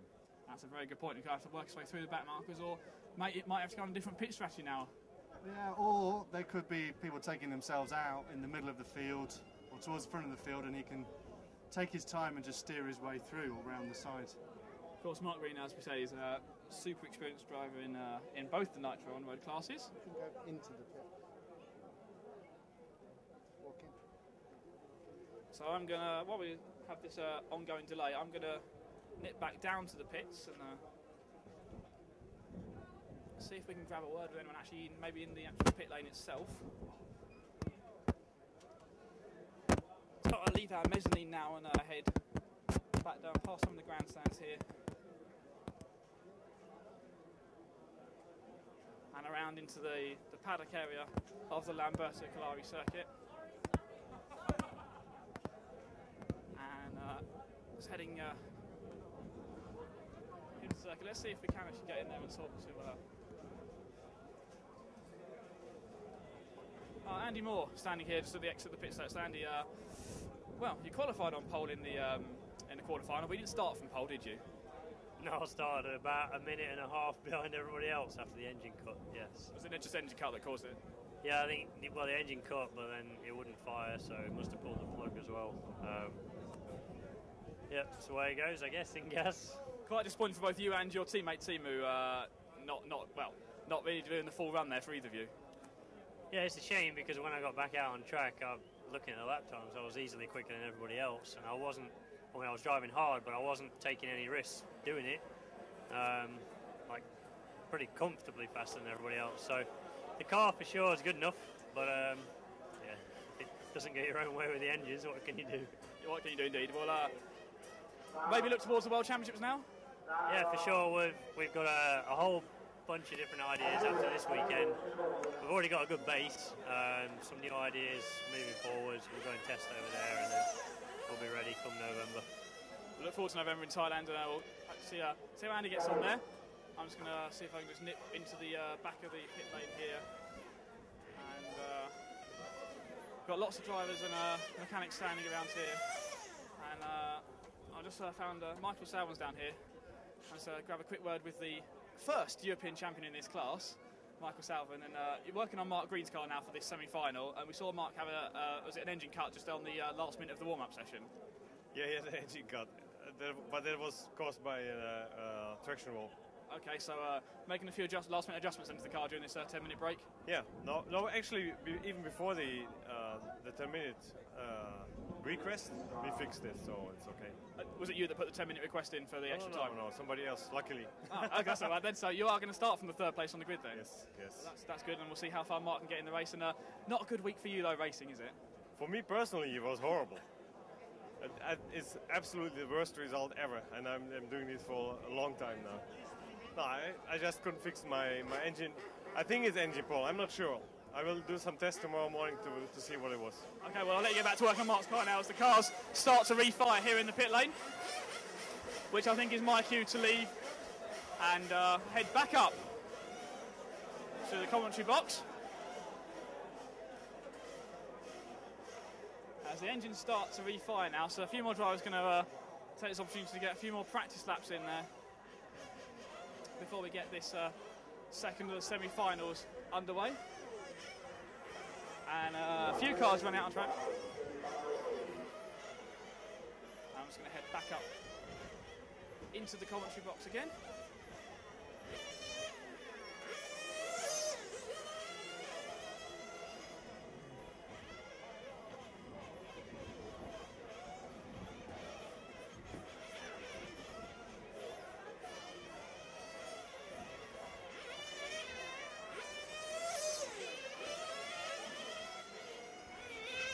So back up here in the commentary box.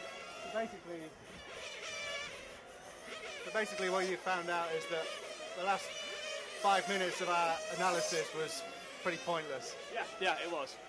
Well, it's nice talking to you anyway. Yeah. So I haven't actually found out who did ask for that delay instead, so that may be more useful for me to try out, but we'll find out as someone starts from position 11 on the grid.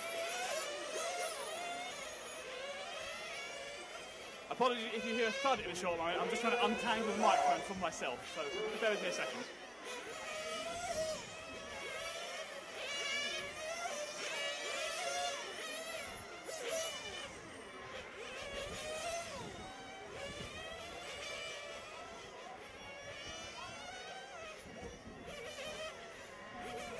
There we go, that seems to have done the trick, so I'm now nice and free of microphone cable.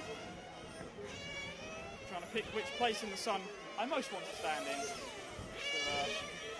have a good view of this semi-final A.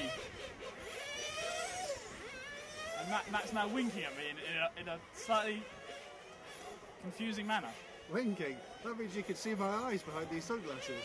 Is that right? Well, you can't see the scoreboard through the sunglasses. If you can see where my... Oh, I'm in trouble. Okay.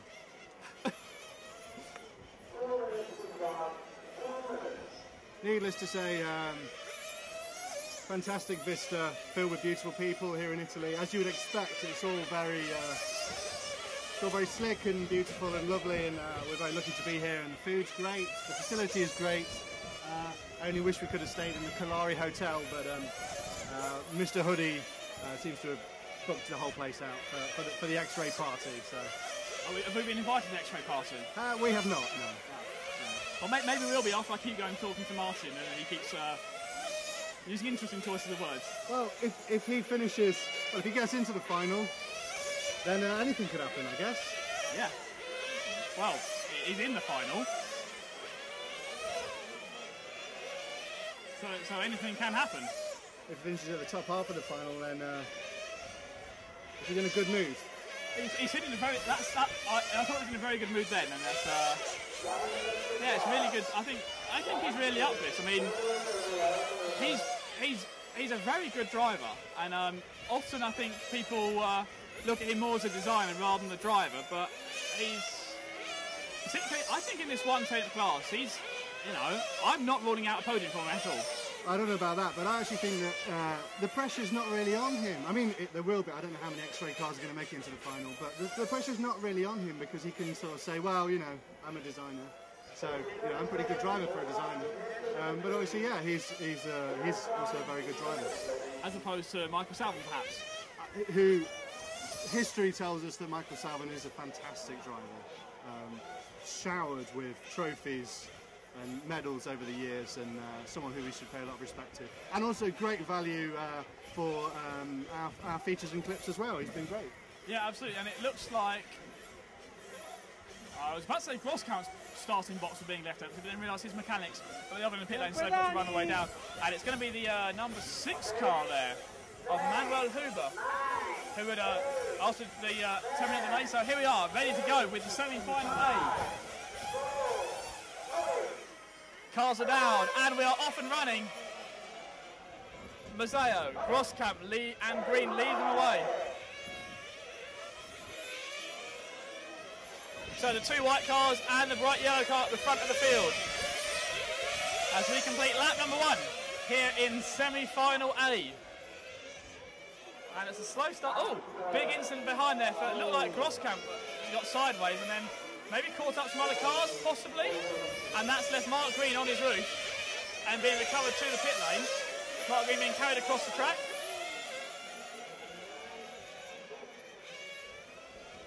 So I'm just going to wait for this lap to be complete and then we'll check on the running order. But no doubt about the leader, Alessio Mazzeo, out in front from the pole position.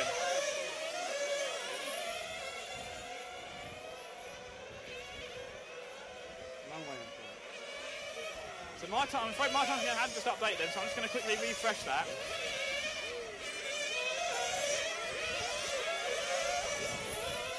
So out in front, Alessio Mazzeo leads this semi-final A.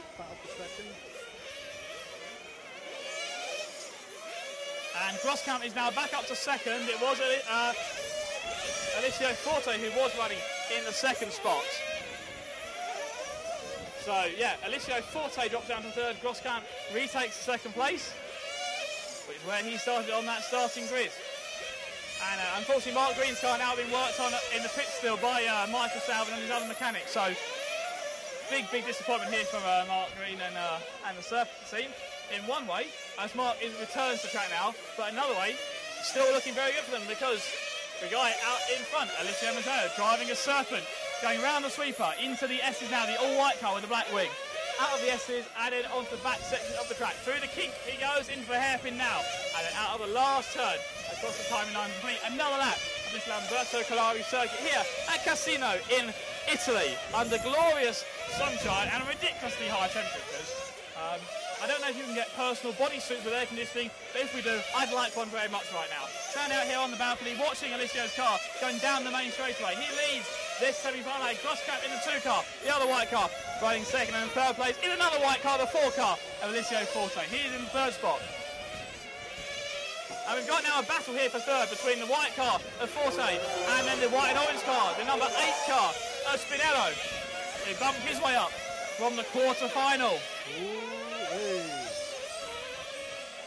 And Spinello gets through up the inside of Forte then as they come off the sweeper. And they come back round in front of us one more time. The orange car, number 8. Spinello is now up to third and Forte down fourth, but both are still in a position to move into the main final. In fifth place at the moment is Dirk Wisniewski, the car behind, who is closing on them as these two cars battle for position. They're slowing each other down. Wisniewski in the white and red car going down the straightaway through the sweeper. That is the 5th place car. He's got to try and beat the time then of Balestri and Caselli from the previous heat. I think it was semi-final, 76 lap run, but we'll worry about that as we get towards the end, if they're going quick enough or not.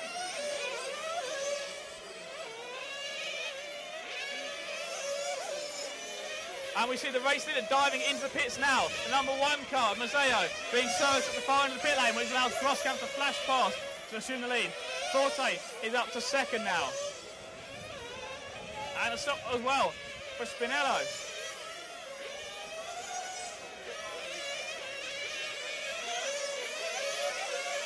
So there is that number 1 car of Alessio Mazzeo. But the number 2 car of Yilis Grosskamp in front of us now, going out of the last corner, and he too dives into the pit lane. So he is running a 4 minutes in versus 3.5 between the other guys. A nice clean stop from Grosskamp down and away.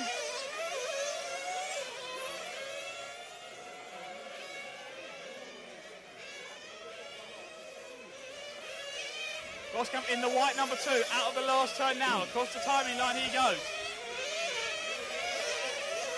As the pit stop shake them around, let's work out what the running order is. We are showing that Mazzeo in the number 1 car still hangs on to the lead. Grosskamp in the 2 is second. As Mazzeo puts a lap on Ronald Volker, who's running in the 8th spot at the moment.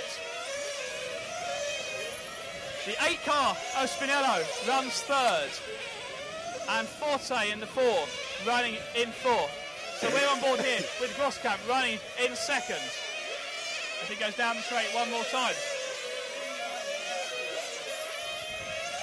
He is 2.5 seconds behind Well, I know race leader Alessio Mazzeo, but we think he's going to make one less pit stop as Mazzeo runs 3.5 minutes in, and Groskamp running 4 minutes in between fuel and stops.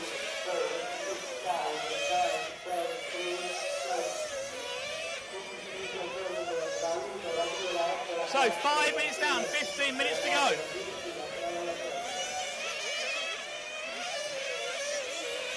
The battle for third are the two cars behind Groskamp on the track. The orange and white car and the other all-white car going through the S's now onto the back section track. This is third and fourth place.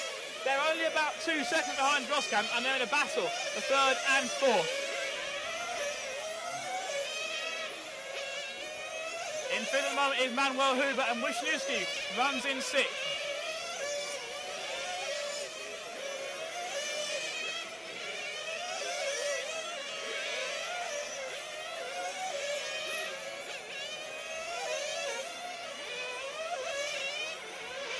And that's Forte going up the inside of Spinelli. Spinelli runs wide coming out of the S's. And Forte nips through the inside. Spinelli realises he's lost the place, doesn't fight the issue, and allows his fellow Italian driver through in third place, but then gets back on the attack. He's not letting him get away.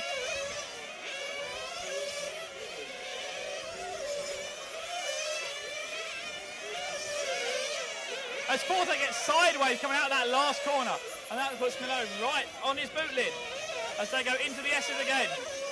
That's where Spinelli made a mistake. No one makes a mistake this time by as they go through the back section track, around the hairpin and out of the last turn. Across the timing line they go. Forte runs wide that time.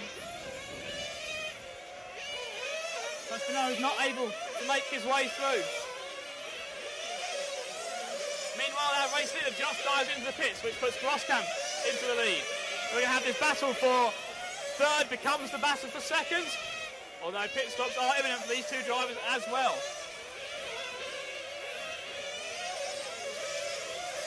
The 4 car of Forte runs second. The 8 car of Spinelli runs third.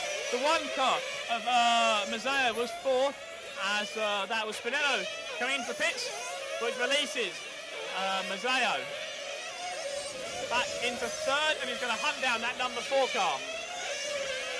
7.5 minutes down, so we expect Groskamp into the pits.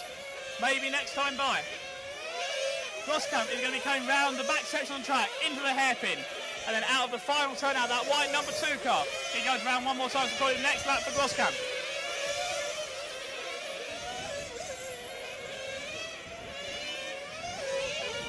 He's closing down on his electric touring car rival, the man he raced last week or 2 weeks ago in Holland. Ron Volker. Volker peels off in pits. It was a shout for Volker pit rather than Groskamp. Groskamp stays out on track.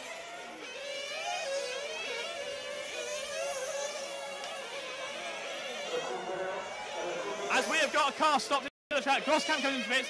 That looks like Forte is out of fuel. We come to the pit lane as Groskamp makes a nice clean stop. So Mazzeo retains the lead. Car in the pits now, Alessio Forte. Dropping down the order like a stone now. He's back out of the way. He's lost over a lap. Yeah, that's going to be nearly 2 laps he has lost to the race leader from that issue alone. The race leader is Alessio Mazzeo. Immediately behind him on the racetrack, the other white car. We pick up the race leader now, coming onto the front straight one more time. Right, let's get up to speed with the running order as we are halfway through this race. 9 minutes down, 11 minutes to go. Alessio Mazzeo leads. Groskamp runs in second. He is 3 seconds behind. Spinelli runs third. He is 5 seconds behind the leader. Huber running in fourth, 7 seconds behind the leader. Wisniewski running in fifth, 8 seconds behind the leader. That is the top 5 at the moment. We've still got 10 minutes of racing here left here in the second of these semi-finals.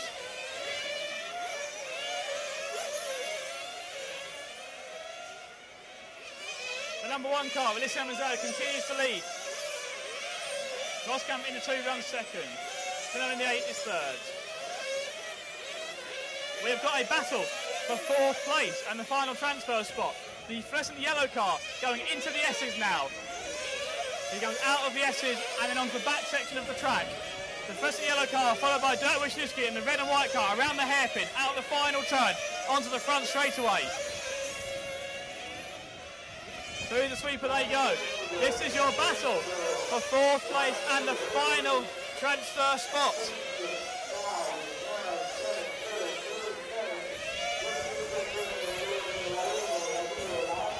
Cars 6 and 5 racing to get into the main final.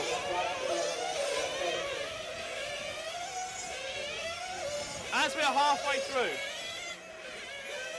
we are hit 40 and 39 laps for the leaders and that battle for 5th place at the moment, 4th and 5th place. If this pace keeps up, they'll be going quicker than Balesri did from the previous semi-final.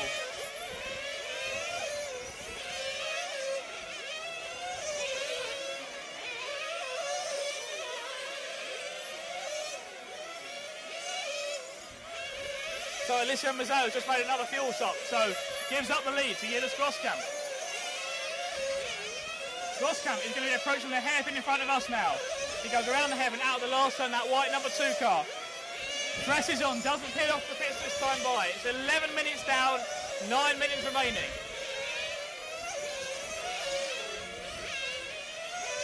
This is the second semi-final.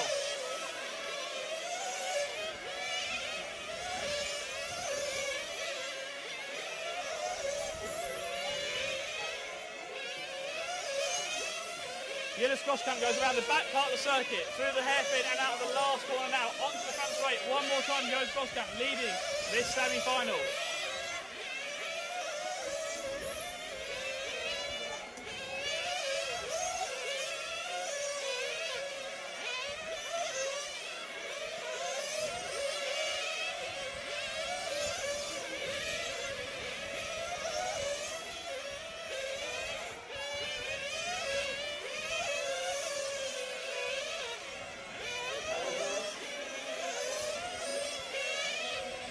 And with drivers on different pit strategies now, it's where you start to see the difference come into play. As Groskamp continues to lead, here's a pit stop essentially in front of the number 1 car of Mazzeo as Groskamp peels in this time by. Mazzeo now flashes down the pit lane. Groskamp is released, so it's going to be about 3 seconds behind Mazzeo as they come round the sweeper. Mazzeo's just left the S's, going onto the back section of the track. The other white car at the hairpin now in front of us and out of the final turn. Alicia Mazzeo now back to the lead. Groskamp is second. He is 3 seconds exactly behind him.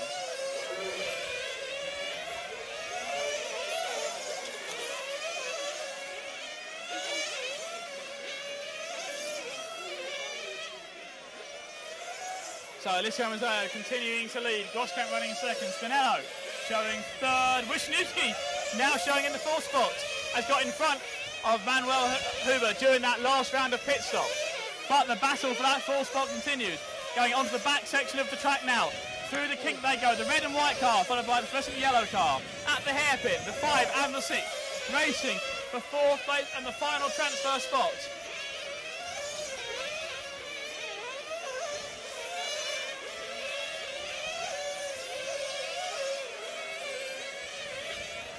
The 10 car behind the Volker is a lap down, so no issues there with letting Volker go through.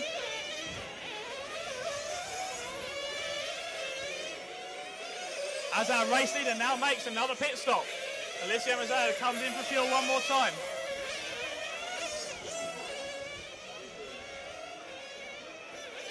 Groskamp coming out of the last turn, takes over the lead, going down the front straightaway. Groskamp in the all-white car. Through the SC goes. Groskamp now takes back over the lead thanks to those extra pit stops we're going to see.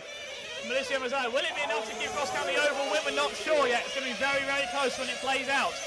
We have got 5 minutes and 30 seconds to run here in this second semi-final. Groskamp out in front, coming out of the final corner now onto the front straightaway. He leads the semi-final.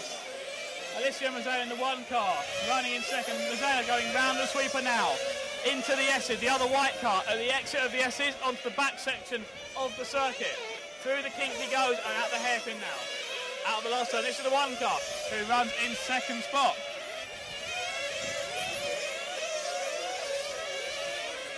If we wait at the exit of the S's, the next car through will be Dirk Wisniewski running in third. The white and red car, there he goes, onto the back section of the circuit. He is holding third place now. Also, pit strategy coming into play for this final bump up spot.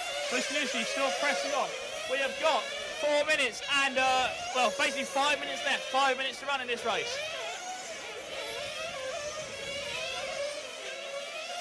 So essentially, one more pit stop from everyone. So if we have no issues and no mistakes, this could well be the finishing order. Crosscamp, Mazzeo, Wisniewski, and then Spinello, the 4 guys out in front, looking to be a direct transfer. As we're on board here with the 5 car of Wisniewski. The 4 car behind him, the Forte, is a lap down, so that's not an issue for him. The 8 car is the one he needs to worry about.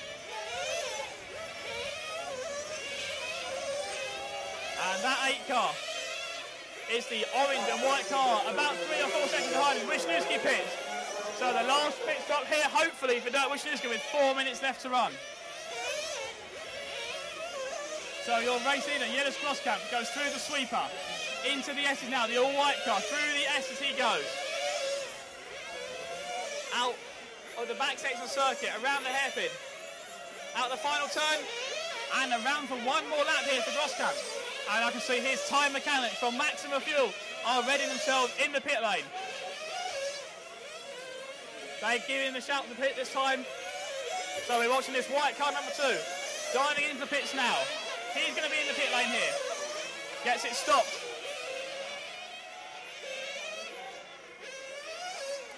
Had a slightly slow stop there as he had to wait for another car coming. Doesn't want to get quite an instant. He knows he's done enough to make it into the main final. So that gives the lead to Alessio Mazzeo. But we think he's got to stop one more time. So Mazzeo now going through the S's on the back section of the track now. Mazzeo goes through the kink. And then out of the last turn in front of us on the sweeper. The white car is going into the sweeper now. Through the hairpin off the sweeper. Through the S's. Out of the S's onto the back section of the circuit. Alessio Mazzeo leading this final, but we think he's going to stop very, very soon. And indeed, he peels straight off into the pit lane. Down to the far end of the pits he goes. And that's Grosskamp, the white car flashing underneath him. So Grosskamp resumes the lead of this final. As we have 2.5 minutes to go. So maybe 10 laps left for each of these drivers. The number 2 car of Grosskamp leads, and we're on board here with the 1 of Mazzeo running in second. Most importantly, we've then got a battle for 3rd and 4th place between Spinello and Wisniewski. The 2 cars going around the sweeper. White and orange car and white and red car going through the SE onto the back section of the circuit, the 8 followed by the 5. Through the kink, at the hairpin now is the 8 car. And the 5 car there of Dirk Wisniewski. He is running in 4th, and he's the last guy into the main final at the moment. The 6 car is the guy running. And Manuel Huber runs in the 5th spot. Is he going to have done enough to make it in? He's got to beat 76 laps. Huber is on lap 70 now, and he's got 1 minute and 30 seconds. This is going to be very, very tight on time, whether Manuel makes it in or whether Baleschi makes it in.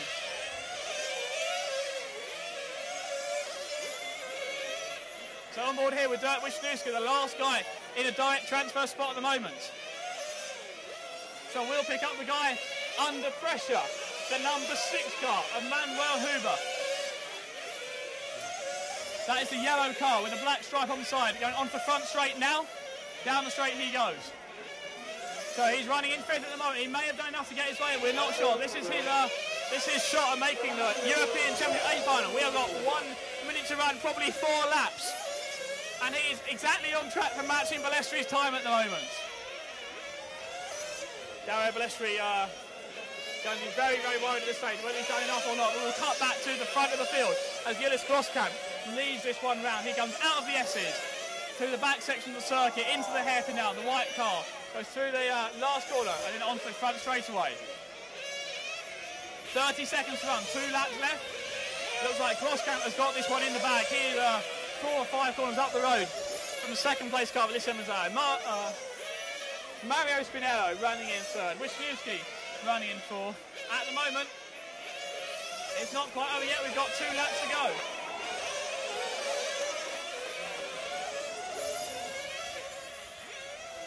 5 seconds left. Groskamp goes across the line. He's going to go around one more time.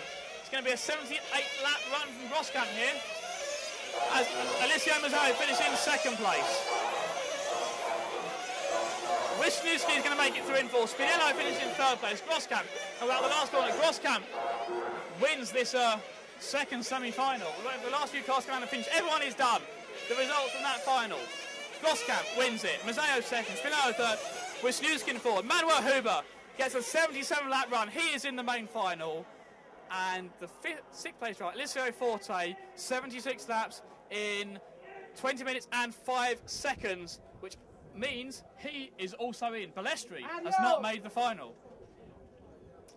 So I'm just going to wait for a complete confirmation there before we give you that result as official, but I believe that Dario Balestri has not made the European Championship final. Yes, Groskamp looking very strong from that final. Alessio Mazzeo also running very, very well. May want to adjust his pit and fueling strategy for the main final, but the main final, the big difference will be tyre stops.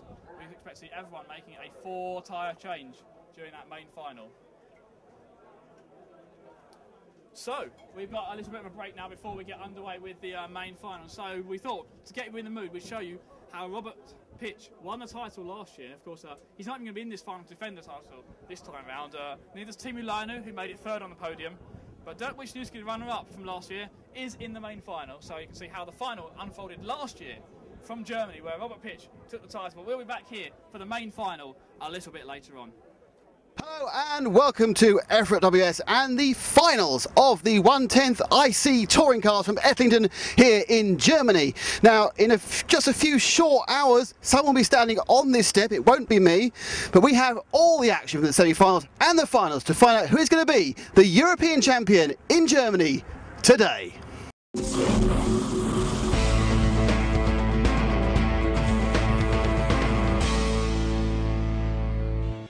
Well, the first semi-final was all about Dirk Wisniewski. In fact, it was a very dull race with Dirk getting ahead, then not an awful lot happening behind him. Jules Groskamp, an early favourite, went out with a gearbox issue. But Dirk kind of cruised to a victory, leading Rico Krober and the world's best named racing driver, Biagio Spartano, into 1, 2, 3. But would they make the finals? Yes, but of course it's 4 plus the 2 fastest losers. But we just hoped for a better second semi-final. So the grid saw Robert Pietsch on pole from Eric Dankel, had the temerity to actually go past the German, who's been the class of the field throughout the weekend. Eric then streaked into a 3 or 4 second lead as Robert just couldn't work out what on earth had happened. And behind the field was what was by far a better second semi-final with lots of action all the way down the field. Here we see Robert. He's had enough really of Eric being in the lead now, and after 4 or 5 laps, Eric says, "Meh, off you go, let me through. This is all about qualifying, this is all about making the final." Great battle behind. Timu Lainu, Ronald Volker, Mark Green, and the number 7 car of Manuel Huber. Unfortunately, whilst this went on for many laps, Ronald Volker went out to a problem where he got fuel into his radio box. Mark Green also went out, unfortunately, with a gear mesh issue. So 2 of the early favourites out of the race. Let Lainu happily in to qualify, as it did for Huber. They ended up 3rd and 4th. But the big battle here, right at the end, it was for the 5th place and the chance to get into the A final. It's Adrian Bernstein, who actually had called a timeout on the grid. It was started 11th, almost a lap behind. As you can see, he's about to be lapped by Robert Pietsch there. And he fought his way up against the number 10 car of Dirk Stanley. He got a huge bit of help off that conflict. So he knocked out by Dirk. And then Dirk, in trying to let Robert through, gets nudged. And suddenly Adrian is through and he's actually into the final. Robert cruises on now the last lap. He won by, I think, nearly a lap and a half on the entire field. So who has made the top 10? It's 4 from each final, the 2 fastest losers. Well, who will be in the final? Well, that little graphic's coming up right now.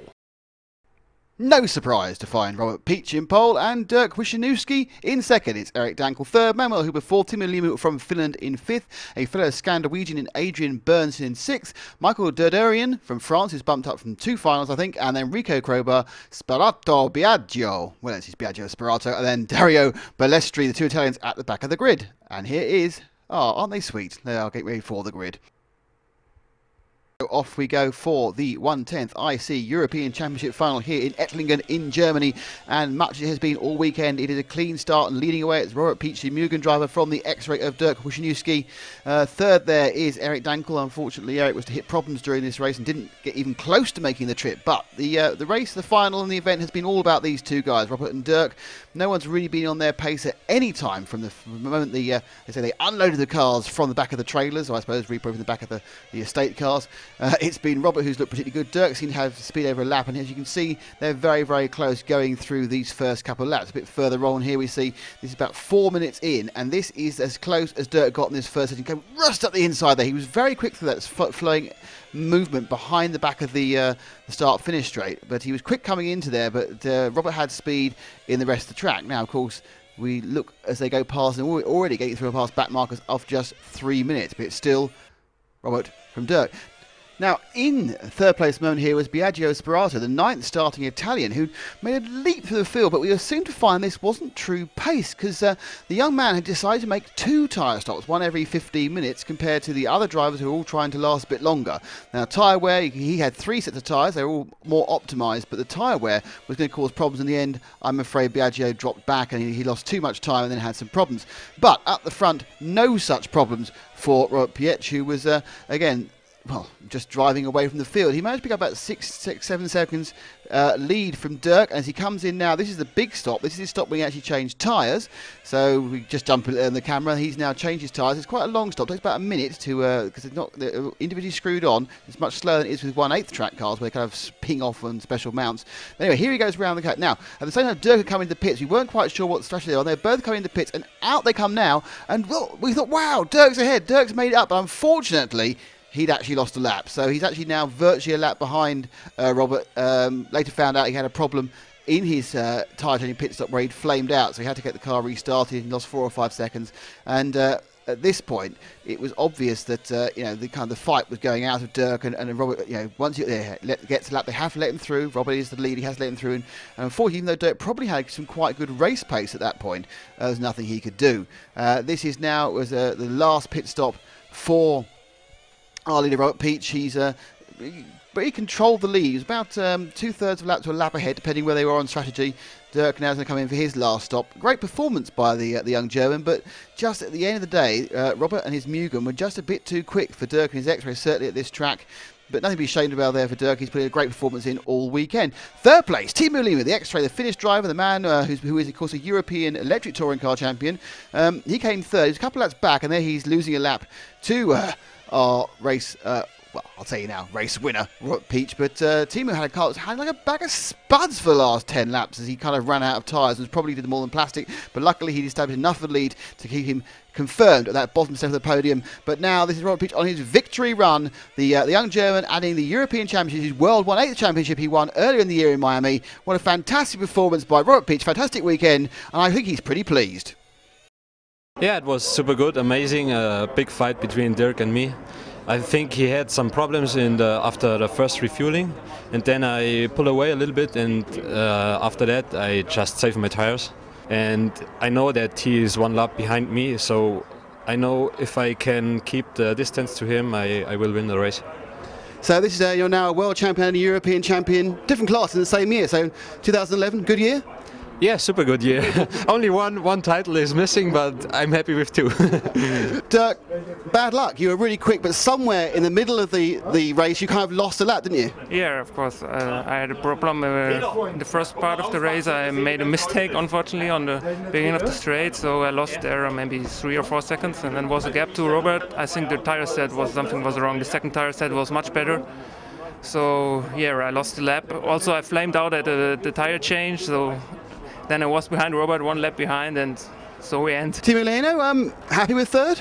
Yeah, I'm very pleased. Those 2 guys in the front, Robert and Dirk, they raced whole week in pretty much their own pace. So third was good. But it's a great performance, and you must be very pleased to have got on the podium. Yeah, I'm very pleased. Well, you've met the top 3, and here are the others. Rick Crow was 4th, Manuel Huber 5th, Michael Derderian was 6th, and the unlucky people were Adrian, Biagio and Eric, who did not make the trip.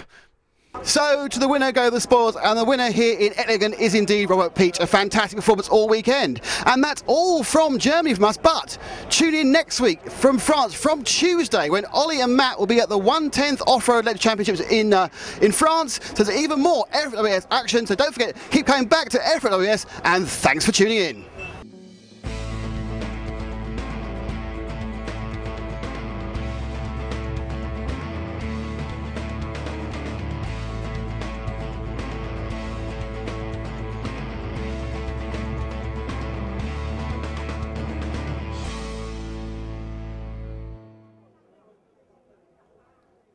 Okay, so that's how Robert Pietsch won the title last year, but we've had a few penalties being applied to those semi-final results, so I can now update you very quickly with unofficially the starting lineup for the main final will be Groskamp, D'Angelo, Mazzeo, Spinello, Wisniewski, Huber, Hoodie, Ginacoloni, Kruber and Ilesi. That's the unofficial starting lineup. We're obviously waiting for technical inspection to be cleared, so join us a bit later on for the action from the main final here in Italy.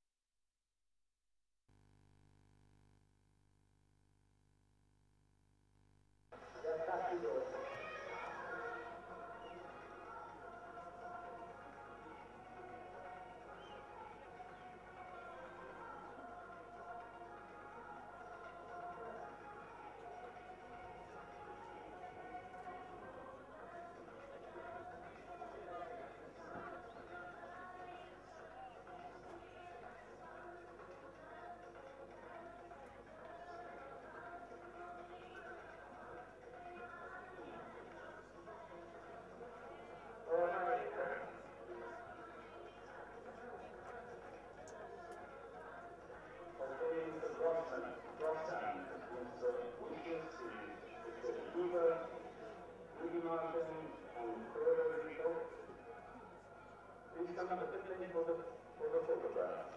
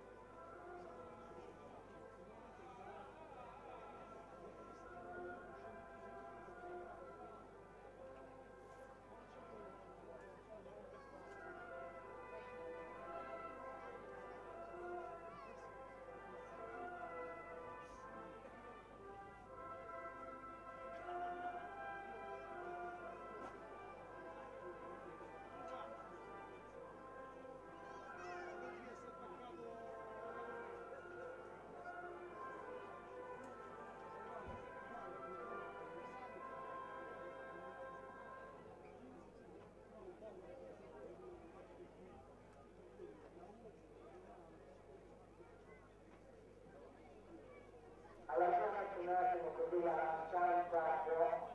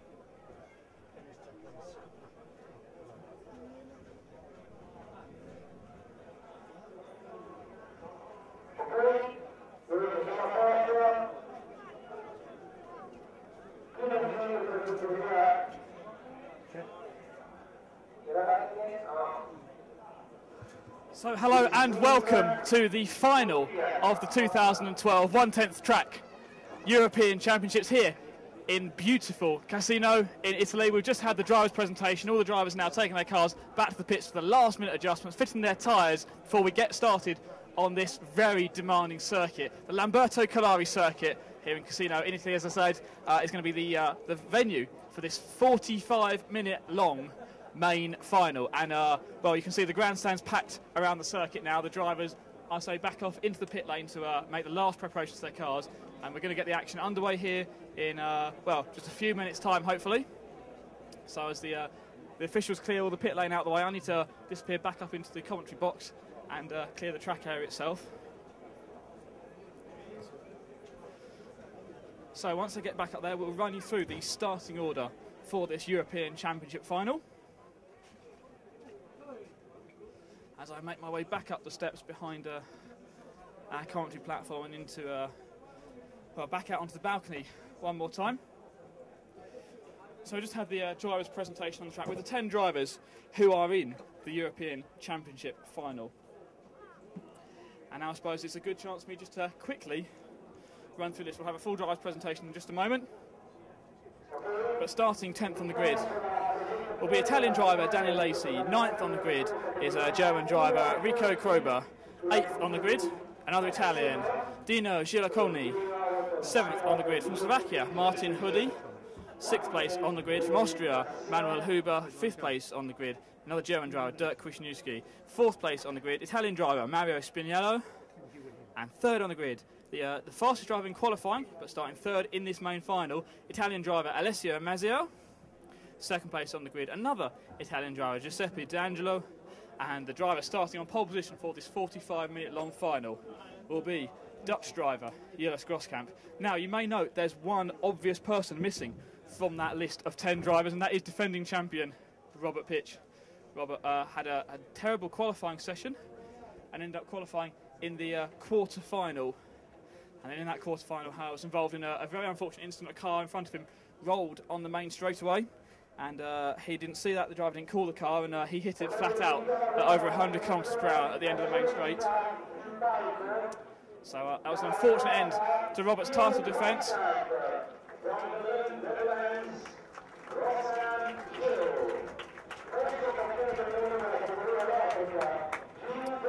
So the drivers now being introduced onto the driver stand. So here we go with the 10 drivers who make up this European Championship final. Starting on the pole, driving a Capricorn car with Maxima engine, hot race tyres and Maxima fuel from the Netherlands. Starting on pole will be Jiles Groskamp, the electric touring car world champion. He won that title just a few weeks ago.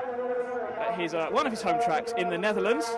He, of course, now is based in Thailand and based at the track which will host the World Championships for this class in a few months' time in Thailand, Bangkok, Thailand. The 2nd place driver on the grid, driving an X-Ray car powered by a GMAR engine, Anetti tyres and MLC fuel. From Italy is Giuseppe D'Angelo. The driver just making his way up there onto the driver's stand now.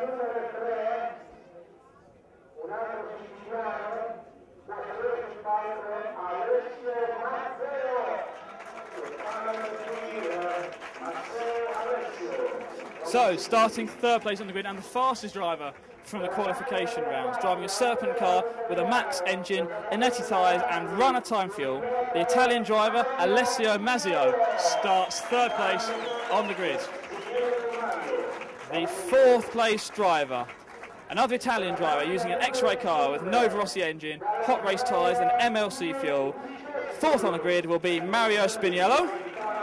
And the 5th place driver, just being introduced to the crowd around the circuit now, the German driver using an X-Ray car with Orkan engine, Matrix tyres and Orkan fuel. German driver and former European Champions class, number 5 car with Dirk Wisniewski. 6th place on the starting grid. Using an X-Ray car with a Nova Rossi engine, Zach tyres and runner time fuel, the Austrian driver Manuel Huber will start 6th. The 7th place starting spot goes to the driver with an X-Ray car, Max engine, Matrix tyres and runner time fuel. Slovakian driver Martin Hudi starts in 7th. Moving on to 8th place on the grid, using an X-Ray car with a Ciro engine, Matrix tyres and runner time fuel once again. from Italy, the 8th place driver, Dino Giacconi. 9th place on the starting grid. Using an X-Ray car, Orkan engine, Matrix tyres and Orkan fuel. German driver, Rico Krober, will start 9th. And finally, making it into 10th place and this main final, using a Shepherd car with a Sonic IDM engine, Matrix tyres and MLC fuel, former world champion of this class, the 10th place driver, starting 10th on the starting grid, will be Daniel Ilesi from Italy.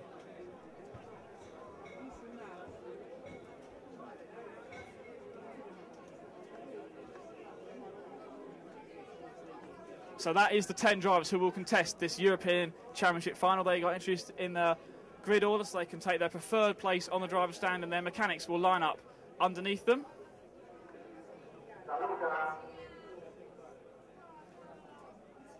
As the mechanics now just make sure their pit areas are prepared.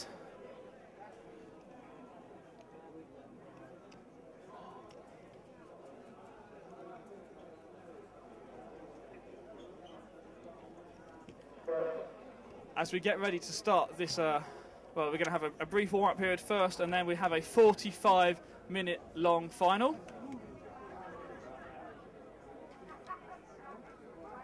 So lots and lots of strategy will come into effect for this final.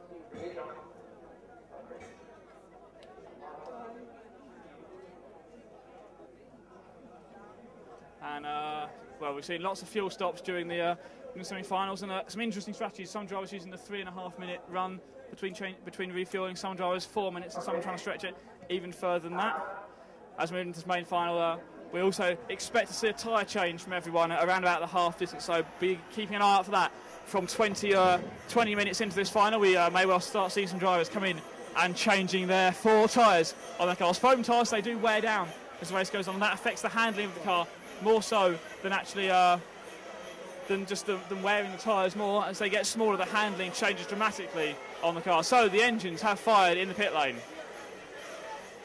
These 10 nitro engines are fired as we await the track to be opened for the practice laps for the main final here at the 2012 European Championships.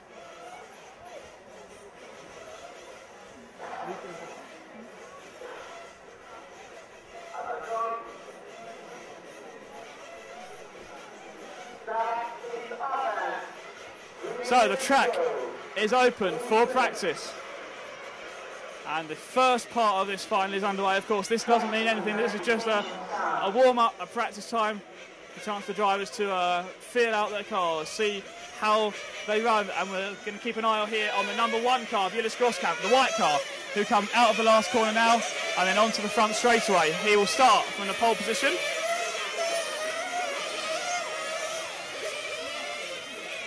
So as we go through this warm-up period, I will try and pick out all of the cars for you so we can see who to keep an eye on as we progress through this 45-minute long final. So this white car going down the main straightaway, that is Julius Groskamp, who will carry the number 1 sticker on his car and start from the pole position in this final. The number 2 car is the yellow car immediately behind him on the track.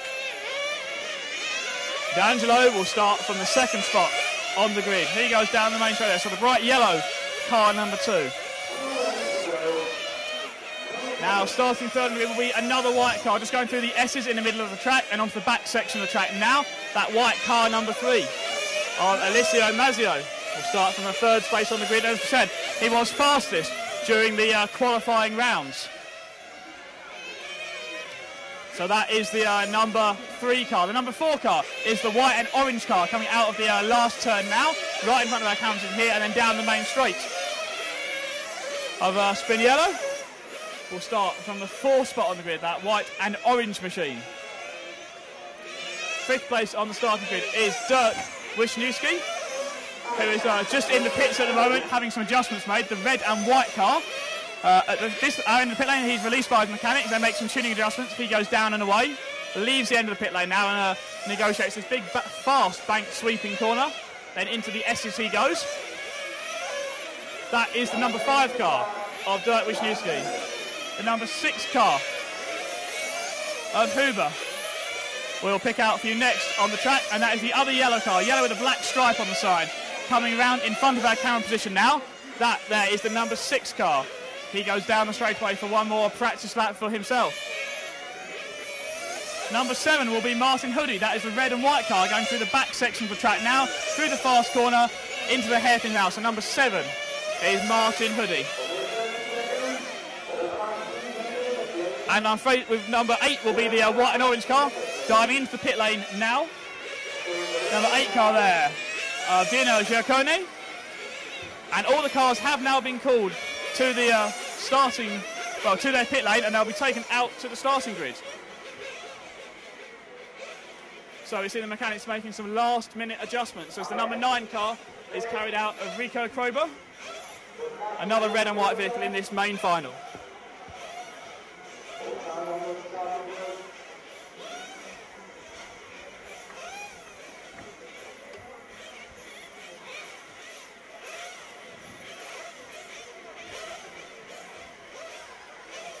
So this is the European Championship, 1/10 Touring, Nitro Touring 2012. I'm Ollie Meggett, you're watching this live at rcracing.tv or fo.ws. Here we go for the European Championship final. The cars are down on the grid and we are off and running. Yellow Groskamp in that white colour spins and he goes through the sweep for the first time, drops down to 3rd place, trying to get the handling back of his car. He hangs onto his car as he's hit there. That looked like the number 3 car, Valicio Mazzo, trying to make an opportunistic move there. It doesn't work out for Valicio. And the cars stream around this first corner. A bit of bumping and bashing as we go down the field. And that's going to really shuffle the order around. The yellow car coming through the S's is the race leader. D'Angelo leads them round this first lap of the European Championship final. D'Angelo leads. Groskamp is 2nd. Behind that, the 8th car is in 3rd of Giaccone. But this battle is out at the front. The yellow car followed by the white car. D'Angelo followed by Groskamp as they come through the fast kink and into the hairpin. Out of the last turn they go and then onto the front straight one more time. That is the battle for the lead as we are 3 laps in to this 45-minute long final.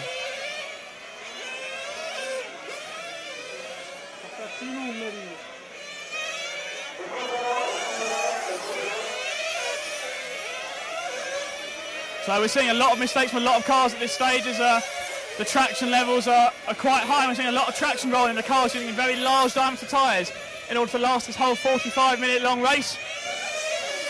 Or at least last 20-something minutes, we'll have to make a pit stop for change tyres halfway through. We know that some may even try and go the whole distance, but we're not sure about that yet. We'll see how that plays out as we go deeper into this race. But out in front is this yellow car number 2, D'Angelo leading. Going down the front straight, followed by the white car number 1 of Yillis Groskamp. So Italy, followed by the Netherlands. So they go around the back section of the track now, through the fast kink, and then into the hairpin. Out of the hairpin, around the final turn, and across the timing line they go. Down the front straightaway, there's a mistake from the car behind, so we're going to wait for the order to reshuffle around and work out who's riding in 3rd place behind. But at the moment, it's this battle out in front between the yellow car and the white car. Through the kink, at the hairpin now, and out of the final turn they go. We are just 2 minutes into this race. And the 9 car, Rico Krober, is actually up in the 3rd position. So started 9th on the grid, and now up to 3rd. As we saw some big issues there from Dirk Wisniewski, rolling his car multiple times. So his car really not sorted out at all. Meanwhile, the race leader comes onto the back section of the circuit now, the bright yellow car, followed by the white car of Groskamp.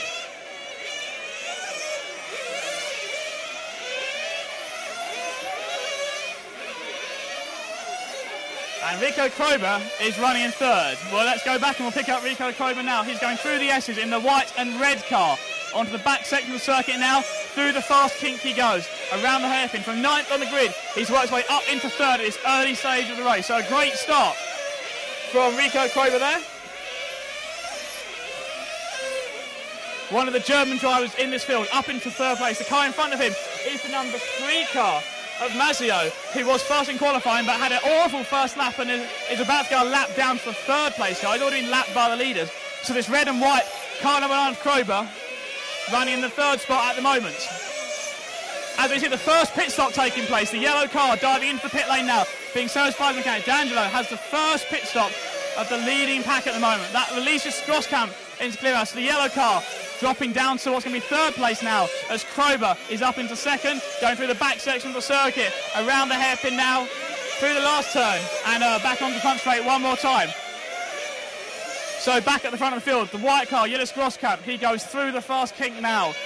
At the hairpin, at the second hairpin, and then back out onto the front straight one more time. Groskamp going down the straightaway, through the sweeper, sliding at the end of the sweeper there, and then working through the infill section, through the S's, and then onto the back part of the circuit. Groskamp leading this European Championship final. We have had 4 minutes of racing, so that yellow car that had led the race to start with, of D'Angelo, is on 3.5 minute fuel strategy.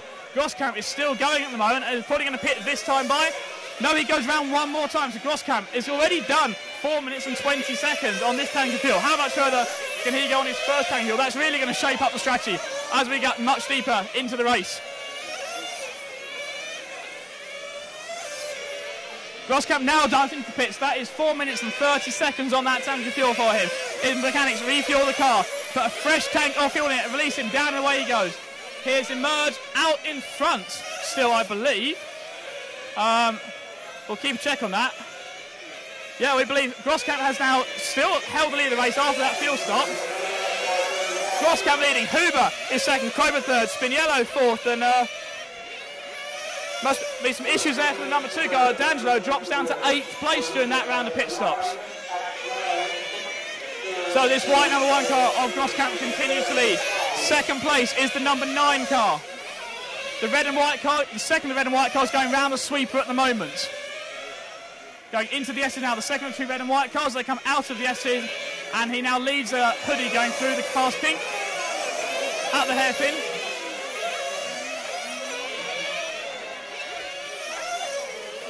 And this is now the second place car. Krober running in second. Manuel Huber, in fact, is running third at the moment.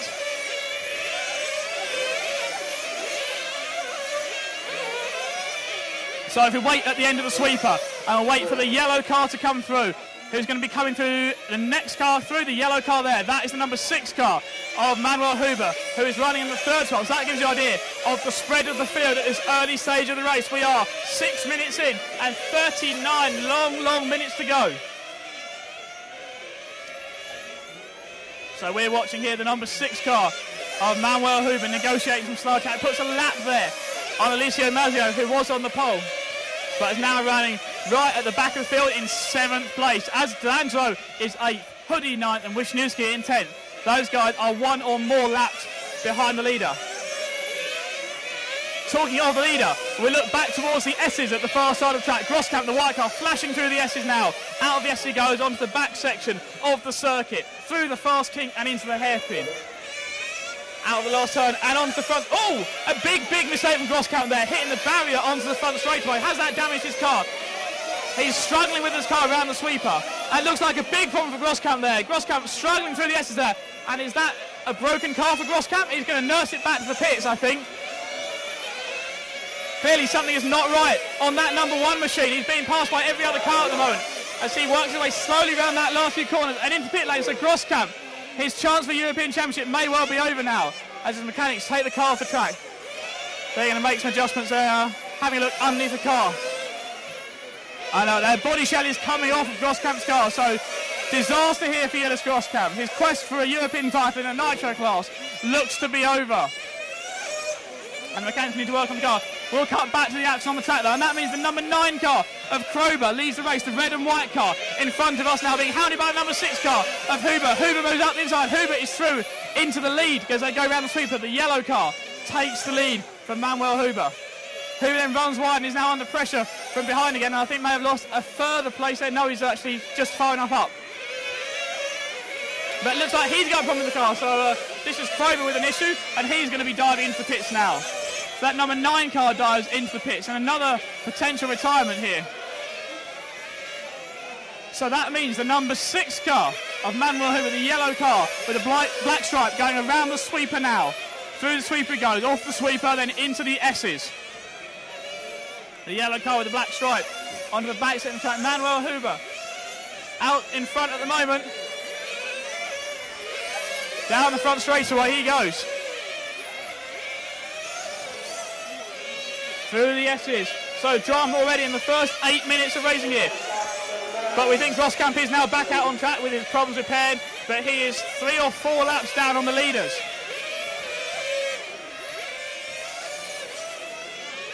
So that is Huber into the pits now, back out on track. So that's the number 6 car leading, and in second place is the number 10 car, Daniel Lacey, from 10th on the grid, is up into second. That is another yellow car going around the sweeper now, and off the sweeper he goes into the S section. Daniel Lacey from 10th on the grid, former world champion. There's a car spun on the straight, and that's Martin Hoodie upside down the main straightaway. Needs a bit courtesy over Marshall there, just about gets the car out of the way. So problems there from Martin Hoodie. But back to the action on the track. The number 6 car going onto the back section of the circuit now.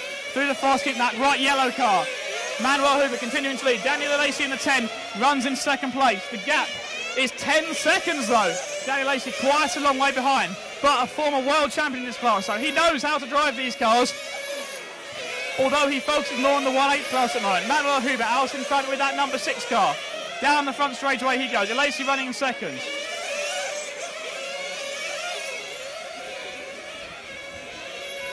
We're starting to see a lot of mistakes from different drivers as they go down the field. Struggling with the tyres and these difficult track conditions. But Manuel Huber's managed to keep it on the track so far. Into the S as he goes. We are 10 minutes in. Here is a full rundown of the race order after 10 minutes. Huber leads, Lacey second, Sviniello third, Ciacconi in fourth, D'Angelo's fifth, Mazzio is sixth, Wisniewski seventh, Krober eighth, Grosskamp ninth, and Hoodie in 10th place. So we'll pick up our second place car, Daniel Lacey. He comes into the S's now, the white nose with the yellow tail, out of the S's onto the back section of the circuit, through the fast kink to the hairpin, out of the last turn and on the straight one more time. And Lacey dives into the pits for services and mechanic. Looks like a screwdriver going there to make an adjustment to the engine. And he's stalled on his outlap, stuck at the inside of the sweeper. So a problem there for Lacey. Lacey's car rushed back to the pits by the mechanics, by Marshall's mechanic waiting in the pit lane. Goes to retrieve the car, that's going to drop him down the order. A lot of problems at this early stage race, only 10 minutes in, still well over half an hour of racing to go. Let's figure out where everyone lies now. So it's going to be Manuel Huber in the number 6 car, the yellow car coming around in front of our camera position now, down the main straightaway he goes. That bright yellow car continuing to lead.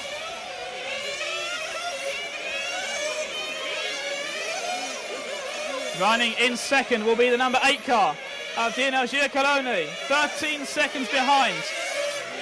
And the second place car across the start finish line now and makes way down the main straight with the white car with the orange flashes on the side, going around the sweeper, through the S's now.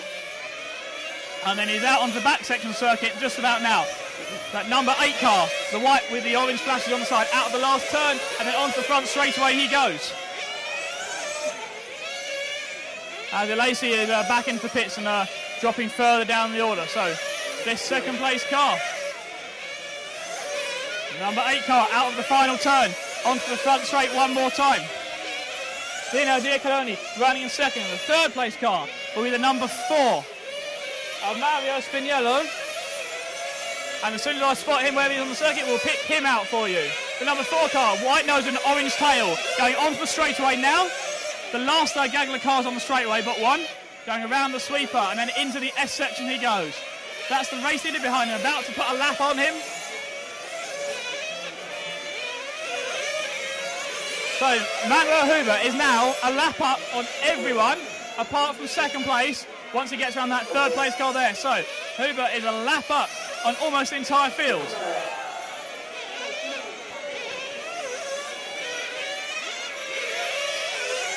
Your race leader is the bright yellow car going around the sweeper.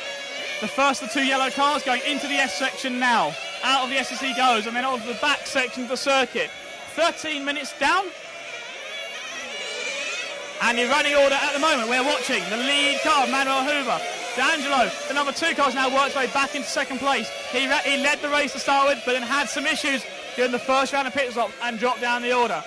Spiniello is running third around as Giacconi pits. He was up there in second place, but now drops down to fourth at the moment.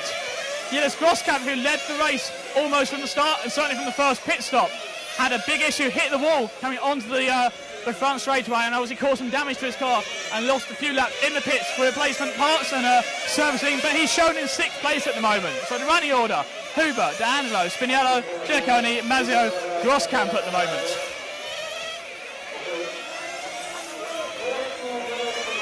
So D'Angelo gets a lap back there over Huber, and is now shown as 15 seconds behind him. Those two yellow cars are first and second, but as we see them on the track, they're second and first as they come out of the last corner. Together they go down the front straightaway and then through the sweeper. 15 minutes down, 30 minutes of racing to go here in Italy for 2012 1/10th track European Championships. As the number 2 car, D'Angelo, peels off into the pits and is serviced by his mechanics.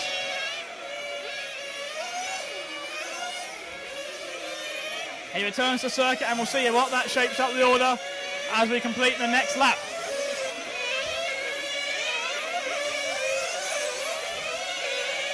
So Huber continuing to lead. Giacconi, the number 8 car, back to second.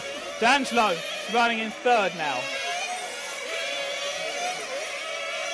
So the race leader powers off down the main straightaway. The second place car is the number 8 car, white with the orange flashes, just peeling into the pits now.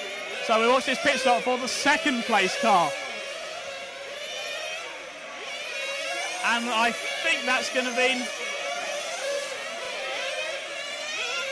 D'Angelo, who is yet. D'Angelo's now back to second, Giacconi down to third. As D'Angelo sets the fastest lap of the race that time by.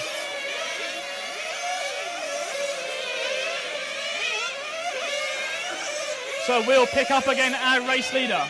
That is the all-yellow car going through the S's now.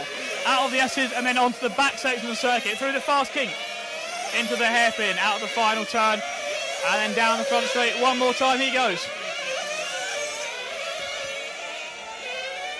28 minutes of racing left here in this European Championship final.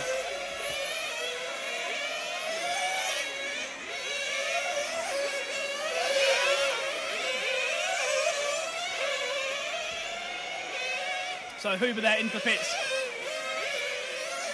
A nice safe refuel and he's back out and running again.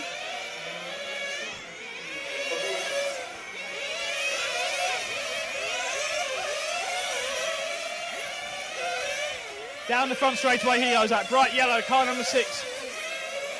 Leading the final. D'Angelo running in second and Spiniello running in third.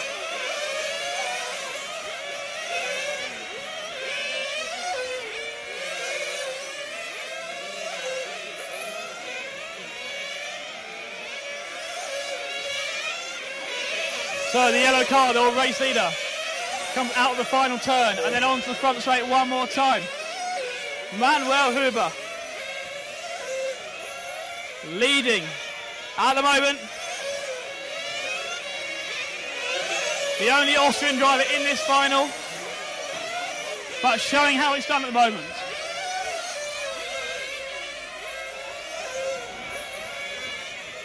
Hustling that bright yellow X-ray car around the circuit, through the fast kink at the hairpin now. Back down the front straightaway he goes.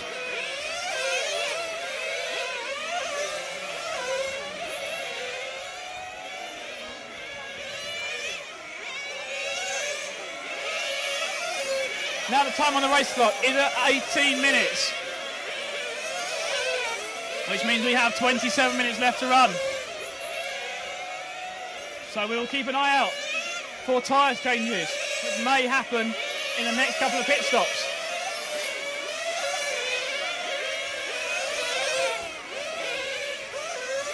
But Huber continues to lead. Here's a lap up on all of the field apart from the second place car of D'Angelo, which is the car he's actually about to lap on the racetrack, that other bright yellow car. These two yellow cars are first and second still, but second and first as we see them going around the circuit. The the other yellow one overtook that one about half a lap ago. So he wasn't closing down then. So that was D'Angelo just unlapping himself from Huber. And this is where it really the fuel strategy comes into play. Some drivers running for more fuel stops, so they will be faster between the stops because they can run a more powerful engine, but they'll have to make more stops and lose more time in the pits.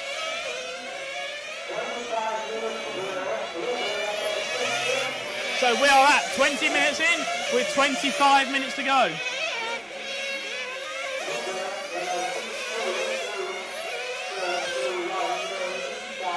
The number 6 car of Huber continuing to lead at the moment. The number 2 of D'Angelo running second, almost a lap down. And in third place, Dino Diacone in car number 8. That third place car is the white car with the orange flash on the side. Going into the S's now. Out of the S's he comes onto the back section of the circuit. Through the fast kink, at the hairpin now. Out of the last corner. And then onto the front straight one more time he goes. Down the straight through the sweeper. Off the sweeper he comes. Into the S's. Onto the back section of the circuit goes our third place driver. Onto the front straightaway now. The number 8 car.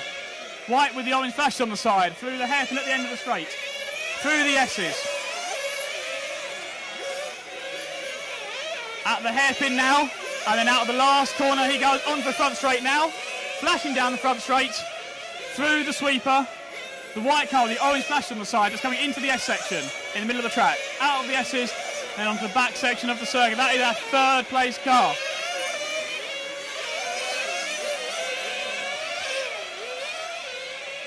As our race leader makes one more pit stop.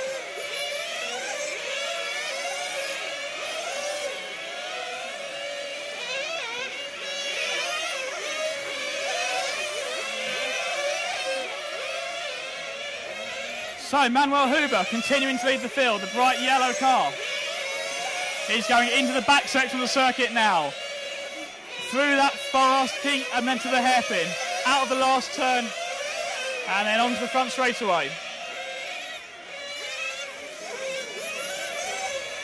Huber leading, D'Angelo second, Giacconi running third, then Spinelli, Mazzio, Grosskamp, Krober, Wisniewski, Elasi and Hoodie. That is the running order as we have 23 minutes to go.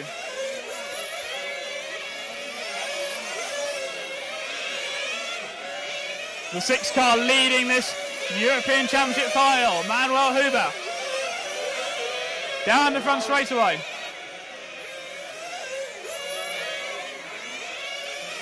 Through the S's and then onto the back section of the circuit, furthest from the driver's stand. Into the hairpin and out the last turn and across the timing line goes the number 6 car.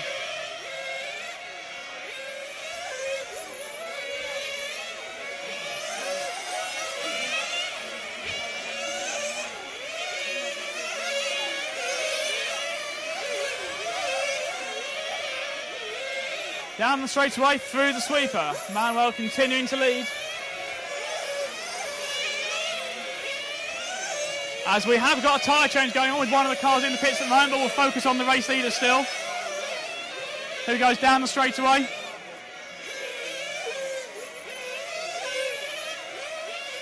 Through the S is for our race leader.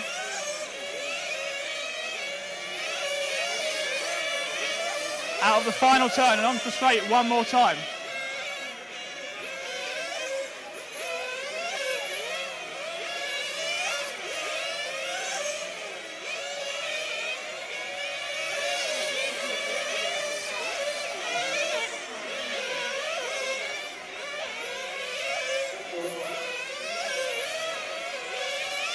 So that was Krober making a tyre change there, I think, who's running down in 9th place at the moment.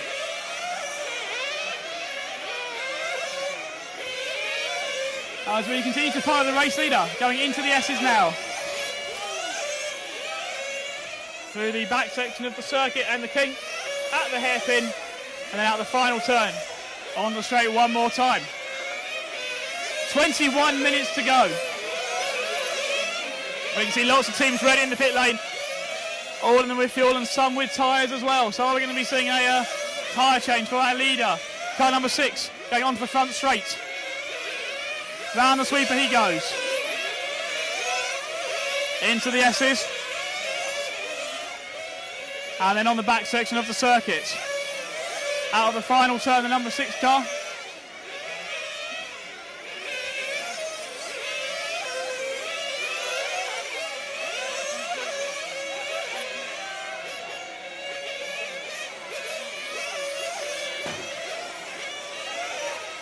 As we see an incident for Daniel Lacey at the entrance to the pit lane. As our leader makes a pit stop, down and away. So racing made just a stop there for fuel. Goes through the back section of the circuit, through the kink, to the hairpin, out of the final turn.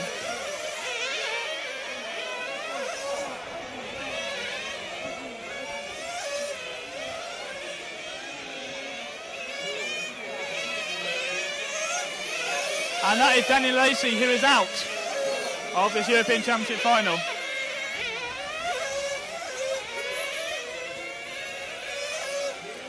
As a big mistake there from our racer, the spinning going through the sweeper.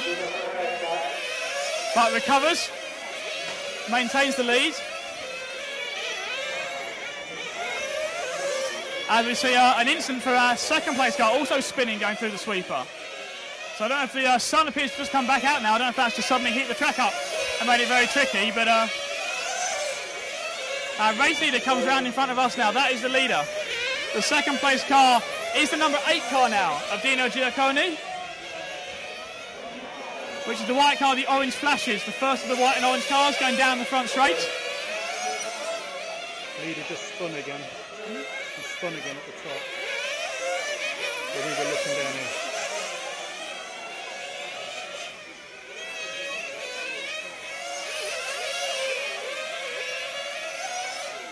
So, and we can see D'Angelo's in the pits with the problems there. The bright yellow car in the pits being retired.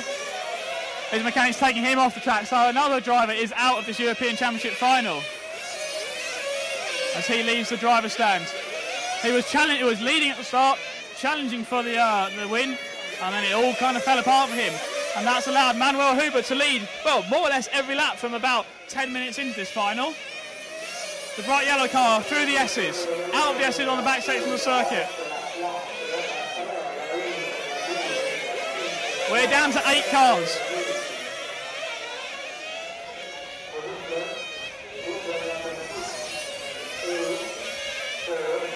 And the car immediately behind the racing now is Julius Groskamp trying to unlap himself again. And the race leader lets Groskamp go.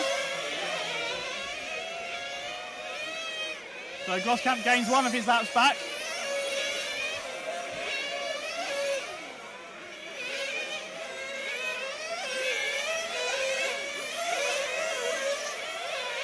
And then dives into the pits. So that releases the race leader one more time.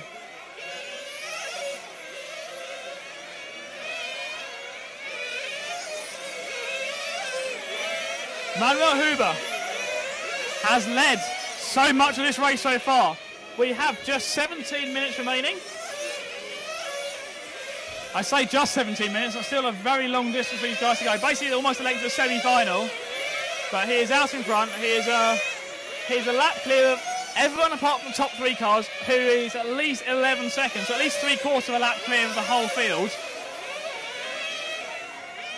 As he leads onto the back section of the circuit, at the hairpin now, out of the final corner, and down the front straight one more time.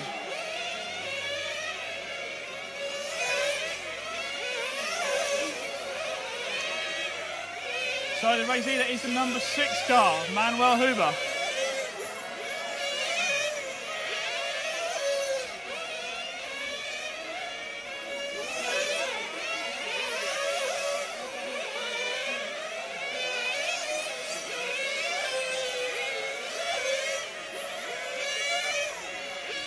As he is into the pits now. Just a fuel stop there for him.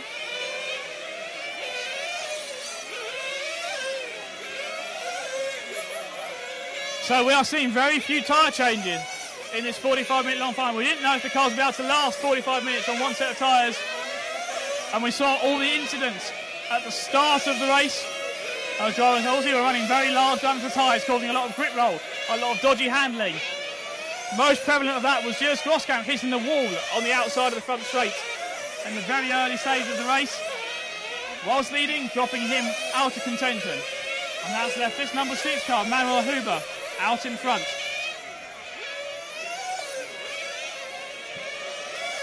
Driving very safely and conservatively at the moment.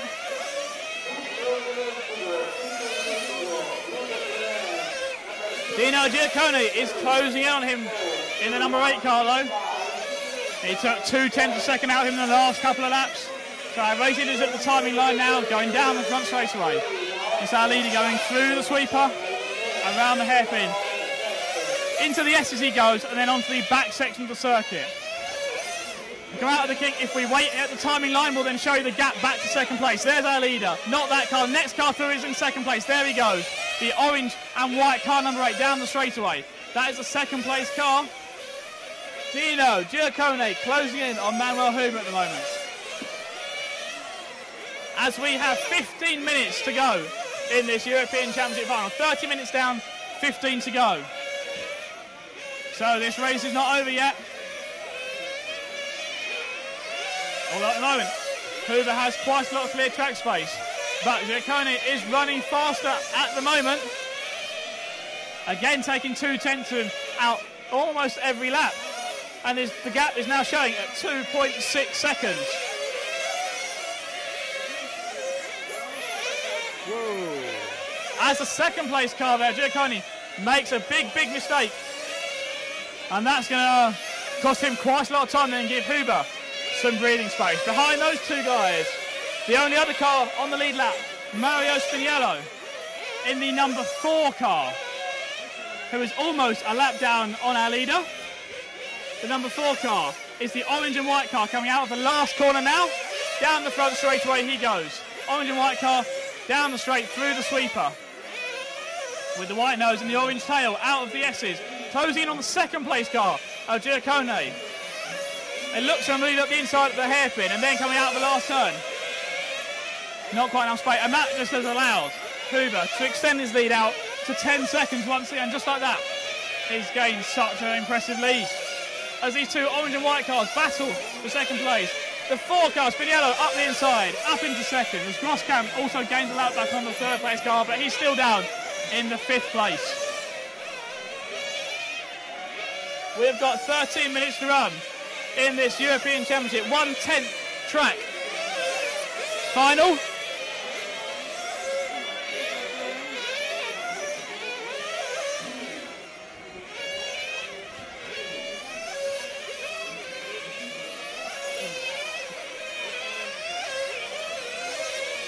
So the race leader, the yellow car of Huber, comes out of the last corner, down the straightaway. Through the sweeper, and then into the S as he goes. That bright yellow car number 6. Spiniello is now up to second. And Giaccone dropping to 3rd. As the race leader is in for a pit stop, with 12 minutes and 30 seconds to go.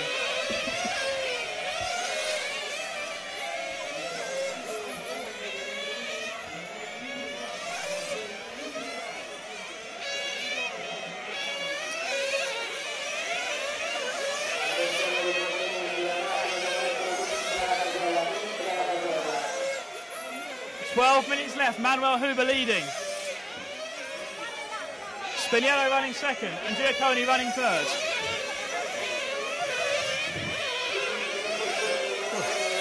Mazzio has worked his way back up in the 4th spot and Groskamp is in 5th. So we have got just over 11 minutes left in this European Championship final. The number 6 car we're still staying with, the bright yellow car. Taking it nice and easy, he's leading by and we just checked the splits last time by. The gap again down to 2.5 seconds. So that's the orange cars behind him are closing in as we go through this pit stop phases. And the 4 car of Spiniello pits, which puts Giaccone back up into second. So these two cars very, very close for second place, and I think it could well be a race for second that we're going to have rather than a race for the actual win.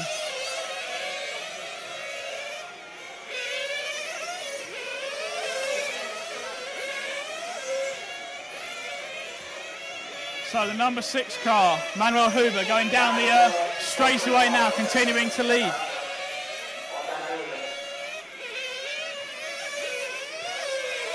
We're showing the 8, Giacconi in second, and the 4, Spinello in third at the moment.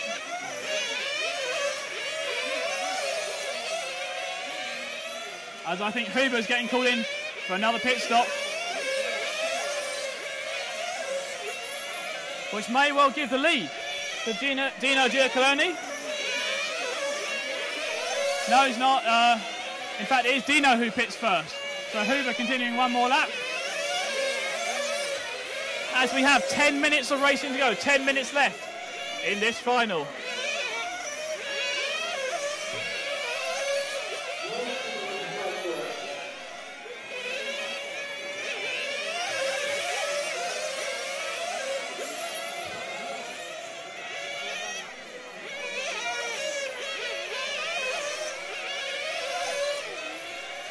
Huber continues to lead. Giacconi drops to third now. Spinello retakes the second spot.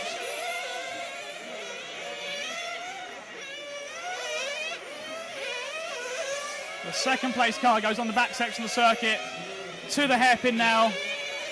And behind him immediately is Grosskamp, and then behind that is the third place car of Giacconi. So first 3 cars are still on the lead lap. Those are the only 3 cars on the lead lap. I don't know if Paul can get the 2 white and orange cars in shot at the same time. The car at the end of the straight, and then not the car behind it, but the car behind that. So Grosskamp is between the second and third place car battle at the moment, as they go on to the back section of the circuit, and then they go round the hairpin there. Huber staying out in front. He's now back on pace, matching the lap times of the second and third place cars. We have 9 minutes to go in this final, 9 minutes left.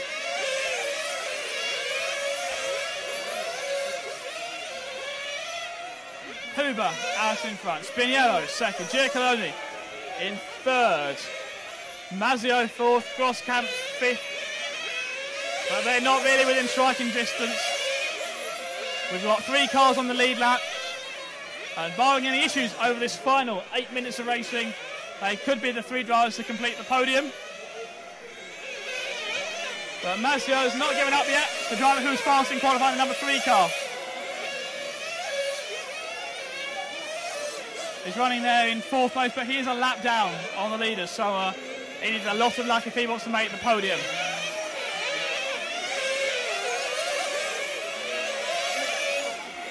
As a pit stop for Huber, drops him back into the clutch of the 4 car. Spinello, so we can see first, second and third together going round the hairpin in front of us. There's the first place car, second across the line, and third as second place car Spinello dives into the pits. So that allows Giacconi back into second, and we have 8 minutes to go. 8 minutes.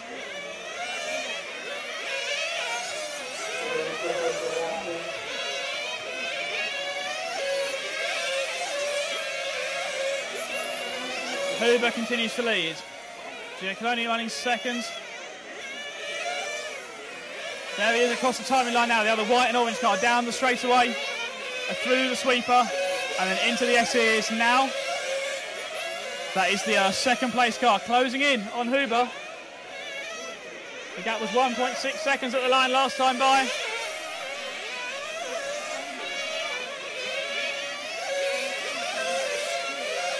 We'll see how pit stops and tyres affect this over the closing 6 minutes of racing here at the Lamberto Collari circuit, a casino in Italy for the 2004 1/10th track European Championships.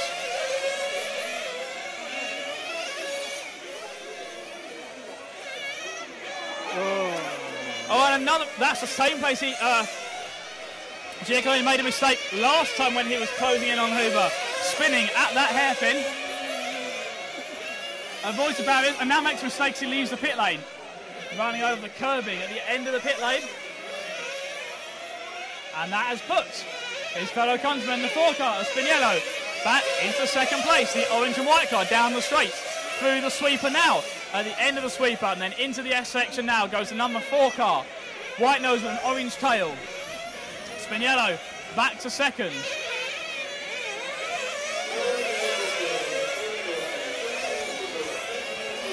As we come into the final 5 minutes or so of this final race here from the Lamberto Collari circuit. How much tyre is left on these cars? How many more pit stops do they need to do?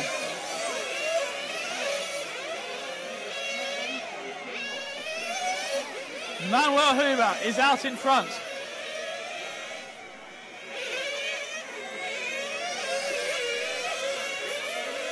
The bright yellow car going on to the back section of the circuit now leaves this race through the kink, around the hairpin, out of the final turn he goes. Manuel Huber, well, basically has led since the 10-minute mark or so and has not looked back from there. We've had a battle for second between Spiniello and Giaccone. It's been a nip and tuck as they go through their pit stop phases. They've got close to Huber through the pit stop phases as well, but not been able to pass him. 5 minutes exactly on the clock now.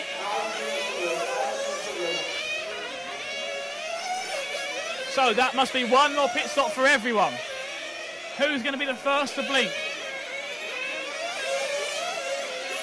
Our race leader goes through the S's now. On the back section of the circuit, through the kink and at the hairpin. Number 6 car, Manuel Huber, continuing to lead. 4 minutes and 30 seconds to go.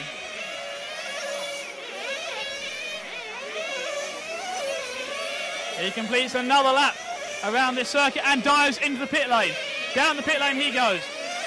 His mechanic, one last tank of fuel into that car. Down and away, out of the pit lane, nice and safely through the sweeper. He comes out, just in front of the number 8 car of Giaccone. But I'm pretty sure that number 8 car is going to have to make another pit stop. I don't know if anyone can go 5 minutes or more on a tank as we get the 3 car of Massimo running out of fuel and being returned to the pits. So Giaccone trying to find a way past. The 6 car runs wide, lets the 8 up the inside. They go down the front side. We have a change lead. Giaccone taking over the lead of this race with 3 minutes and 30 seconds to go.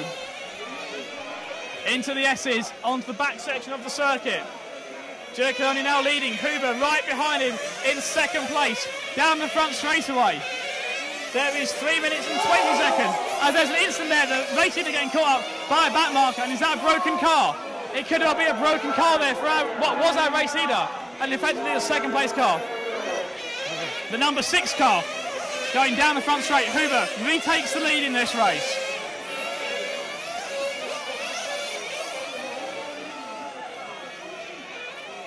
And if my maths is correct, that is going to put Yilis Groskamp into a podium place by the end of this race. So we're going to wait and see how that unfolds. We've got a couple more laps to get through first though. We have got 2 minutes and 30 seconds on the race clock. The yellow number 6 car continues to lead. Spiniello in the 4 runs in second place. That's the orange and white car. He is 2.5 seconds behind him. Groskamp back to the 3rd spot, but is a lap down on the leaders. So the yellow car leading. The orange and white car going on the back to the circuit now is running in second place. We have got 2 minutes and 20 seconds to go. The orange and white car number 4. Closing in on our race leader. As Groskamp is trying to get a lap back here. Oh, and our second place man peels off into the pits for one more fuel stop there. So Huber continues to lead.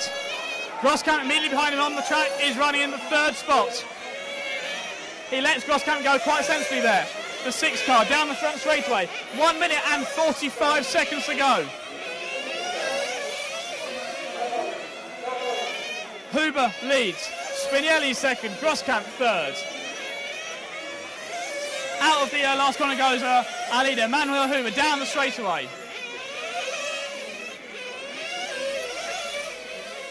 Through the S's onto the back section of the circuit. Just over 1 minute to go, so maybe 4 or 5 laps for our race leader. The second place car is at the timing line now, so that's it. He's got the length of the straight and the sweeper. The race leader, as he has been since the demise of Julius Groskamp, hitting the pit lane more. The number 6 car of Manuel Huber leads this race with 1 minute left. Exactly 1 minute to go. He comes out of the final turn now, down the front straightaway. His pit crew watch on nervously.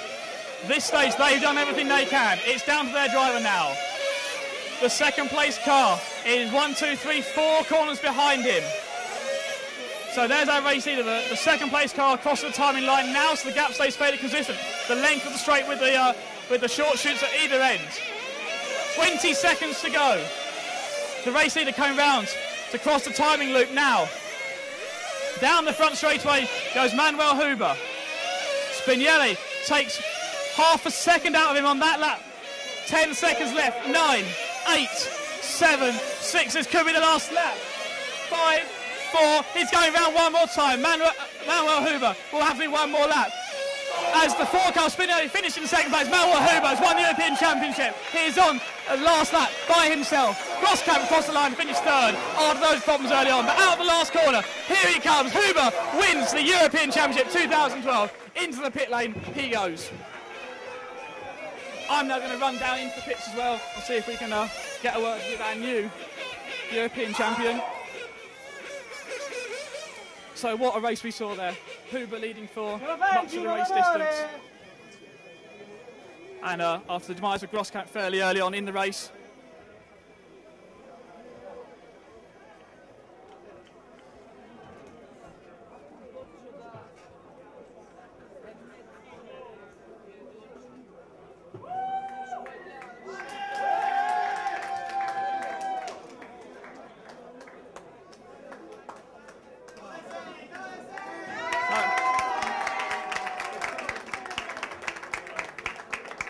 So we have a new European champion. Oh, thank you very much. How does it feel? Yeah, very great. Yeah. Now it's endly. Oh, I'm speechless. You're sweating out there as well. So a really tough race in those conditions. Yeah, thank you very much. Well done, and congratulations, European champion 2012. Thank you very much. So we got a chat there with our new European champion, and I also want to try and grab a word with the man who finished in third place, Julius Groskamp, who I can't see around the pit area at the moment. Just found him over by his pit bench here. So I'm just trying to battle my way through here. And just want to try and get in here.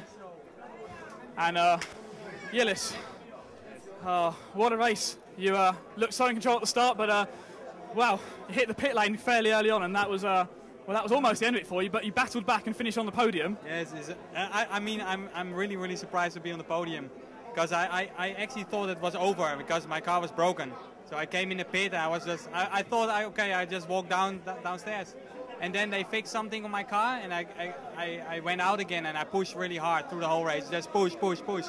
And I wanted to do it clean with the leaders and stuff, because sometimes I want to pass them to get an extra lap, and they said I have 4 laps behind, and on the finish only 2 laps behind. So I think I was for sure fast, but super good for Uber.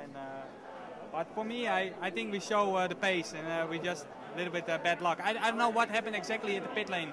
I think my tire was just a little bit too big, wanted to flip, and I want to save it, and then I just touched the beginning of the pit lane. So, but I'm really happy actually with the podium, because in the beginning of the final, just after the accident, I thought, I'm not gonna. But now it's good. It's really good. Well, you brought your pit crew here from Thailand, who you used to racing with, and you know, it's worked out well for you. It was them that got you back in the race and back on the podium. Yeah, sure. Like a Yarpi or come on, keep on pushing, and I knew I can be back on top, because there's a lot of people have problem, and especially on the end of the run, I think my tire was still okay. Maybe I went out just too big. I don't know. I want to see my tire now, so maybe just for the next race I can decide what to do, but for sure it was good. Yes. Well, congratulations on an awesome comeback, finishing on the podium there. Yildiz Groskamp, third place. Thanks. Thank you very much, Yildiz. So that concludes this European Championship coverage here. Stay tuned to RC Racing TV for all of the... we'll have the full highlights package from this main final later on this evening. So for a beautiful sun-drenched circuit here in Italy, thank you all very much for watching, and we hope you enjoyed that main final. It was all about strategy at the end of it, a lot of incidents, a lot of action in the race, but a new European champion, Manuel Huber, 2012 European champion. Well done. But from us here at RC Racing TV, goodbye.